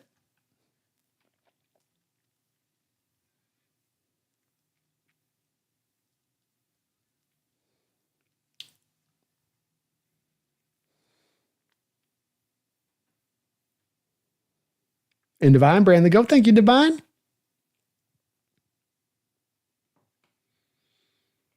Bay Area Oasis fan, you should be worried about the Niners receiver situation. You don't know what you're going to get back in Brandon Ayuk this year. You've got Kittle coming off of a lot of usage and getting older up there at that point. I like Jennings. He's a good player. He is a good player. But Parasol, already injured here now, right? Don't know exactly what you have in him. It's a thin receiving core, man. It's a receiving core that's, you run the ball well. You don't need to be a pass happy team. You don't need necessarily a super deep bunch. But I'll tell you, Barry, when you look at that receiving core and what you guys are bringing out from pass catchers and McCaffrey coming off the injury versus where you were 2 years ago when Purdy was ascending into that starting lineup, it's a little different. It's a wee bit different.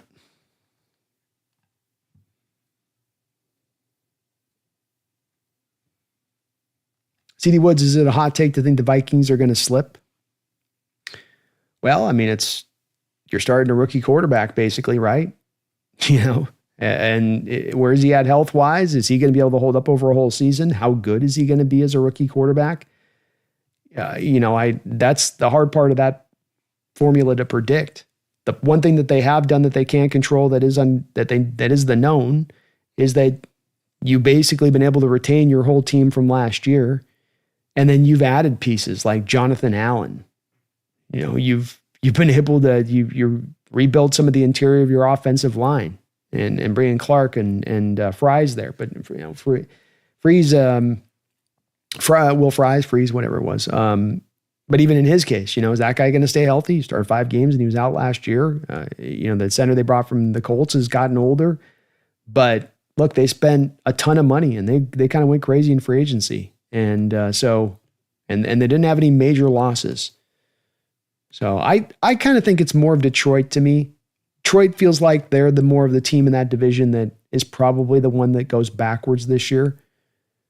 I don't think Aiden Hutchinson's going to be 100% of what he was coming off that injury this next year. I think, you're going to hear from him a year from now saying, my leg wasn't right all year last year. It's starting to feel better now. They didn't do anything to get their pass rush reinforced around him. They're a little bit in sort of a scramble mode as a team. Kind of feels like they've sort of missed their shot. Like they had their best shot and they sort of missed it. Don't think they'll be bad purely, but they're the team to me that's going to slip a little bit, CD.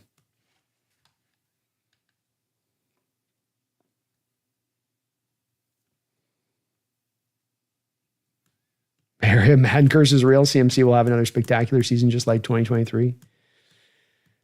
I can't remember the last running back that had Achilles problems that was heading for his 30s who got better as a player after the Achilles problems. But who knows, man? HGH is a hell of a drug.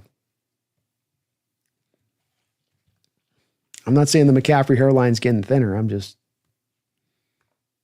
saying. DVD Darnold got picked up, and I was pissed the next day. I did my research and learned about the history with Kubiak and Darnold, as well as the system Kubiak runs. Success is very possible. Yeah, it could absolutely happen here. I'll acknowledge it could be both ends of the scale here. Could it be a little bit of this is going to take a year to get the kinks worked out? Yeah, could, especially with the offensive line and that being an unknown part of the situation. But is there a way for this to, without it being seeming like just a homer, I just love the team and want the team to be great thing? We know with Kubiak, he walked into New Orleans last year with much lesser talent across the board and got instantaneous success with them. We know with him in Minnesota that he did a great job with them as an OC as well. So, he's done it before. He's walked in before and instantaneously gotten those returns before. And like you say, he's got that history with Darnold. This isn't the first 2 times these guys are going to be working together. He certainly signed off on the deal, that's for sure. Wanted to have him here.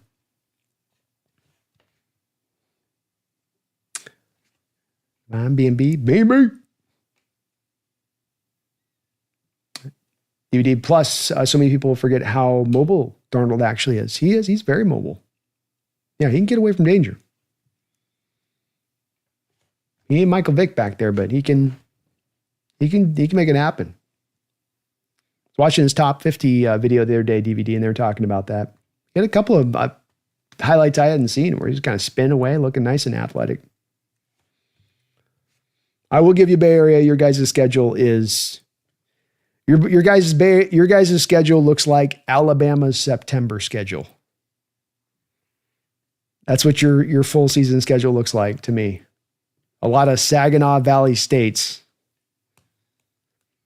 The important question B, Pepsi, Coke, or Dr. Pepper? Coke, but it's got to be the cane sugar. And how about Coke announcing they're going to bring back the cane sugar to Coca-Cola? Let's start drinking Coca-Colas again. Kieran says, Brando, I agree with your Carroll defense thoughts. I would also do things differently. However, with Max Crosby, I could see him doing better with the Raiders than the D lines we've had for a while. And to your point on that, Kieran, the one thing that bothered the hell out of me with Carroll and Schneider here, and that I just didn't understand why it's another one of those things like how when you were spending the most on the offensive line in the NFL in 2012, and you got 2013 and you got to a Super Bowl on the back of that, and then you progressed down the line into the late 2010s and you were spending as little money as anybody in the offensive line in the sport.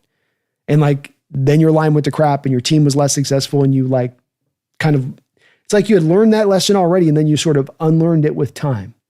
And to your point, carrying back to that front four, if you're not going to blitz, the front four have all got to be dogs. You got one dog, he's just going to get doubled. By and large, you got 5 offensive linemen on 4 defensive linemen every snap. And then sometimes you're throwing a running back in the mix as far as a chipper goes. So if you just got one edge and one defensive tackle, I can double the defensive tackle, I can chip the edge, and we're going to have all day to throw the football. Especially if you, from a coverage standpoint, are going to tend to play to depth and leave a lot of stuff open underneath, to the middle of the field especially. So if you're going to make the Carroll scheme work, get the dogs up front to make it go. And it'll be a thing to watch for with the Raiders, I think, in future years. But they've got some of the parts there to do it. Of course, they've got the guy they brought over from the Dolphins, who's might be injured all year. He seems to have some really major problem there. But they need to take the steps to reinforce that, Carrion, if I'm the Raiders, to make that scheme go. Whether he's changing the coverages on the back end or not, get Carroll the dogs up front. And make sure there's no like weak link guy who's just there taking up space. It's got to be 4 guys that are all a threat. You know, you brought out you had a whole cheetah package, the NASCAR package. You rock 2 3-techs, 2 nice edges on who could bring pressure on their own. I mean, you got to do that again if you're Coach Carroll. You got to be shooting for that. Few more Seahawks. Thank you for the $2 donation. He says, is Gatorade actually good for exercising or a myth? It's technically, there's a good aspect to it. You wouldn't see the NFL teams doing it if there wasn't a positivity to it. And what happens is when you dehydrate and working out, you can't just, drinking water is good and it helps to rehydrate you. But in the rehydration process, you sometimes need some of that sort of sodium electrolytes, type of stuff to actually get the hydration process to undertake in your body. Sometimes water in itself aren't just going to do that. And so that allows you to do it. You burn out a lot of instant energy at times when you're going as hard as some of the athletes can go. And so you've got to kind of instantaneously fill that energy back up a little bit, giving you something to work off of, which is what the Gatorade does with that stuff. So it works. It has a benefit to it. Like I said, too, you wouldn't see the NFL teams using it like they do if there wasn't that benefit there kind of built in. JL says easy schedule plus missed playoffs equals Shanahan and Lynch fired.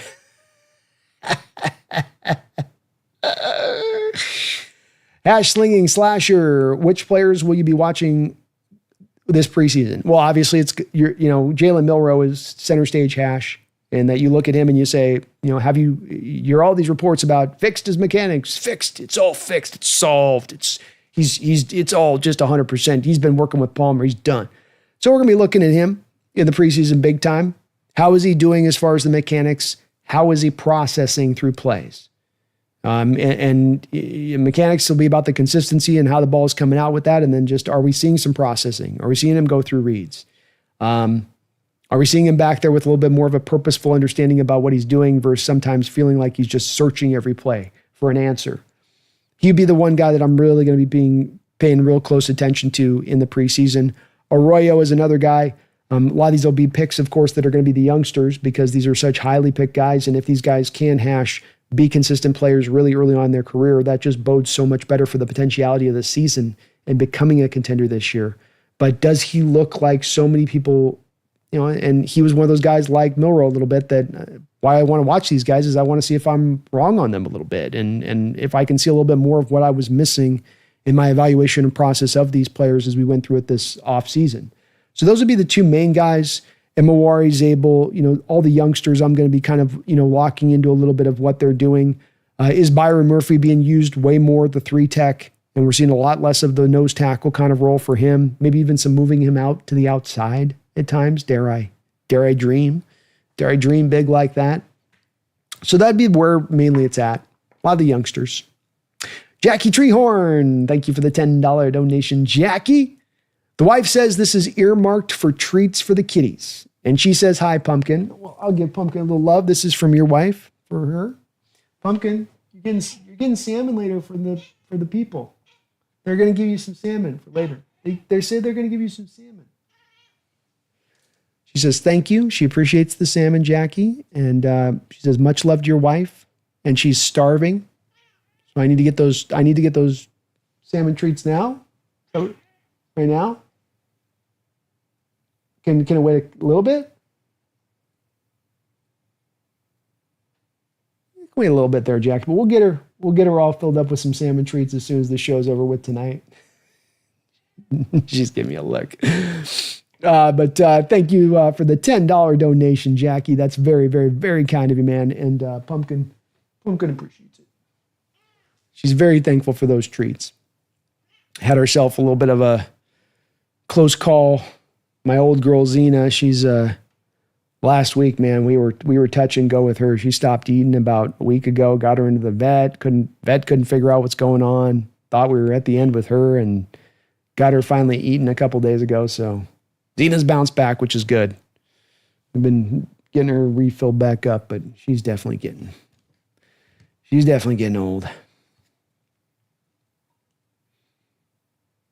And Bay Area Oasis fan, I'm giving you some ribbing here a little bit, but I definitely can see where the Niners have as much as any team in this division, an inside track to winning the division.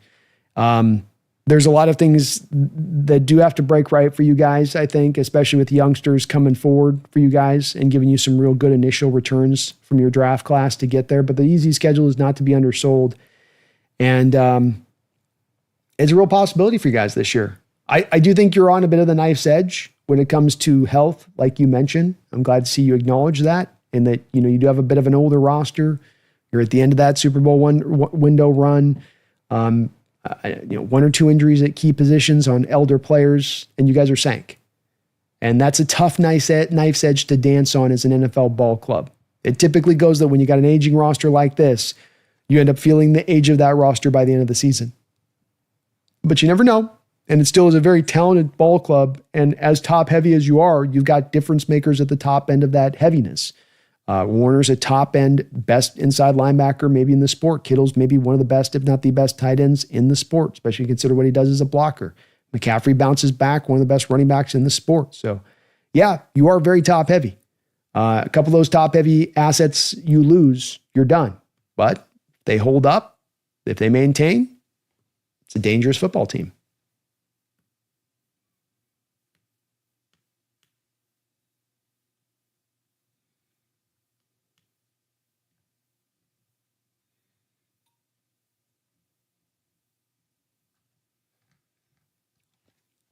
B. Fisher, thank you for the $5 donation, B. Fisher. Very kind of you, and you guys have been amazing today as always on the support. I thank you guys. Salute you for all of that kindness here. Really appreciate it. Keep up the good shit, brother. I would obviously agree with the Hendrickson trade, but I would love to pay whatever guard and center we can.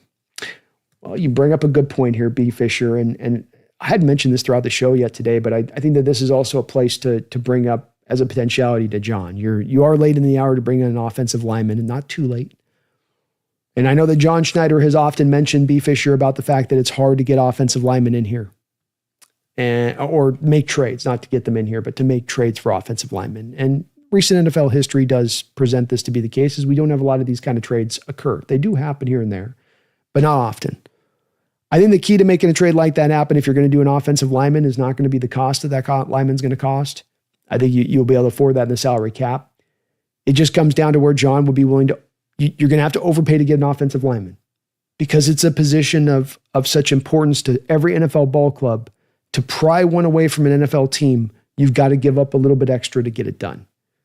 And if you don't trust that this line's ready to go and that you can go get that guy and give up that extra to do that, I absolutely think you go and try to make that trade. I don't have a specific guy in mind on this, B. Fisher. It's hard to tell who could be and who couldn't be available out there. But if one presents itself, my instinct on this, B, is that what it holds back NFL general managers from really truly making these trades for offensive linemen is not that there's not guys available there to be traded for. It's that they don't want to give up the prime draft capital for those offensive linemen. I think that there's still a little bit of an old school, old-minded thought process towards offensive linemen of, do they really matter? You listen to the way John talks about it when he speaks about like how defensive linemen and sack dances, and not a lot of linemen do sack dances. And so, he sort of is inferring a little bit that there's much less of a talent level on the offensive line throughout the sport than there is to the defensive line. And I would just offer that just means that the ones that are good on the offensive line, those that are up to snuff, those that are good, you do give up the goods for. You are willing to throw a little bit extra at that team to pull that player in because you know how hard it is to find those guys and you know what kind of impact it brings if you can land one of those guys on your offensive line versus the alternative being a complete weak link that turns the thing into just a sieve. So I would love if you could make that kind of move, B. Fisher. I would overpay to make that kind of move if there was a deal out there to be had. But is there a deal out there to be had? Is there actually a trade for any offensive lineman? Is there any team out there for, let's call it a top 12 offensive lineman for their position, willing to make that trade right now on the precipice of training camp? And I'd say probably not, but if there was, jump on it with 2 feet, right? And with Hendrickson, I'm okay making the trade. I'm good with it if they do it. I get it. I'd understand the thinking behind it. I'd be able to explain it in a lot of ways. I wouldn't pound the table for it. I wouldn't say that this has to be the move they make, that it's sort of the damn the torpedoes, who cares the consequences, just get it done. But I'd applaud it. I would applaud it. Jason Gordon, times our team has had a bad year. They have bounced back the following season in a big way. Recency bias is a hell of a drug. Laugh my ass up, bro. Just erased 2014-18 from his memory. AI, I think we might be making a move because Hendrickson, he won't cost that much, especially with the new contract. He's a McDonald type player. We'd be scary with him in addition to everyone else.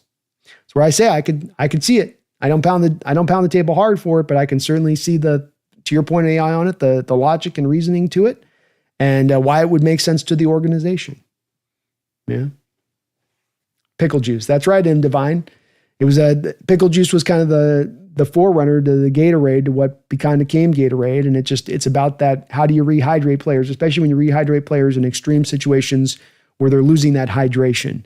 And I always grew up, and even up till a couple of years ago, I always just thought hydration, just, get some water and kick back a couple glasses of water, you're good to go. But the more we're learning back from a science perspective, there's actually a little bit more to it than that.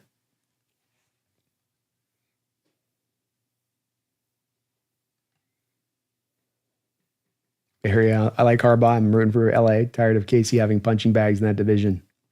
They've definitely benefited from a soft division during this sort of dynastic run they've had. That's for sure. I'd probably argue too, that's usually when you do see dynastic runs, you're tending to see a little bit of what I've called Bay Area, the feast factor. I call it the feast factor theory, that if you want to go and win a Super Bowl, you want to go be a dynasty, you got to have the feast factor in your back pocket, which means at least 2 teams within your own division that suck like crap. And you're able to just kind of beat up on them every year, get yourself a free 4 or 5 wins every year in your division. And then you kind of have a little bit of a downhill trajectory set up for you if you can pull it off.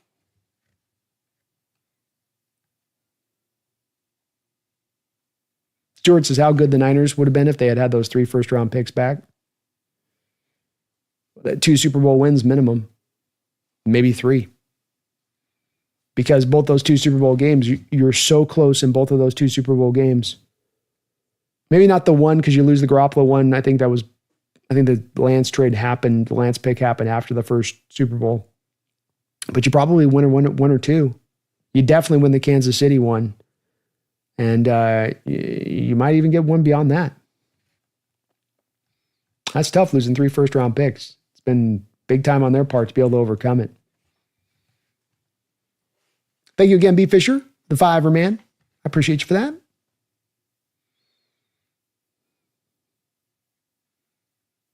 Dogzilla says, when cats stop eating, it's a sign. Yeah, I was in a tough place last week. I was doing everything I freaking could with her to try to get her to eat. And the vet gave us stuff to get her appetite to go. And we're wondering if it was a blockage thing. And she just had like 4 days straight where I could not get her to eat anything. And then the other night I got her to like lap out a little bit of milk out of the fridge. And then from the little bit of milk, I got her to eat a little bit more of this fresh food. And then now she's just been back to mowing. But I mean, Zena's like 20 years old. So she's really, really old. And, yeah, it just sucks. Dogzilla, my evil cat, caught a freaking baby squirrel today. Freaked me out, and the crows and everyone else out. My cat got a lizard. Dropped a lizard right to my right. I looked down and got this freaking Godzilla next to my right foot. She's looking up at me all proud of herself. A freaking lizard sitting there like this. Traumatized lizard eyes. JL says the window is still open, but it's a window in San Francisco, so it's got bars on the outside.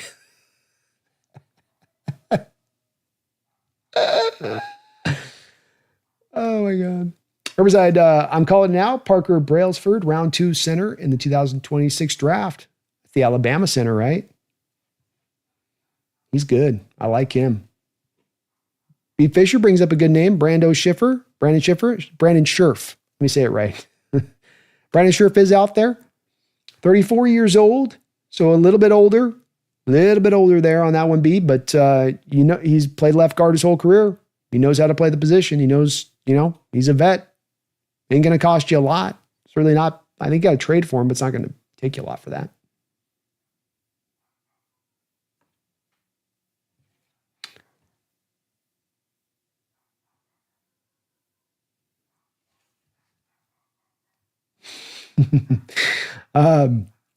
DDB, I'm a pretty nice guy. Please don't patronize the person that comes in the Hawk stream talking a bunch of mess to your fans and then wants sympathy after all the trash talking. Fair enough.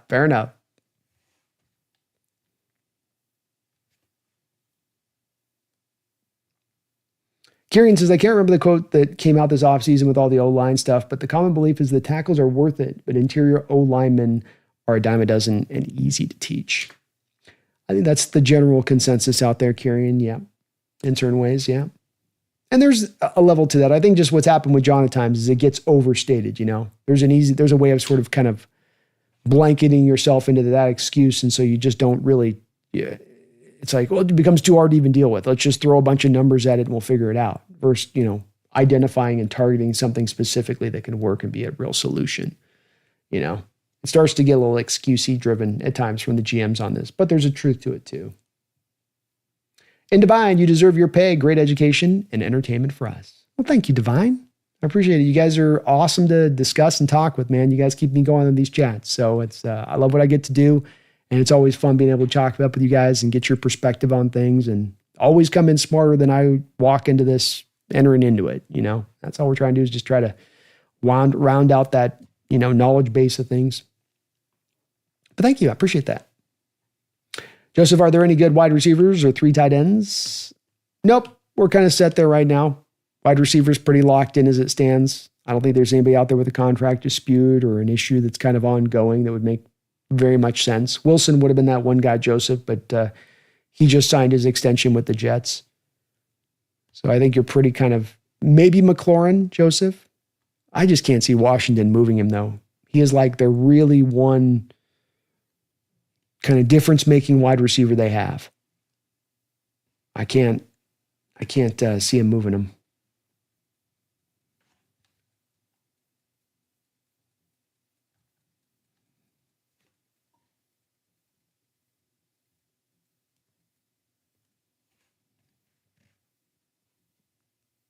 Save the Geese says, well, yeah, you lose salt and water in your body when you work hard. That's right.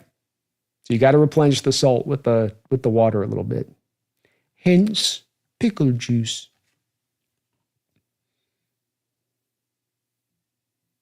Kieran, my local pizza place has a pizza with the fries and pickles and mustard and ketchup as a sauce. Oh, sounds horrible. I can't do that. Randall McDaniel, still rocking in the house here, Randall. It's good to see you still rolling here. This is K9 or Sharp fit the new scheme better. I'm a Sharp guy.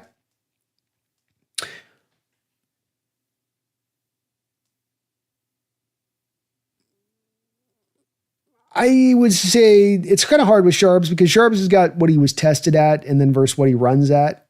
Sharp runs kind of like a 1-5-7 10-yard split guy, where K9's more of a 1-5-2, 1-5-3 10-yard split guy. Explosion in the first 10 yards with running backs is very important in this scheme. So K9 being a little bit more of the explosive guy gives him the edge. But Charbonnet with a little bit more of the size he brings is what it's a little bit like if you could sort of combine K9 and Sharp, that would be the perfect little back for this system. But Sharp has the size you like in the system. K9 has the explosive you like in the system. You're kind of splitting the difference a bit, K9, between the two of them on that a little bit. neither is, I guess the best way to put it is like neither is a pure fit for the scheme, while neither is also a bad fit for the scheme. So neither's pure to what you look for, but both are very close to what you look for. They're close enough to where they can absolutely work and flourish in this scheme. Especially a guy like K9 who's got some special elements in what he might be able to do when you actually do give him some holes, when you do utilize him to the outside. Remember the stat that I brought up a couple of years ago with K9 was that first couple of years of his career, he averaged 3.8 yards running between the tackles. On runs outside the tackles, he was averaging 5.1 yards per carry. And this is, of course, what are we moving to now? Outside zone. And you're going to run a lot more of that than you've run in years past. So K9 in certain terms, Randall, but both kind of fit. Neither are a perfect fit, but both are good enough.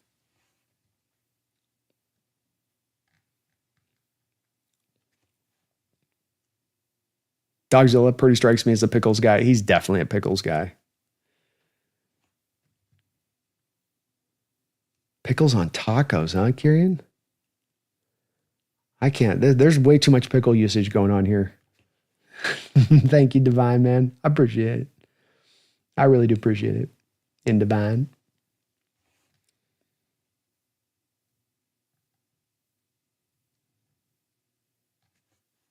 DVD Forever B, I'm out. Thanks again for all your engagement, your followers. I love bouncing things off you and getting your more educated football opinions on things. Bye, 12s. Thank you for the great discussion, DVD.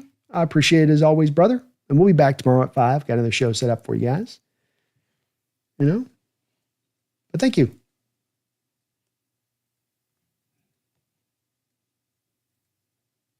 Kieran says, I'm from dog pizza heaven. I can't abide by dog-ass pizza. I can't either. I've got a good pizza vibe pizza now. I don't eat it a lot, but if I do, I want the legit stuff.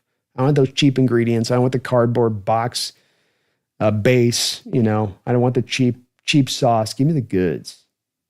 CJ, Brandon, is there any particular big swing you'd like to see us make with all the cap room outside of Hendrickson? 30 plus million is enough to get you 2, even 3 very solid pieces instead of one big fish. This is an ongoing thought process for me, CJ. I'm not locked into it as far as this is where I'm going to be maybe even a month from now. But if things kind of hold to form, what I think I would like to do is this. I don't think right now it stands that there's anybody on the market available that makes a lot of sense to go and make that swing for. Hendrickson makes sense in certain respects, but I could be talked out of him very easily as well. It's not like a no-brainer move. I think Micah eventually just gets done with the Cowboys when it's all said and done.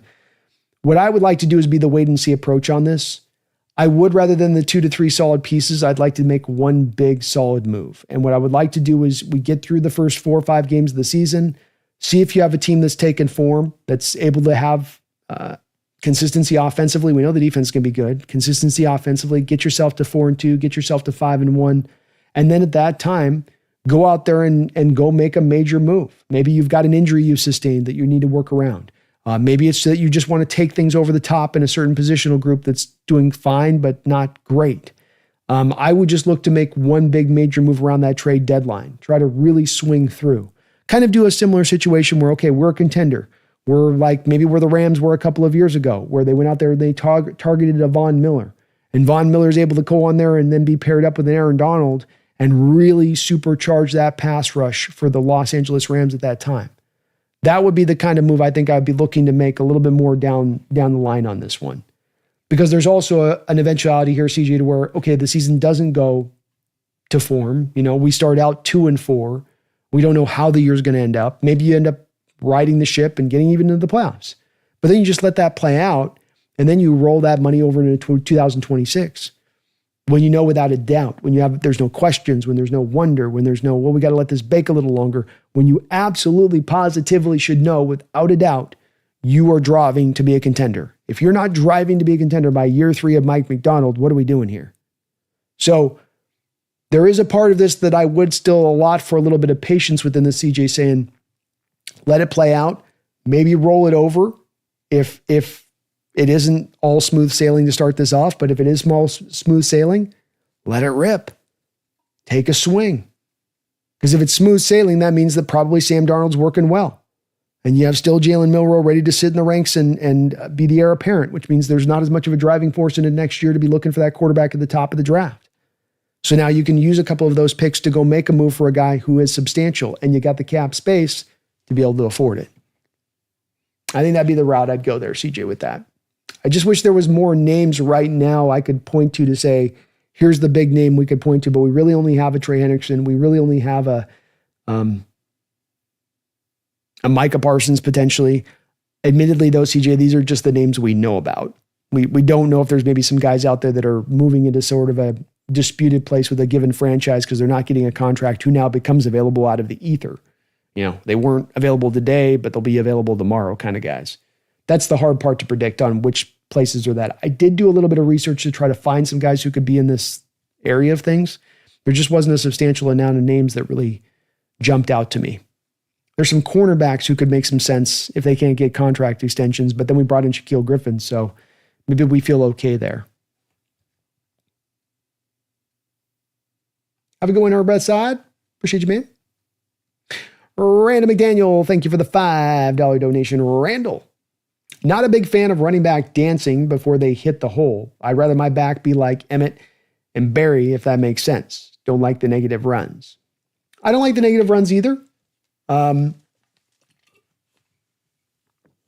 of this, Randall, is a little bit of the type of system that you run and the scheme you run. So gap-based system, man-on-man blocking systems.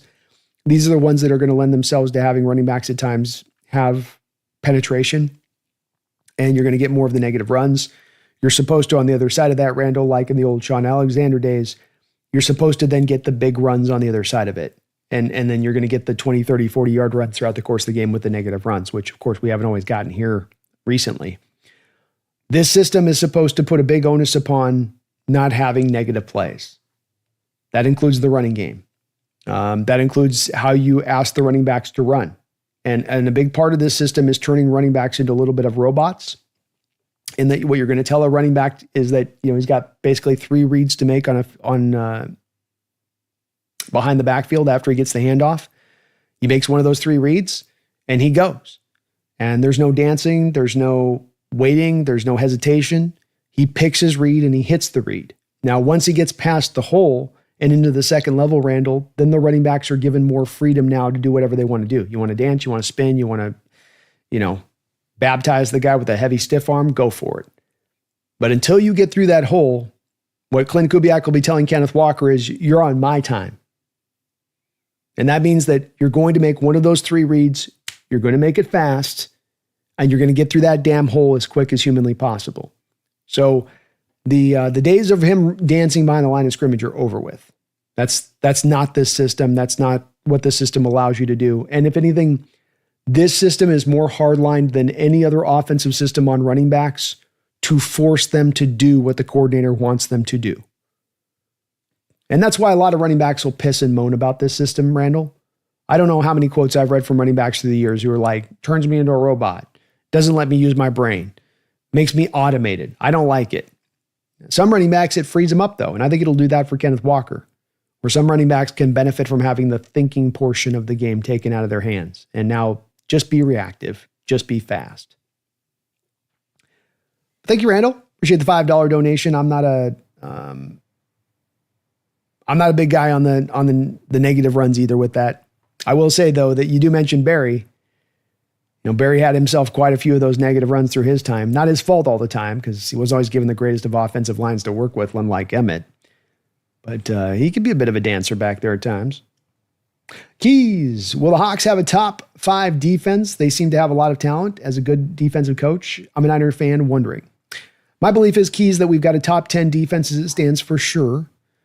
But I do think that there is an upside to this team that could reach a top 5 defense, and that it's not where everything has to work out perfectly for that to occur. Number one, you have the performance last year 1 under Mike Macdonald, as he's just instituting his scheme, Keys. And keep in mind with Macdonald, he didn't onboard a bunch of new players. He inherited all of these players from Coach Carroll's old scheme. And Coach Carroll runs an entirely different scheme than what Mike Macdonald runs. In fact, it's almost completely opposite. So you would think that those year 2 returns will be even more significant, given that that's a little bit of the case. As well, Keys, remember, we're returning every single one of our starters on this defense.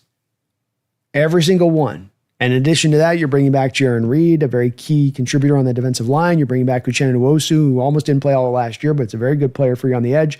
You brought in DeMarcus Lawrence as well.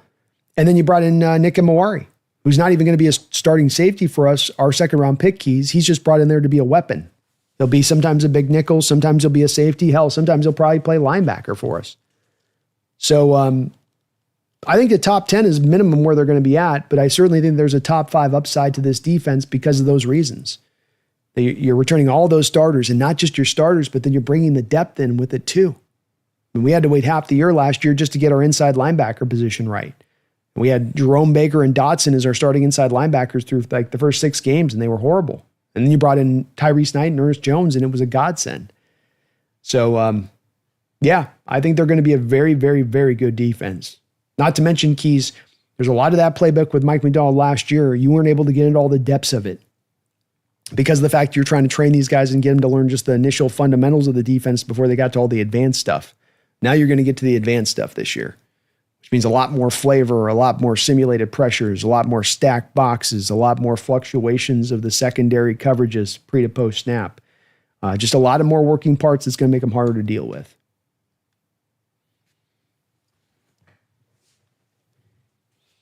Kieran says, is there one thing that there's a question? This it's not even close. Don't even do the John Stewart Pizza rant's an all-time great rant. All-time great. Randall, thank you for the $2 donation. Says, more like Emmett than Barry is what I meant. I think ideally, in an ideal world, you want the guy like Emmett, Randall. You got the scheme right. You got the play call pure against the defense called. And now you need the running back to do his job, which is get downhill. Trust that we're going to open that hole for you. Trust in your teammates a little bit, Randall. And so I'm with you in that I would prefer that kind of running system. I would prefer more of maybe we don't get as many 30 or 40-yard runs over the course of the game, but we're also going to get more of a consistent 3 yard in a cloud of dust, 5, 6 yards, 5, 6 yards, 4 yards, 3 yards, 6 yards, 3 yards, 5 yards, 6 yards, 3 yards. More of these kind of runs and how the running game unveils itself. Because it works together when you're talking about why this offense turns running backs into robots and the 3 yards in a cloud of dust, because this is an offense about moving chains and not trying to hit you with deep strikes and hit you with chunk plays. It's wanting to hit you with drives. It's wanting to control the clock. It's wanting to control the game with it on the back of that. So I am with you in that the preference would be to have a system in place to where you can allow that. But of course, with Emmett and Barry, I mean, it's completely fair to say Barry was way more of a dancer than Emmett, but does Barry feel like he's got to dance as much if he's got the kind of offensive line that Emmitt Smith was afforded through his career? Do we see a lot more of a decisive Barry Sanders throughout the course of his career if that's the case? Because my point on this would be, Randall, is I think that this is some of what's built the problems in Kenneth Walker's game. Is not that Kenneth Walker is just too much of a dancer, too much of a thinker, too much of a guy that's always looking for the big play.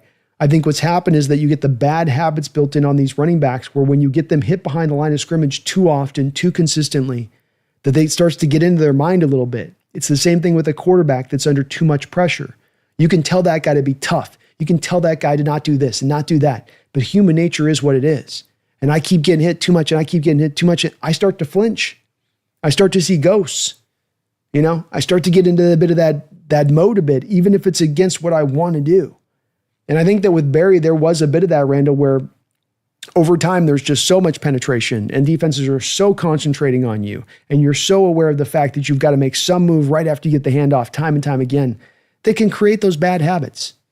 All the more reason as we come back to Randall to get the offensive line right. Just that much more reason to have that thing good and proper and true because it builds the best quarterback experience for you. It develops the best quarterback for you as a youngster coming along. And then it helps out your running backs too, by not having them build up bad habits like dancing and like thinking and like being indecisive behind the line of scrimmage. Yeah, I'm completely with that, Randall. Thank you, man. Appreciate the dono.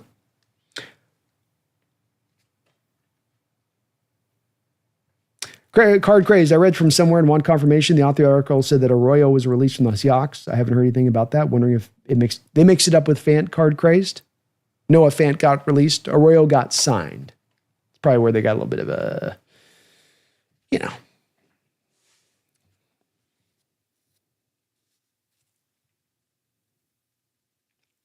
Kieran says, in all honesty, Brando, do you think we can reteach K9 in one run cut running back? I know Sharps and ironically McIntosh will be great at it. Certainly those guys will work with the system. And yes, I do. K9 ran zone at Michigan State. And he ran zone at Michigan State very, very, very good. And let's remember with Michigan State, that was a team that was not throwing the ball very well. That was a team that defensively, when you played Michigan State, the same Michigan State team, when Mike McDonald was the defensive coordinator, he talked about how K9 ran all over them. That's a Michigan team defensively that knew they could concentrate. And why that impressed Mike McDonald so much that day of what K9 did to them is that was a day they came in preparing for K9. They didn't have to prepare for the quarterback. They didn't have to prepare for the passing attack of the Michigan Spartans. They just had to prepare for the ground game. And yet he was still able to get after him. So he's had fluidity in running this scheme before in his past. And you're going to reteach it because you hardline it. So the coaches in a West Coast offensive system like this, in the zone system like this, Shanahan's, Kubiak's, it's not a matter of like whether this is an option for you to stop thinking or not. It's that if you think, and I see you doing this in practice, if I see you back here dancing in practice, you're not going to be on the football field this come game day. They will not allow any, no matter how dynamic you are, no matter how many big plays you can bust, if you do that stuff too much and you just don't stop doing the dance, you're not going to be on the football field. And the proof of this is just go back through every running back that was there at Denver after Terrell Davis, Orlando's Gary and Clinton Portis, Alfred Collins with the Washington Redskins at that time when Shanahan was there and the good seasons he had. How did Alfred Collins run? Was Alfred Collins dancing back there or was he getting downhill and after it? Christian McCaffrey can dance all day. He could spin. He's got moves every which way but loose. There's not a move that McCaffrey doesn't have as a running back that any running back in this sport doesn't have. How much dancing do you see him doing with the Niners? How much hesitation do you see him have with the Niners? Very little. Because Shanahan's telling him, get your happy ass into that hole. I don't want to see you dance. Make your read, trust your read, and hit it. It simplifies things down so much for the running back that it gives them no room to work. And that's where we come back to running backs. We'll bitch and moan about it, but it can be for the better for certain running backs. It can be a good thing for certain running backs. I think they'll be able to teach him on it. CJ says, I wish we could sign a veteran linebacker simply for reliable depth. CJ Mosley or Eric Kendricks type. Kendricks would make a lot of sense. If you could just get him signed up on playing a backup. And such a hard pill to swallow for these prideful bunch of guys that have had a career where they've started here and there and a lot of success and been a damn good player and you still feel like you can play, but there's just not the opportunity for you. And how much do you love the sport? You swallow a little bit of your pride. On some of these guys, CJ, do they, instead of signing to be a backup, do they maybe just wait for the team that's going to get the injury somewhere and then you've got a starting spot ready to go and claim there? I think it's a hard sell, but it'd be great if you could, because right now, to your point as it stands, your inside linebacker depth is paper thin. Brian, Barry Sanders was my all-time favorite running back. Mine as well. Brian, mine as well. And Randall, I got to preface that. I'm always a little sensitive to Barry. I'm always a little sensitive, Randy, to Barry, just a little bit. Because he was a ricochet rabbit, so fast, razor-sharp cuts, would turn tacklers around, wondering what happened. But yeah, it did result in a lot of negative yardage. Yeah. He's got as many, I think, just about as many negative plays on his books as any running back in NFL history. It's kind of a testament to Barry, the fact the guy had such a high yard per carry average that he overcame those negative plays to still bust him out. But nobody was built like Barry. No running back has just quite captured what Barry brought to the table to me. He's my all-time favorite. I think the way you described him is perfect. I don't think I could describe it any better. And just so much fun to watch. I mean, you're out there with a football in your hands when you're a kid growing up my age. You're trying to replicate that stutter step juke thing he could do that was just impossible. Divine says Brando does his homework. His nickname should be Coach. I'll thank you for that, Divine. Very kind. Very, very kind of you.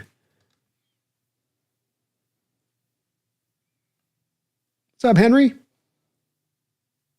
Kevin says, God, I miss these sessions. I missed you guys too, Henry. It's good to be back. Good to be back. Kieran says, Brandon, honest call. At the end of the year, where does the offense rank and where does the defense rank and why? I think the offense is going to rank 15th. I think right around the 15th area. I would say that they're going to be in 15th points wise. I think they'll be consistent in their drives, and there'll be some up and down moments. There'll be some moments we feel like we could have a little more talent in the offensive line. That'd be nice. Another playmaker on the edge outside wouldn't be too bad to have either. But they'll be enough to get to 15th. And I think the defense is going to get to like 8th in their ranking.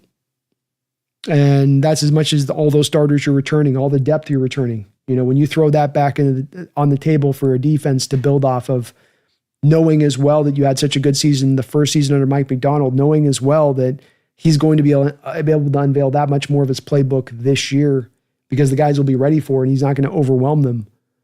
I would tend to think that that's an 8th ranked team. So, 15th ranked offense, 8th ranked defense, top 5 special teams unit. It's probably a playoff team, Kieran, at that point. But in the offense, though, you're going to have probably hear the ups and downs here and there. Big part of it is how consistently you can run the ball. And it's hard with the offense on this, especially carrying, just because you just don't quite know where the line's going to be at, knowing how bad it's been in recent years. Grandizer Brando, speaking of the all-time great sports rants, do you recall the Lee Elliott Chicago Cubs 1983 rant? Rest in peace to the recently departed Lee Elia. That rant is pure gold. I hadn't. I think Lee was a third base coach for the Mariners at one point, if I'm not mistaken, Grandizer. I'll try to go check that out if I can remember. The Cubs 83 rant. Okay, I'll check it out. Those old guys didn't care, man. They would go off hot, half-cocked and not care. Kevin Mullen, thank you for the $5 donation. Kyle Shanahan eats corn the long way. Question. So no 14 personnel? Seems like a waste to release now. Seriously. Couldn't have packaged him day 3?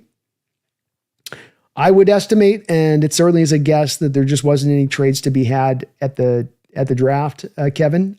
My reasoning for why this didn't occur was because we probably had the deepest draft for tight ends that we've had in about 10 years.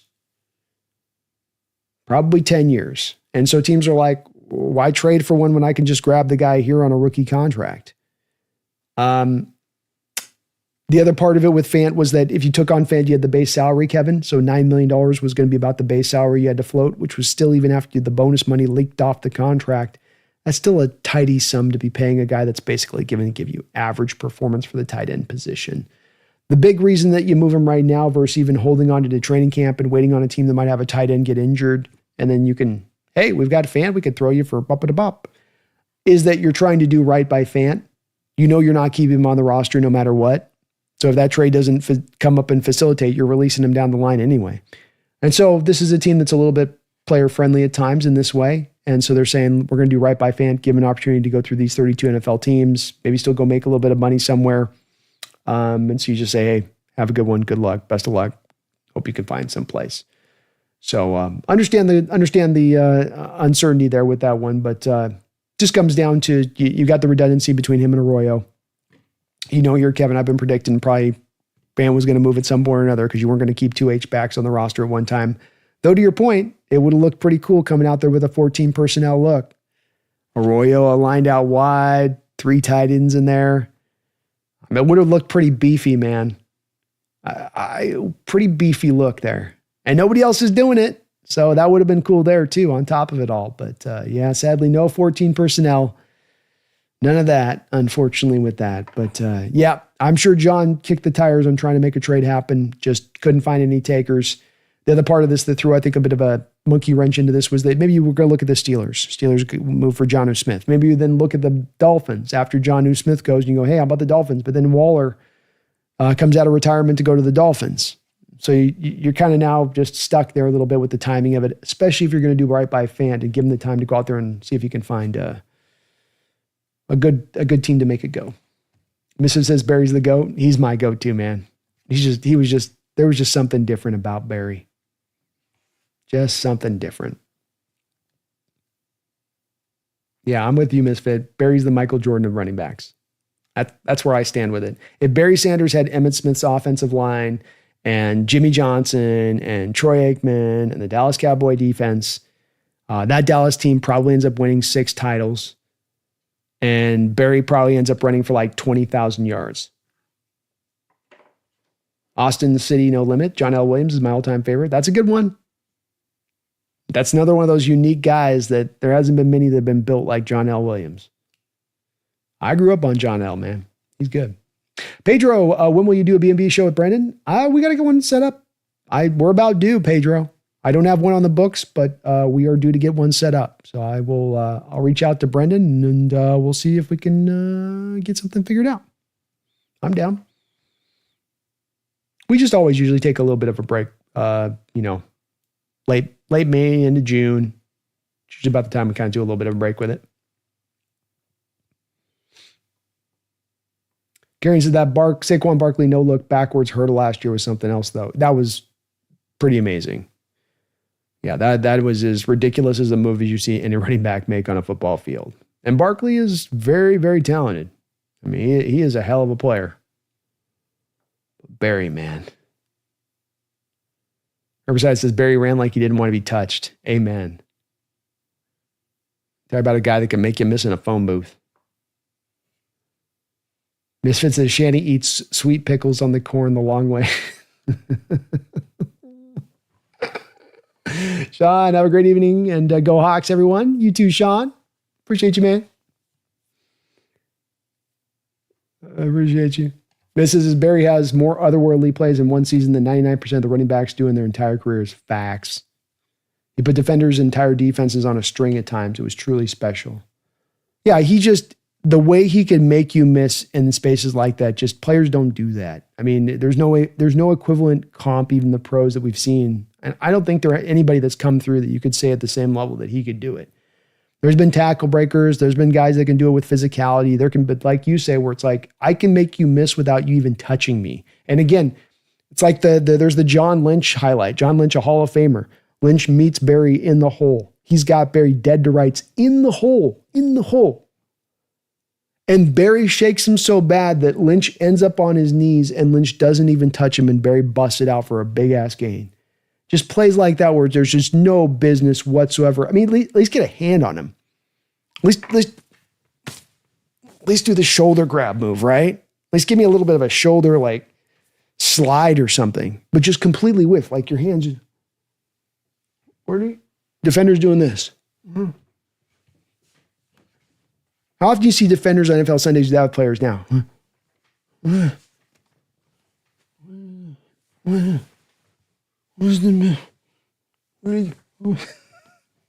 was wild.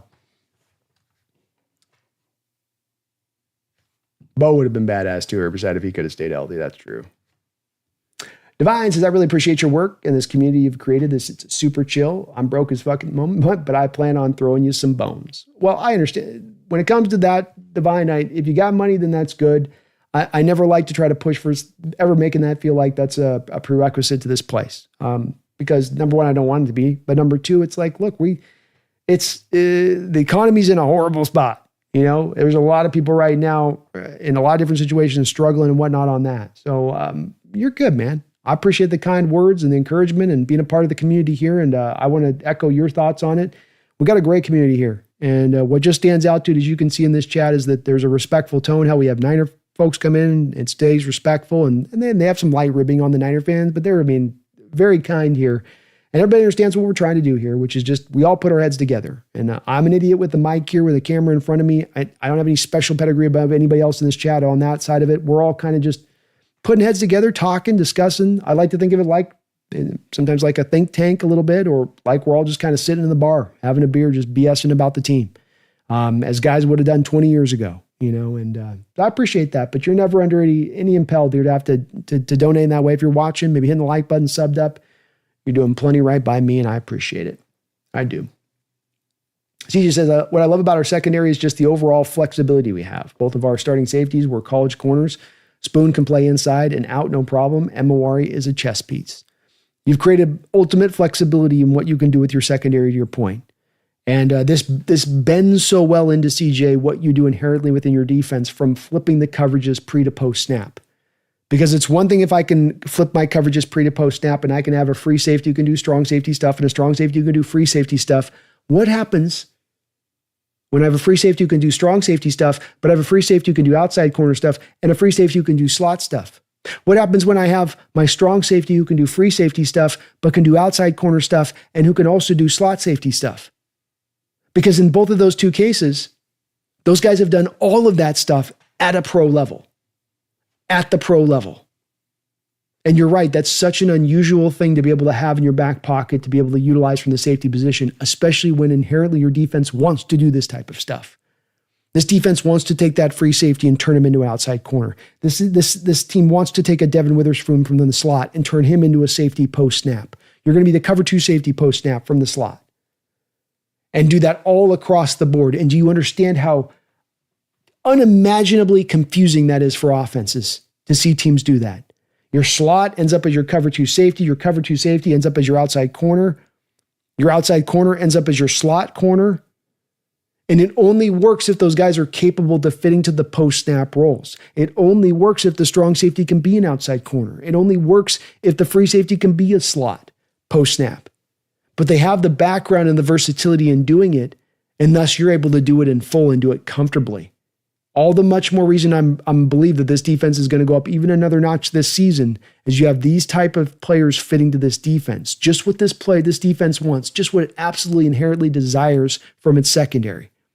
A secondary where every man can do a variety of different things. Man, zone, play different positions, show one position pre-snap, be a different position post-snap, and do it comfortably.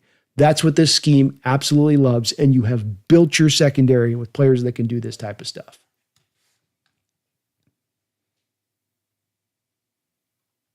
Misfit says Barry would have had 3,000 yards for the 90s Cowboys. I'm willing to go there. I'm willing to go there, Misfit. Gary says the Eagles were more a zone-based scheme last season. Too, right? Not that they didn't run any gap stuff, but a lot of Barkley's big runs, a lot of them were zone runs. No, you're not. You're not tripping. A lot of what they did was zone. They did predominantly zone stuff. Every team in the league is blending a bit. Every team in the league is moving in certain stuff that's going to have some gap-based stuff built in here and there. But you still lean to one thing or the other, right? There's still something you run more predominantly than another. This says, remember Walker's spring up play last season? I do, man. Yeah. I got that, and I just did a short for Walker a couple weeks ago, Misfit, and I wanted to make sure I got that play included on there. Yeah, that was such a cool play. Awesome too that the officials didn't call the play dead, Misfit. You know that they recognized his feet hadn't touched the ground, and he got flipped twice, and they didn't call it on either of the two flips, which was pretty cool too. Misfit says Barry is 11 steps ahead, extremely good vision, and the skips to carry it out. So many 80-yard runs, 2 in one game as well. Yeah, he was different. There's only a few athletes, I think, in the 80s that were just different athletes. Bo Jackson, Barry Sanders, Mike Tyson, Michael Jordan. I kind of put these guys all in that sort of little bit of that sort of same category of I'm not pure player, just different athlete, different kind of athlete. Save the Geese. Why do people think Hurts is now a top 5 quarterback? Give Burrow the roster and he wins at least 2. Yeah, I don't know either on that one. Just recency bias, save the Geese, you know. He has played really well in the Super Bowls that he has been in, and that's a big stage with a lot of eyeballs on it for people to see you at your best. I think that part's notable, but he still is what he is as a quarterback, which is that's a team that, you know, gets by at the position essentially. He's a great decision maker. The things that he does well, he does really well, but he's not a full meal deal type player. And there are some limitations within his game that you do have to work around. Good news, the Eagles, they can keep those limitations on minimized because how good the roster is.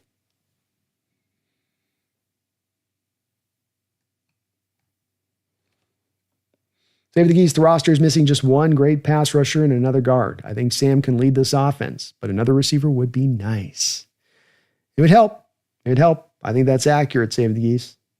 I think that's accurate. Stewart, if Kurt Warner had gone uninjured, he could have been legendary.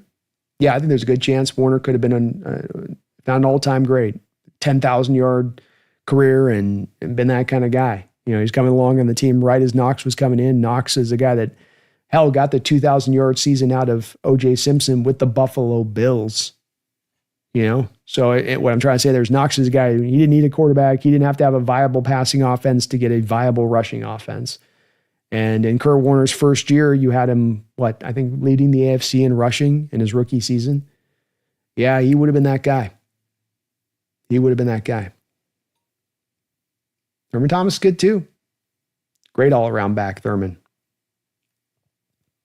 He gets forgotten about, Thurman does, in his story. I think both with him and Jim Kelly, those are two guys that are really Bruce too. Legacy's definitely got hurt by those 4 Super Bowl losses versus how they would have been looked at if they had just won one, and how people would have talked about them, I think, in historical terms, just if they had gotten one. Keys says, I believe Sam Darnold should be an upgrade over Geno. Is the O-line good enough for the Hawks to make the playoffs? That's the question we're all asking, Keys. I mean, we didn't do a lot to overload it, right? We didn't go crazy on the offensive line. You got Zabel, and that's almost about it. So we're hopeful. Kubiak's got some work to do to get it there, man. But that's the part that remains to be kind of seen, and we're not going to know on that until the rubber meets the road and we hit the live games and see if this scheme is just that good. But we'll see. I think a lot of people in fandom on this, Keys, from the Seahawks fandom perspective, would say they feel like Sam is a little bit of a back step from Geno. I think it's kind of somewhat close to equivalency there between the two. What you gain, what you lose, ultimately. But we've got enough to make the playoffs. Some things have to come together for us to make it happen. But we've got a fairly easy schedule and return all those defensive starters. And if the scheme can just take root fast, then it can happen. Gary, and I've been watching a lot of soccer lately. If football ever goes truly international, like we have a World Cup of football, we would see some absolutely insane stuff. Some kids from nowhere blowing up. Talent pool just is that much more increased, Kieran. And, you've seen that the flavor of basketball with the European aspect of things and what that's brought to the table for that sport has changed it in a major way as well. Could you see that kind of change to football in an equivalent stance if it took over in that way? You could. One thing's for sure, there's a lot of athletic guys out there in across the globe in other areas. That's for sure. Mark Sanchez celebrating 20 months, almost 2 years as a Hawks Nest Ring of Honor member. Thank you for that, Mark. I really appreciate you for that. Hey, B, I would have liked to trade away Fant and get some draft capital, but this is a good sign because it sounds like they're confident in Arroyo and Barnes. Indeed. Yeah, I think that it certainly is an indicator that Arroyo's health is in good shape and they feel good about where he's going. I think that some of this has to do with them trying to save that money, Mark, and that $9 million can be spent better elsewhere in probably the front office's opinion, and I tend to agree with them on that. And, if you waited maybe 3 or 4 weeks and there was a tight end injury somewhere in the sport, maybe you could have gotten a 5th, 6th, 7th round pick for Fant to that point, but you're releasing him right now to give him an opportunity to do right by him, give him a chance to go out there to the NFL teams that are going into training camp and really find a destination now. Whereas if you waited 3 weeks, you're forcing him to go to a team at the 25th hour. You're not setting Fant up really for much success for a contract year for him this year where he's trying to go earn a payday. So, they're doing a little bit of right by Fant on this, but there also just wasn't a trade there to be had. They would have definitely have tried to move him in the draft into day 3. I'm sure there's some calls they made. Didn't find any takers, rolled with the punches and go in this direction of it, But would have been nice. Would have been nice to get like a 5th round pick if he could have back. Rockman Drums. Hey, Brandon. So Fant was let go. Wow. Yeah. Definitely something we are anticipating here on the channel is to be a reality. It was coming down the line. We're so close to a Brady Breeze Super Bowl. That would have been amazing to watch. That would have been fun to watch. Brady and Breeze. That would have been hella fun. CJ, Cody White's not making the roster. No way. Rockman, I want trick plays with Kubiak. He's not a big trick play guy. Get a little bit in there. A little bit. Misfit, I think it's smart to have really good middle and short guys versus deep threats. Give modern defenses rely on cover 2 shell, meaning great deep threats are less valuable now. Yeah. Defenses have essentially said we're going to make you earn your way up the football field by the cover 2 proliferation, by a lot of the deep coverage looks that are out there in the sport. And so we saw with DK Metcalf in time and the deep threat that he was. And that stuff can neutralize deep threats. If you're going to put that much resources into covering deep, you can take that stuff away. So where you're right, where kind of things are going right now is a little bit more to the intermediate route runners and the guys that can get open in short spaces and just keep those chains moving, those first down sticks moving. Rockman, we back, man. We back. Erickson, Cup, GSN, MVS, Barner. Let's go. Aaron says, can you imagine some of these giant Europeans who are playing rugby or some other sport just deciding they want to become a football player? I could, man. The more it can go international, and all they've really got to do at this point is just kind of solve the travel time, especially to Europe there, because that's where you could easily start up with, have a couple of football teams in Europe, have their own division out there, and make it go very easily that way. But if you can get the travel solved, I think that's why the NFL teams have been doing so much of this international stuff, as they're setting the stage for this to eventually become a reality. And it probably will. Her said, I found out that who's tougher, football, rugby gets heated. It can get heated, yeah. It can. Rugby's pretty tough, no pads. I think you got a little more of the speed, size, collision stuff, the pro level. Like, you couldn't have those guys not wearing pads. Those guys would be destroying each other. We've had a little bit of overlap, like Misfit says. We got the Jordan Mattel guy, and the Niners had the running back a couple years ago. Stewart says Milroe in the Debo role for half a dozen plays, run, throw, catch. Who knows? You never know. I think they said that they're not going to try to use him in as much the Taysom Hill kind of role. So I think when he comes out there, it will be as a quarterback, kind of RPO sort of looks, is what I'm sort of anticipating. But he's a weapon, man. Variety of ways you can use him. Why you mad, bro? Brandon, how much of the cap space can we carry over next season? You've got to hit a floor contractually, but I think we already hit that from the CBA. So you could move over all $38 million theoretically if you wanted to. You're going to use some of it during the year on basic expenses, injuries, and whatnot.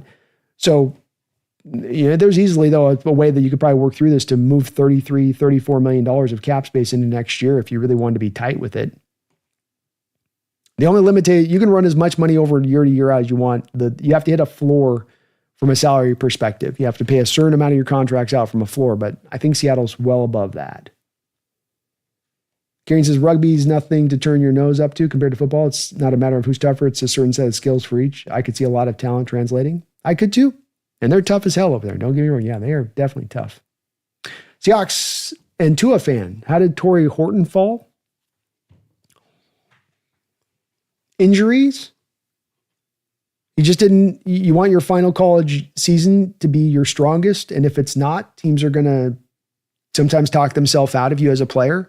So, this is one where it shouldn't have been this way. Seahawks into a fan where he had 2,000 yard seasons coming into the season. He still had like 482 yards this year, even in an injury kind of riddled year. But that shouldn't have been enough to get him knocked down all the way he did in the draft. It is a steal. And you can make the argument it's as big a steal in this draft of any player that we picked. There's no player that was better value than Torrey Horton. So I don't have a good answer for you on that. 2,000 yard seasons prior to the final year where he still had almost 500 yards receiving. Good punt returner. Gives you an expansive amount of skills from the receiver position. Outside receiver at that. I would think that would lend itself into that guy being a guy that gets picked at least in the first 3 or 4 rounds.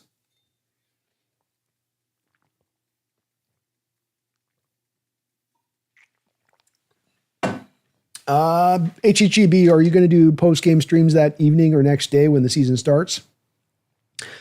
I'm still turning over in my mind what I want to do on the post-game streams. The thing I'd like to try to avoid this year, HHG, is trying to necessarily get us to where we're doing post-game streams into like 8 or 9 at night, and then I've got to do the post-game wrap-up video that'll take me to like 4 or 5 in the morning. Those are really brutal days, and it kicks me out the whole rest of the week for doing other streams and shows. So the hope is that if we do a wrap-up game thing like that after games this year, so that we go for like an hour in and out. But, if I get 20 freaking donos, it's hard to get out in and out in an hour too, So I'm trying to figure it out. I'd like the preference would be this year is to try to get more shows in more than long streams in, if that makes sense. Say the best case scenario is Sam Darnold is actually good and becomes Seattle's long-term starter. Yeah. That is the best case here. I'd agree with you. Because too, if that's the case, then Milroe becomes, a guy you're developing. But what if Milroe develops and you still love what you have in Sam and eventually you can use him as a trade piece, if it goes that direction. That's why it's just so true on that save the geese of that's the best case scenario, is because it would also probably mean that in addition is not only do you have Sam and how good he is, but then also the potential returns on the trade down the line of what you get from Milroe. CJ says, I'm not even from Washington, but I've always wondered, do they serve food and drink to fans at training camp, grill up hot dogs or something? They're really cool with what they do. They give out free, last year they were giving out free popsicles. I think they got some food there too. You can buy if you want to get some stuff there too as well. But I think they're handing out like water bottles and popsicles. They keep people hydrated out there. They're pretty cool people. It's a nice little setup the way that they've done it out there.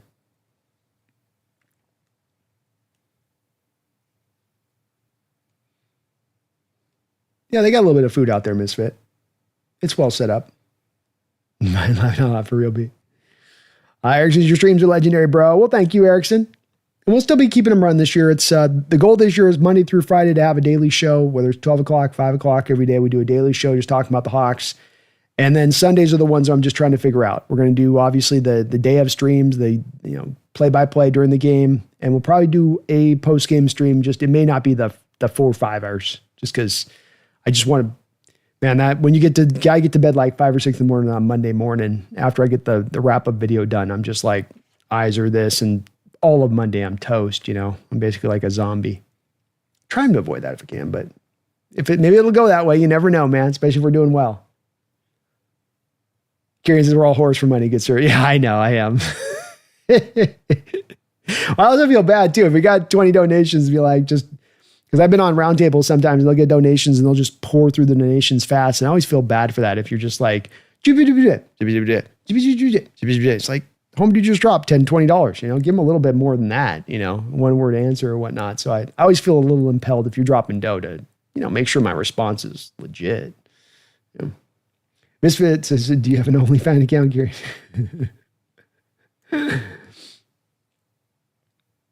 Stuart says, at this point, you could probably get AI to do the wrap up. I was thinking about that, like AI needs all the, it needs like enough to like learn you on. Like I wonder if eventually I'm going to be able to like load up we've got to have like 5,000 hours of me talking on live streams. If I could load up 5,000 hours of me talking live streams and then just do like an automated AI Brandon stream, and it would just know my responses on everything. It is only going to get better, Herbicide. That's the thing with it, and there's already ways I'm trying to think about using it for the channel here and there, but it's going to be a very powerful tool, that's for sure. But with great power comes great responsibility. Erickson, Roger, bro, keep doing your thing. Go Hawks. Thank you, Erickson, man. I appreciate you, brother, and appreciate all of you guys on that front of things. We almost gotten 5 hours in today, so I think we will probably put a little bit of a button on this show, but I just want to thank you guys again. Great discussion as always, and big part of the reason we go as long as we go here is just how awesome you guys are with this and just understand what we're trying to do here. And I don't have all the answers on this. I certainly sometimes maybe act like I do on this, but that's not the way I feel about this. It is it's the collective and what we can kind of bring together on doing this on this channel, and just what you guys bring to the table from the community aspect of this is what makes this channel go. I really, really, really do believe that from the bottom of my heart of this. And I thank you guys for always understanding that when we go live and keeping that kind of where we're rolling with that. So it is always really appreciated. You guys are awesome as well for all the donations. Randall, Kevin, Jackie Treehorn, B. Fisher, Cameron, Shiloh Davis, thank you for subscribing to the channel. Matthew Lee, thank you for subscribing to the channel. Nick, Female Seahawks, Nicholas Newton, Y2K, Takers Extend, so many donations. Thomas, Washington Fish Quest, Y2K. You guys are very, very kind on all of the support here to the channel, and it is really, really appreciated as you guys allow me to be able to do what I get to do. I'm going to be able to go to training camp here in another week. If I had a full-time job and I get every day, Monday through Friday, I can go out there to Seattle to do the training camp experience, but I'm going to get to do it this time. Really looking forward to this. Going to get to meet with a couple of other content creators out here in the Seahawks hemisphere and see them in person. Yeah, you see the Bryce Coots out there, Hawks Rundown and Seahawks Forever with Dan Viens. We're going to be doing a remote show, maybe even down there in Seattle. So stay tuned to that. Got a really, really great season upcoming here for you guys. We're going to have as many shows as ever. We got the NFC West Roundtable that's going to be back up and cooking here at the start of August as we get that running back and through. So a lot planned. Ride with me this year. Hopefully it's a year where we can really be celebrating a great Seattle Seahawks season. And then this is the year, for the first time here and doing it for 6 years, that we actually really do get to maybe pound away at becoming a contender and really start to maybe kind of break through. We've been right there on the precipice, right there at the ceiling, and we just couldn't quite crack through that ceiling, but we seem like we're this close to making it happen. Hopefully this will be the year this does occur, but we're going to have a great year with you guys. We're going to have a lot of fun, and do ride with me on it throughout this process, as it's going to be a good time. We will be back here tomorrow at 5 o'clock. We're going to be looking at the camp battles that are about to be undertaken here. Who's going to be battling it out for roster spots, for starting spots, for pecking order. We're going to be going all through that tomorrow at 5 o'clock, so do tune in on that as we'll be back in. Plan is going to be cooking up these shows as training camp does kick off on the 23rd, so just 3 days away. We'll be rocking and rolling here with training camp, and the hope is here to keep getting you guys some daily shows throughout the course of the week, Monday through Friday here, all throughout the season. Get a chance, please do hit that like button. If you also get a chance and you haven't already, please do join Keys or Shiloh Davis or Matthew Lee. These guys just subbed up here recently to the channel, and I really do appreciate it if you guys could do that for me as well. Pumpkin, thanks you guys for watching. Look, see, she's thanking you. Say bye to everybody. She's got a little bye for you guys on that.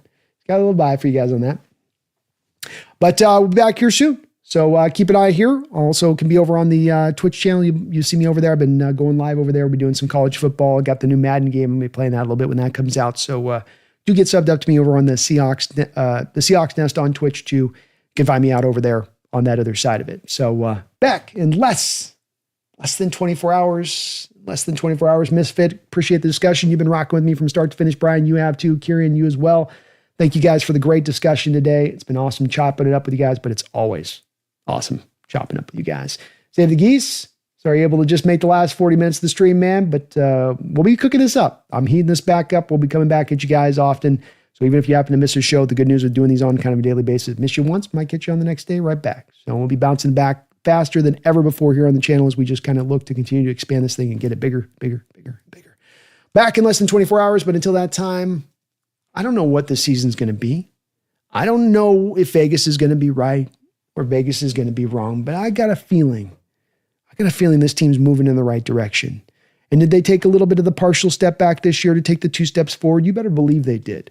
But the whole part of that that's inherently there that some fans get lost in is that it doesn't have to mean that 2 steps forward has to take a year to get there.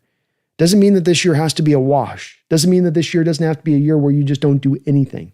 You got an easier schedule. You're returning all of your defensive starters. You got more guys even beyond the starters defensively you're adding into the mix. You got plenty of talent on this offensive side of the ball. And in addition to that, you happen to be sitting on about $40 million of cap space. You got top 4 amount of cap space in the entire NFL that you're sitting on right now. And in addition to that, great is your cap situation in 2026 and 2027. So I shouldn't have to remind you that this is a season we might take flight. I shouldn't have to remind you that this team is getting ready to do some great things. But just in case, please, by God, don't you ever forget. Go Hawks.